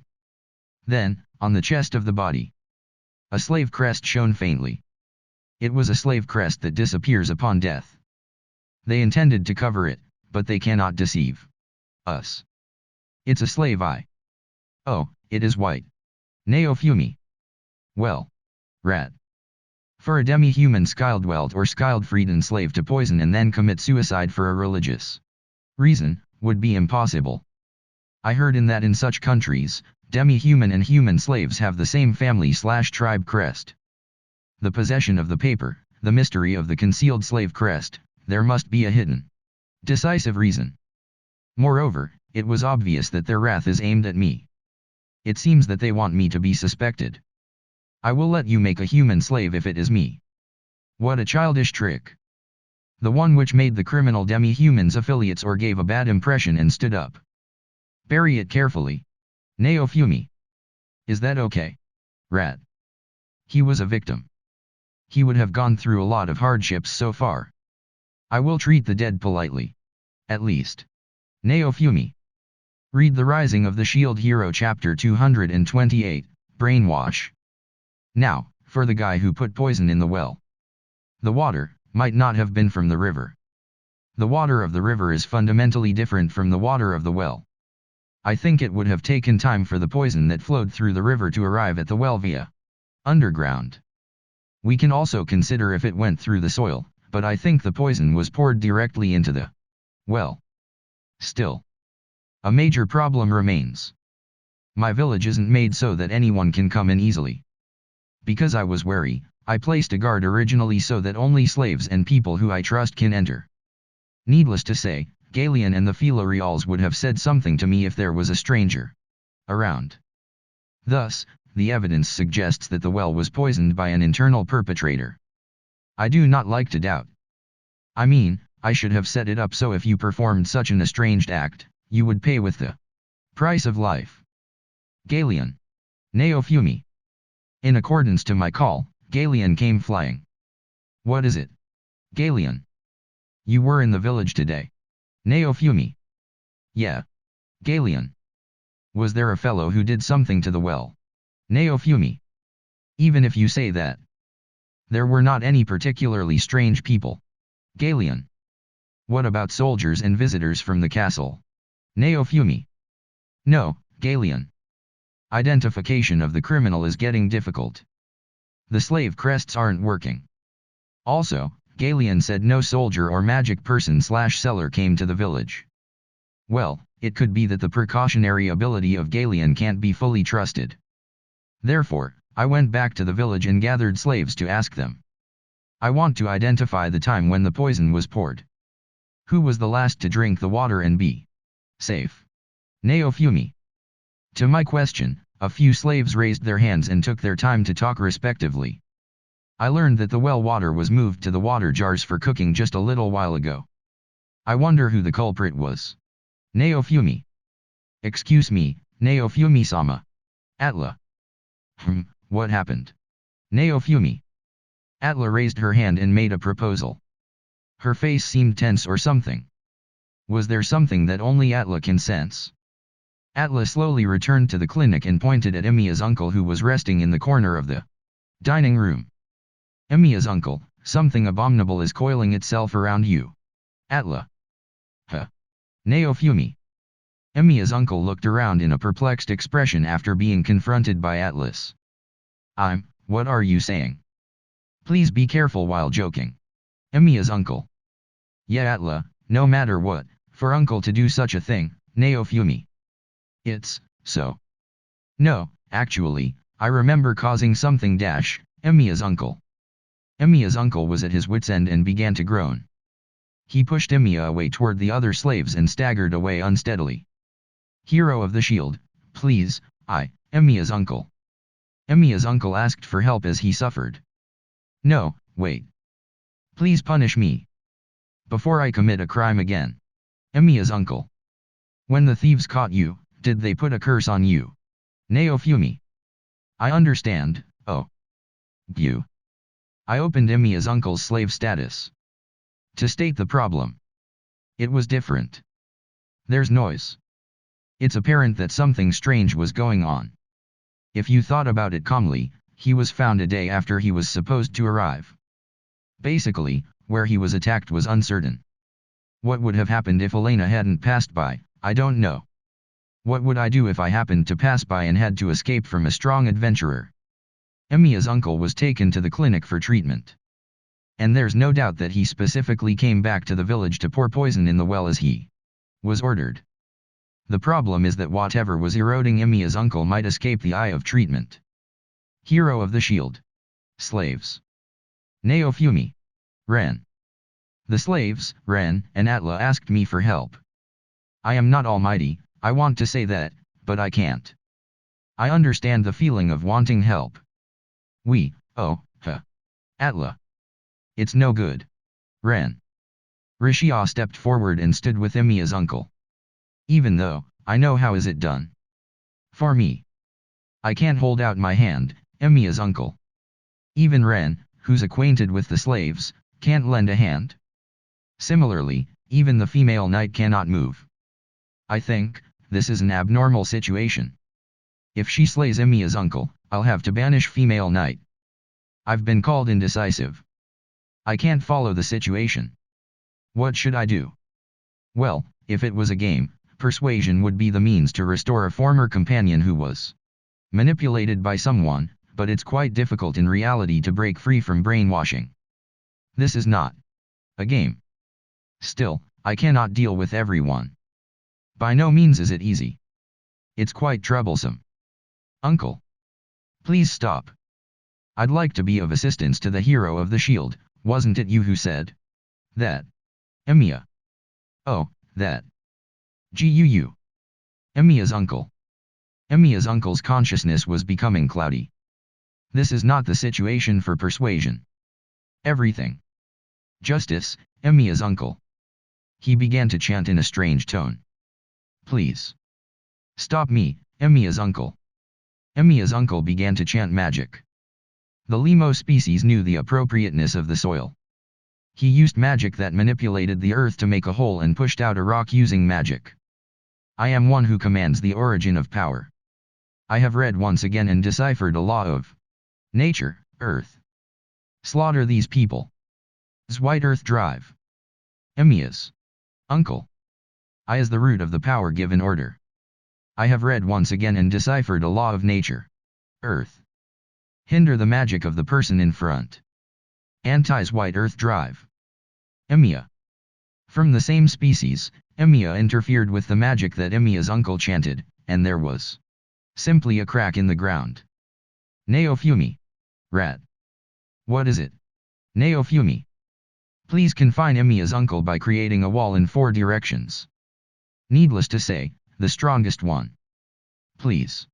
Rat. I see. Such a thing. I started building magic power and mix SP into it. Emiya's uncle. Emiya grabbed her uncle and looked at me. Now. Hero. Emiya. Are you sure? Naofumi. Stop me. Please. I request it. Emiya's uncle. Understood. Shield prison. Naofumi. The cage made with shields confined Emiya's uncle together with Emiya. Atla. Naofumi. Yes, the abominable power was interrupted by the cage, and its power was cut. Atla. So did it go elsewhere? Naofumi. No one among these here.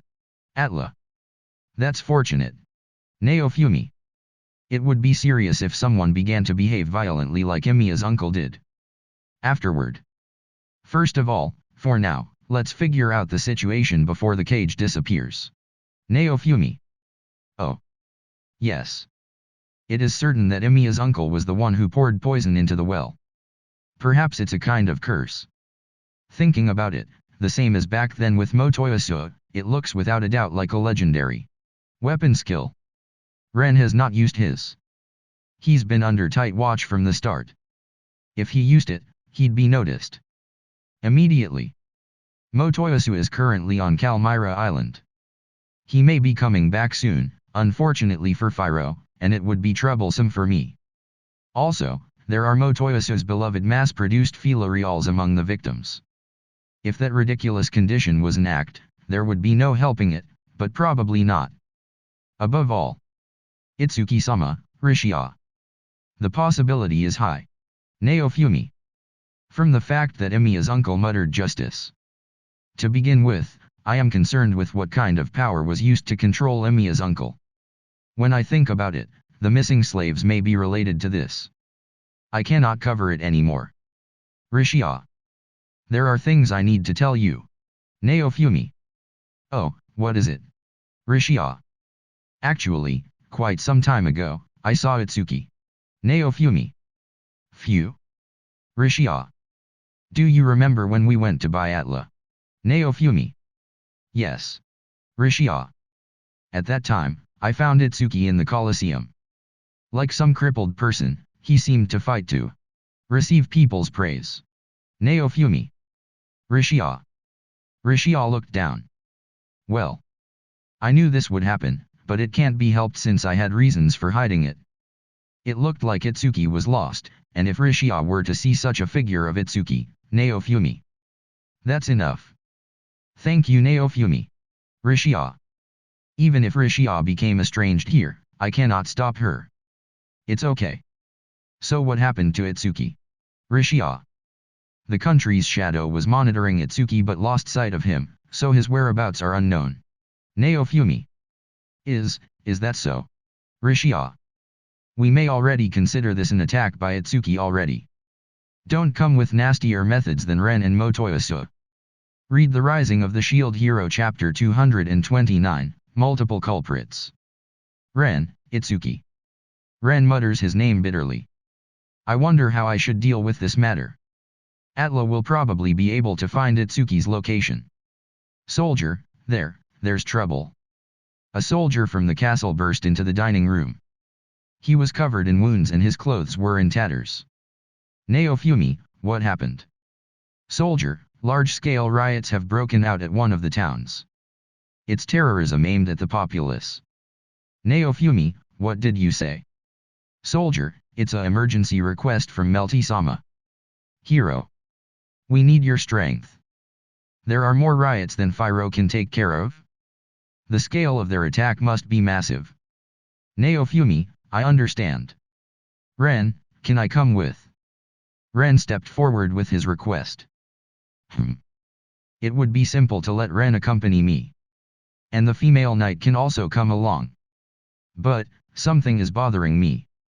Emiya's uncle was attacked by bandits, Keel and the others were abducted, the village was targeted. With poison, Emiya's uncle was controlled, and a riot broke out in town. Their timing is too good. If this was a planned attack, then why? The purpose behind the enemy's motive. The Queen's story about the Church of the Three Heroes seems to be connected with Itsuki. Perhaps, the riot at the town is just a clever diversion. Which means, Naofumi, it's possible that there will be an attack targeting Melromark Castle. Ren, Wadash. Ren looked pale. Well, it's not too surprising. I will not let the malicious acts that transpired here be repeated. Now that I think about it, the people carrying out these acts could be manipulated just like Emiya's uncle. What could be done to stop all of this? For now, the only method for the brainwashing is to use Shield Prison to seal them off, nothing else would work. But, the problem is that the scale is too big. I would have to take into account the magic consumption and the cooldown, as well as finding the ones that Itsuki was controlling. Just like Ren, he could be corrupted by a curse, but someone must have given him the idea.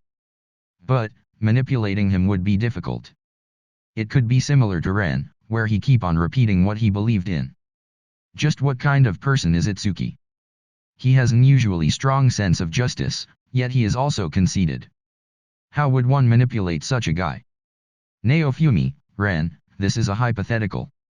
But what would someone have to do to manipulate a hero of justice? Ren, Wouldn't you just need a villain? It was such a simple textbook answer, but it is believable. Furthermore, he targeted both my land and castle town for his acts of turmoil. Then his target would be either me, or the Queen. Now, I try to think of his intention. If he was in a place where he could see the messenger go out for help, then there is a good chance. The enemy is in Castle Town. Motoyasu, father-in-law.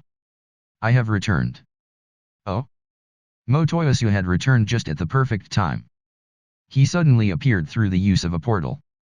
Naofumi, oh. Motoyasu, I know it's sudden, but can I ask you to do something? Motoyasu, what would you like me to do, father-in-law? Even if it is an act of evil, I, Motoyasu will gladly serve you.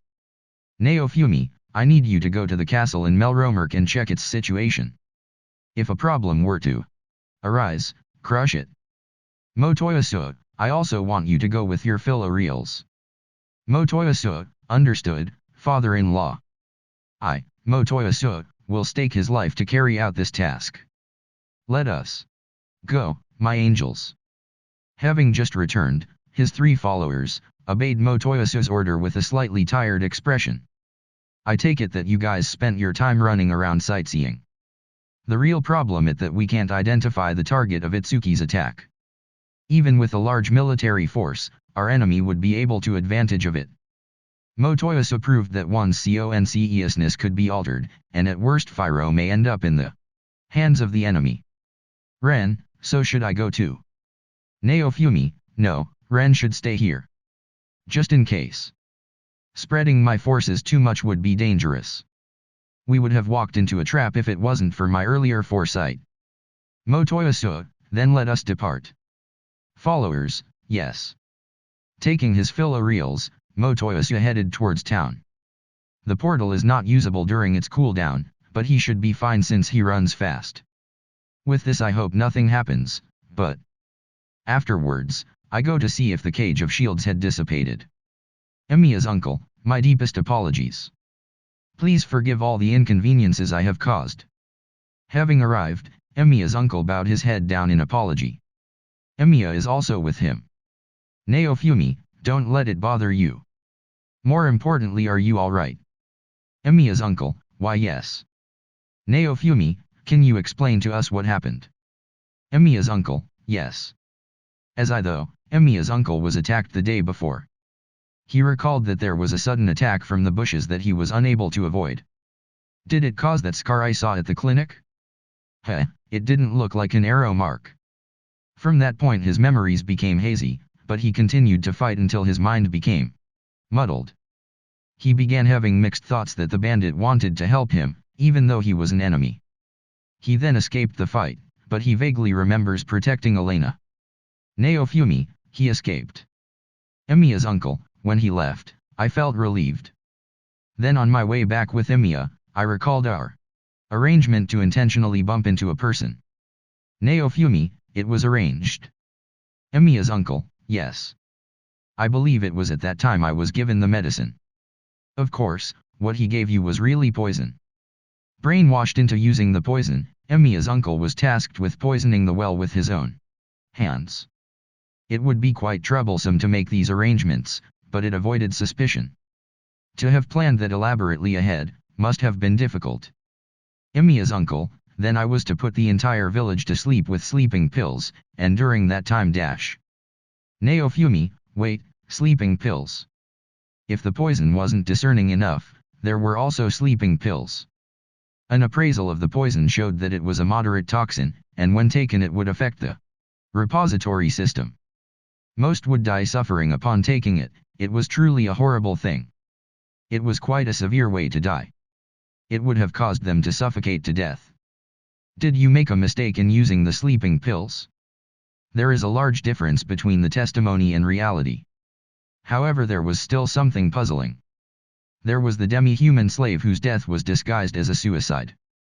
If Itsuki is behind this, according to Emiya's uncle's story, he would have finished him with the brainwashing.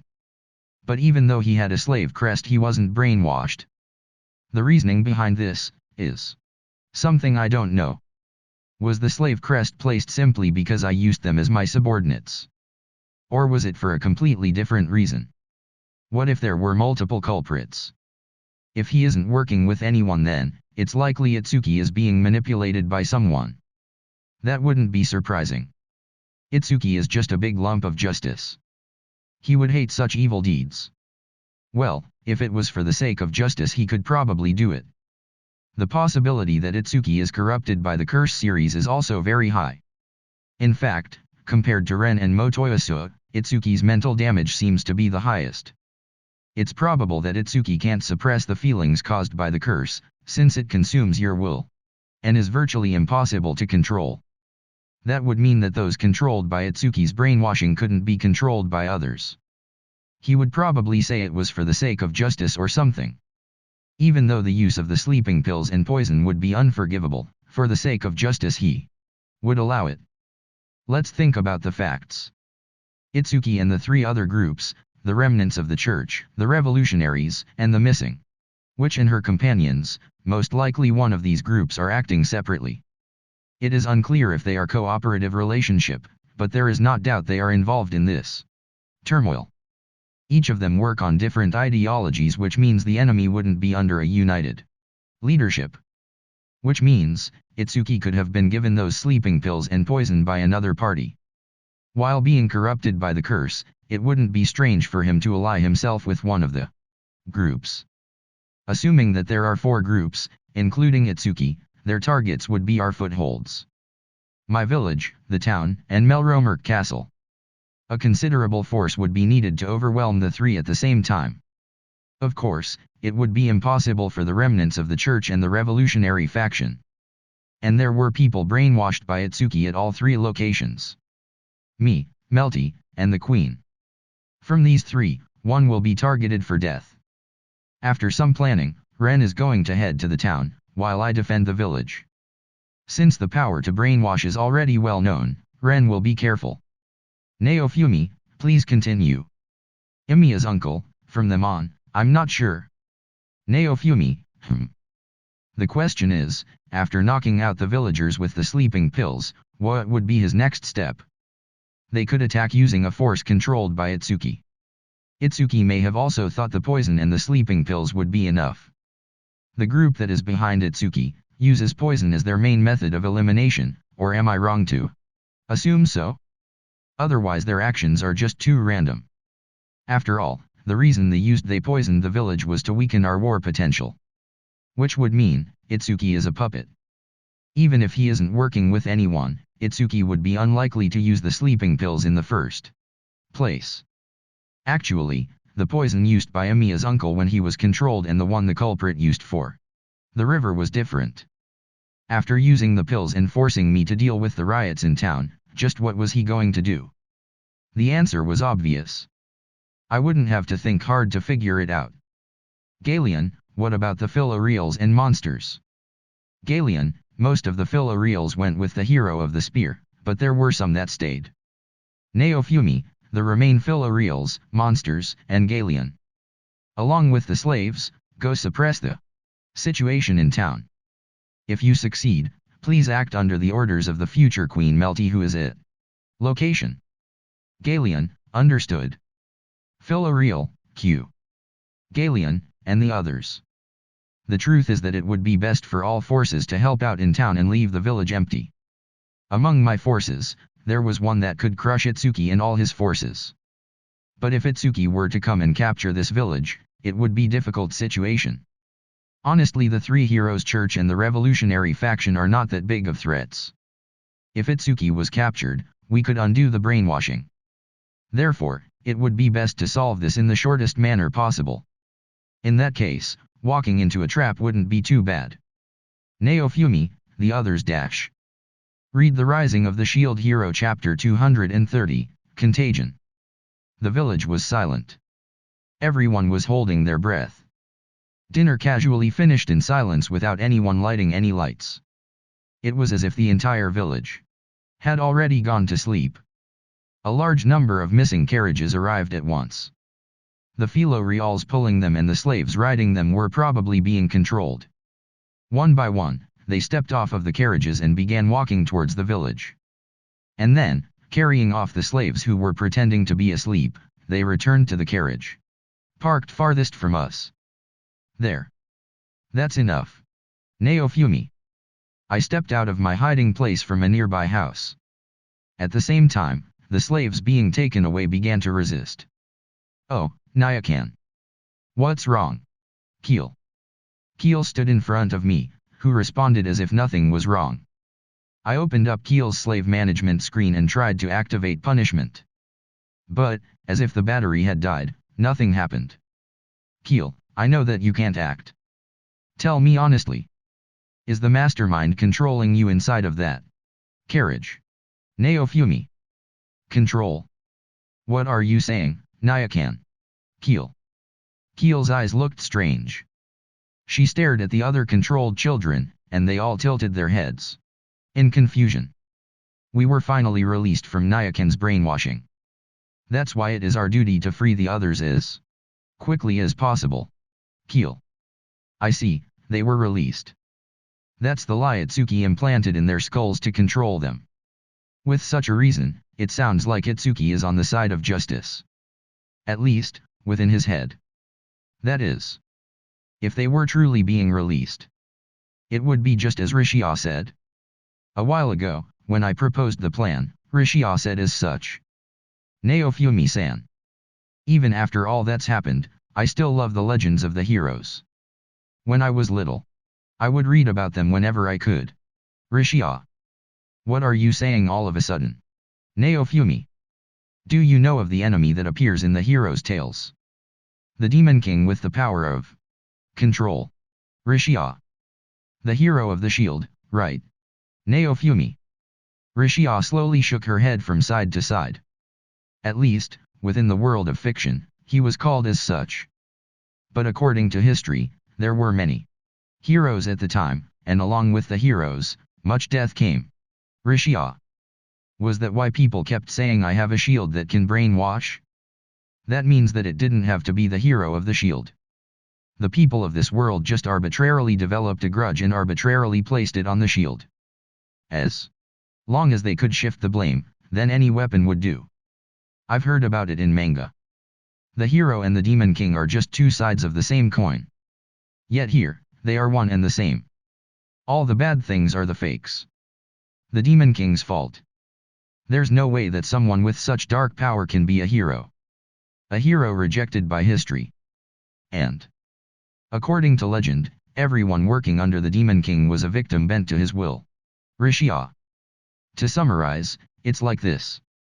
If I don't get rid of Itsuki quickly, it's going to get troublesome. Worse comes to worst, I'll have to capture each person in my shield prison one at a time. I wonder just how much magic that would take. I guess I should tell about Ren as well. If Itsuki decides to show his face in the village, I want to capture him alive if possible. If that turns out to be impossible, we'll have to kill him. I'll take responsibility for it. That's what I told him. But Ren was opposed to killing Itsuki. I feel that his emotions are getting deeper as of late. Before, he tried to put up a cool, indifferent atmosphere. I guess this is better. By the way, if he tried to use his dark past to elicit sympathy, I planned on kicking him out. Though, it appears that there are no problems at this point in time. No matter what happens, I don't think he will kill. Also, though I made him unlock the other reinforcement methods, his curse makes him unable to get materials or money, so he can't really use them. It will be difficult to crush Itsuki, who is currently being devoured by his own curse. I'm home. A carefree voice came from the coast. Is it already sleeping time? I planned on getting Atlas-chan and heading over to Naofumi's place. But what's happening? Sadana. Sadana had a relaxed expression as she stretched her arms and walked towards me. Why are you coming back so late anyways? Naofumi. It's obvious that she had no idea about the emergency situation. Why was this idiot waltzing in so easily? Why, you ask? Didn't Naofumi-chan ask me to try my hand at salvaging? Sadana. Ah, right. Sadana told me that plenty of interesting treasures slept at the bottom of the sea, so I asked her to try her hand at them. Recently, she had been coming back with things like old coins. They were things that would drive collectors insane. We got a good price for them. That's why I got happy and asked her to do it on the spur of the moment. Today, I found some nice wine and a good harpoon. Sadana.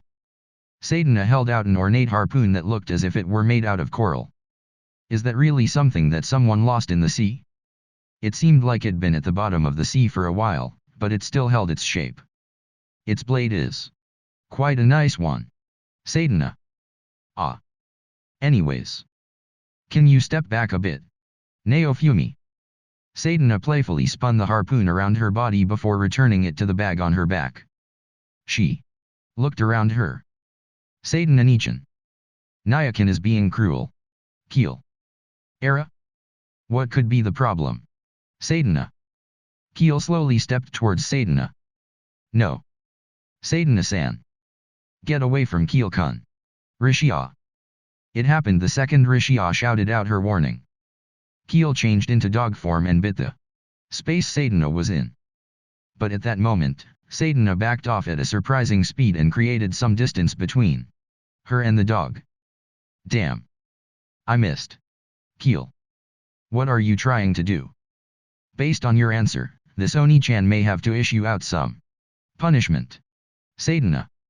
Sadana immediately readied herself for battle as she pointed the harpoon at Keel. Keel's attack put her on high alert. I should have warned her quicker. Hypothetically. If, like in the story, we slaves were just moving at the Demon King's whim, then Rishia's words echo in my mind. I can imagine the worst possible outcome. I see. Itsuki isn't directly issuing brainwashing. He's made a status effect that can be spread. Atlas, what can you sense from Keel and the others? Naofumi. I asked Atlas who was in hiding. This is merely a single possibility, but I should have Atlas look into it. The dark energy that is wrapped around Keelkun has begun extending tentacles towards Satana. San. Atlas. Damn.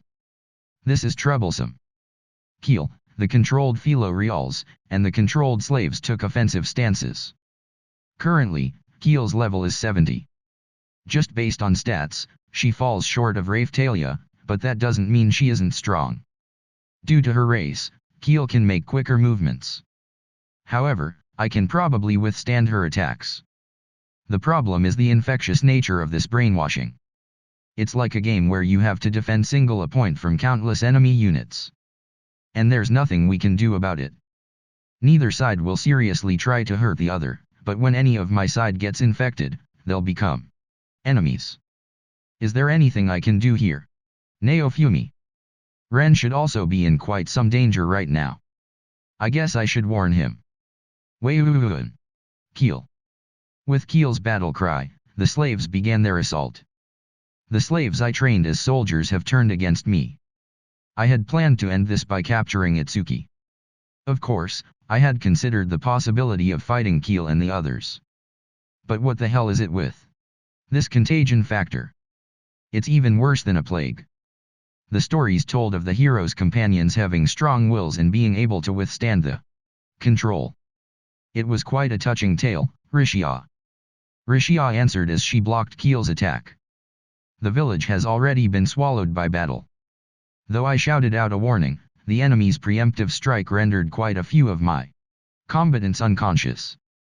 We were doing worse than I predicted. I stepped in front to protect the slaves to the best of my ability, but still, I can't handle everything. Are you alright? Naofumi. Somehow. Slave. It seems that the effect isn't that contagious, but if we continue to take attacks, then it will definitely spread. Naofumi. I have confidence in my own defense, but when facing an army of Keel-class enemies, there's no way either side will come out unscathed. If I want to use my shield prison trump card, I'll have to gather them in one place. Though, the quickest solution would just be to find and capture Itsuki. Atlas. Can you still not sense Itsuki anywhere? Naofumi. It's no good.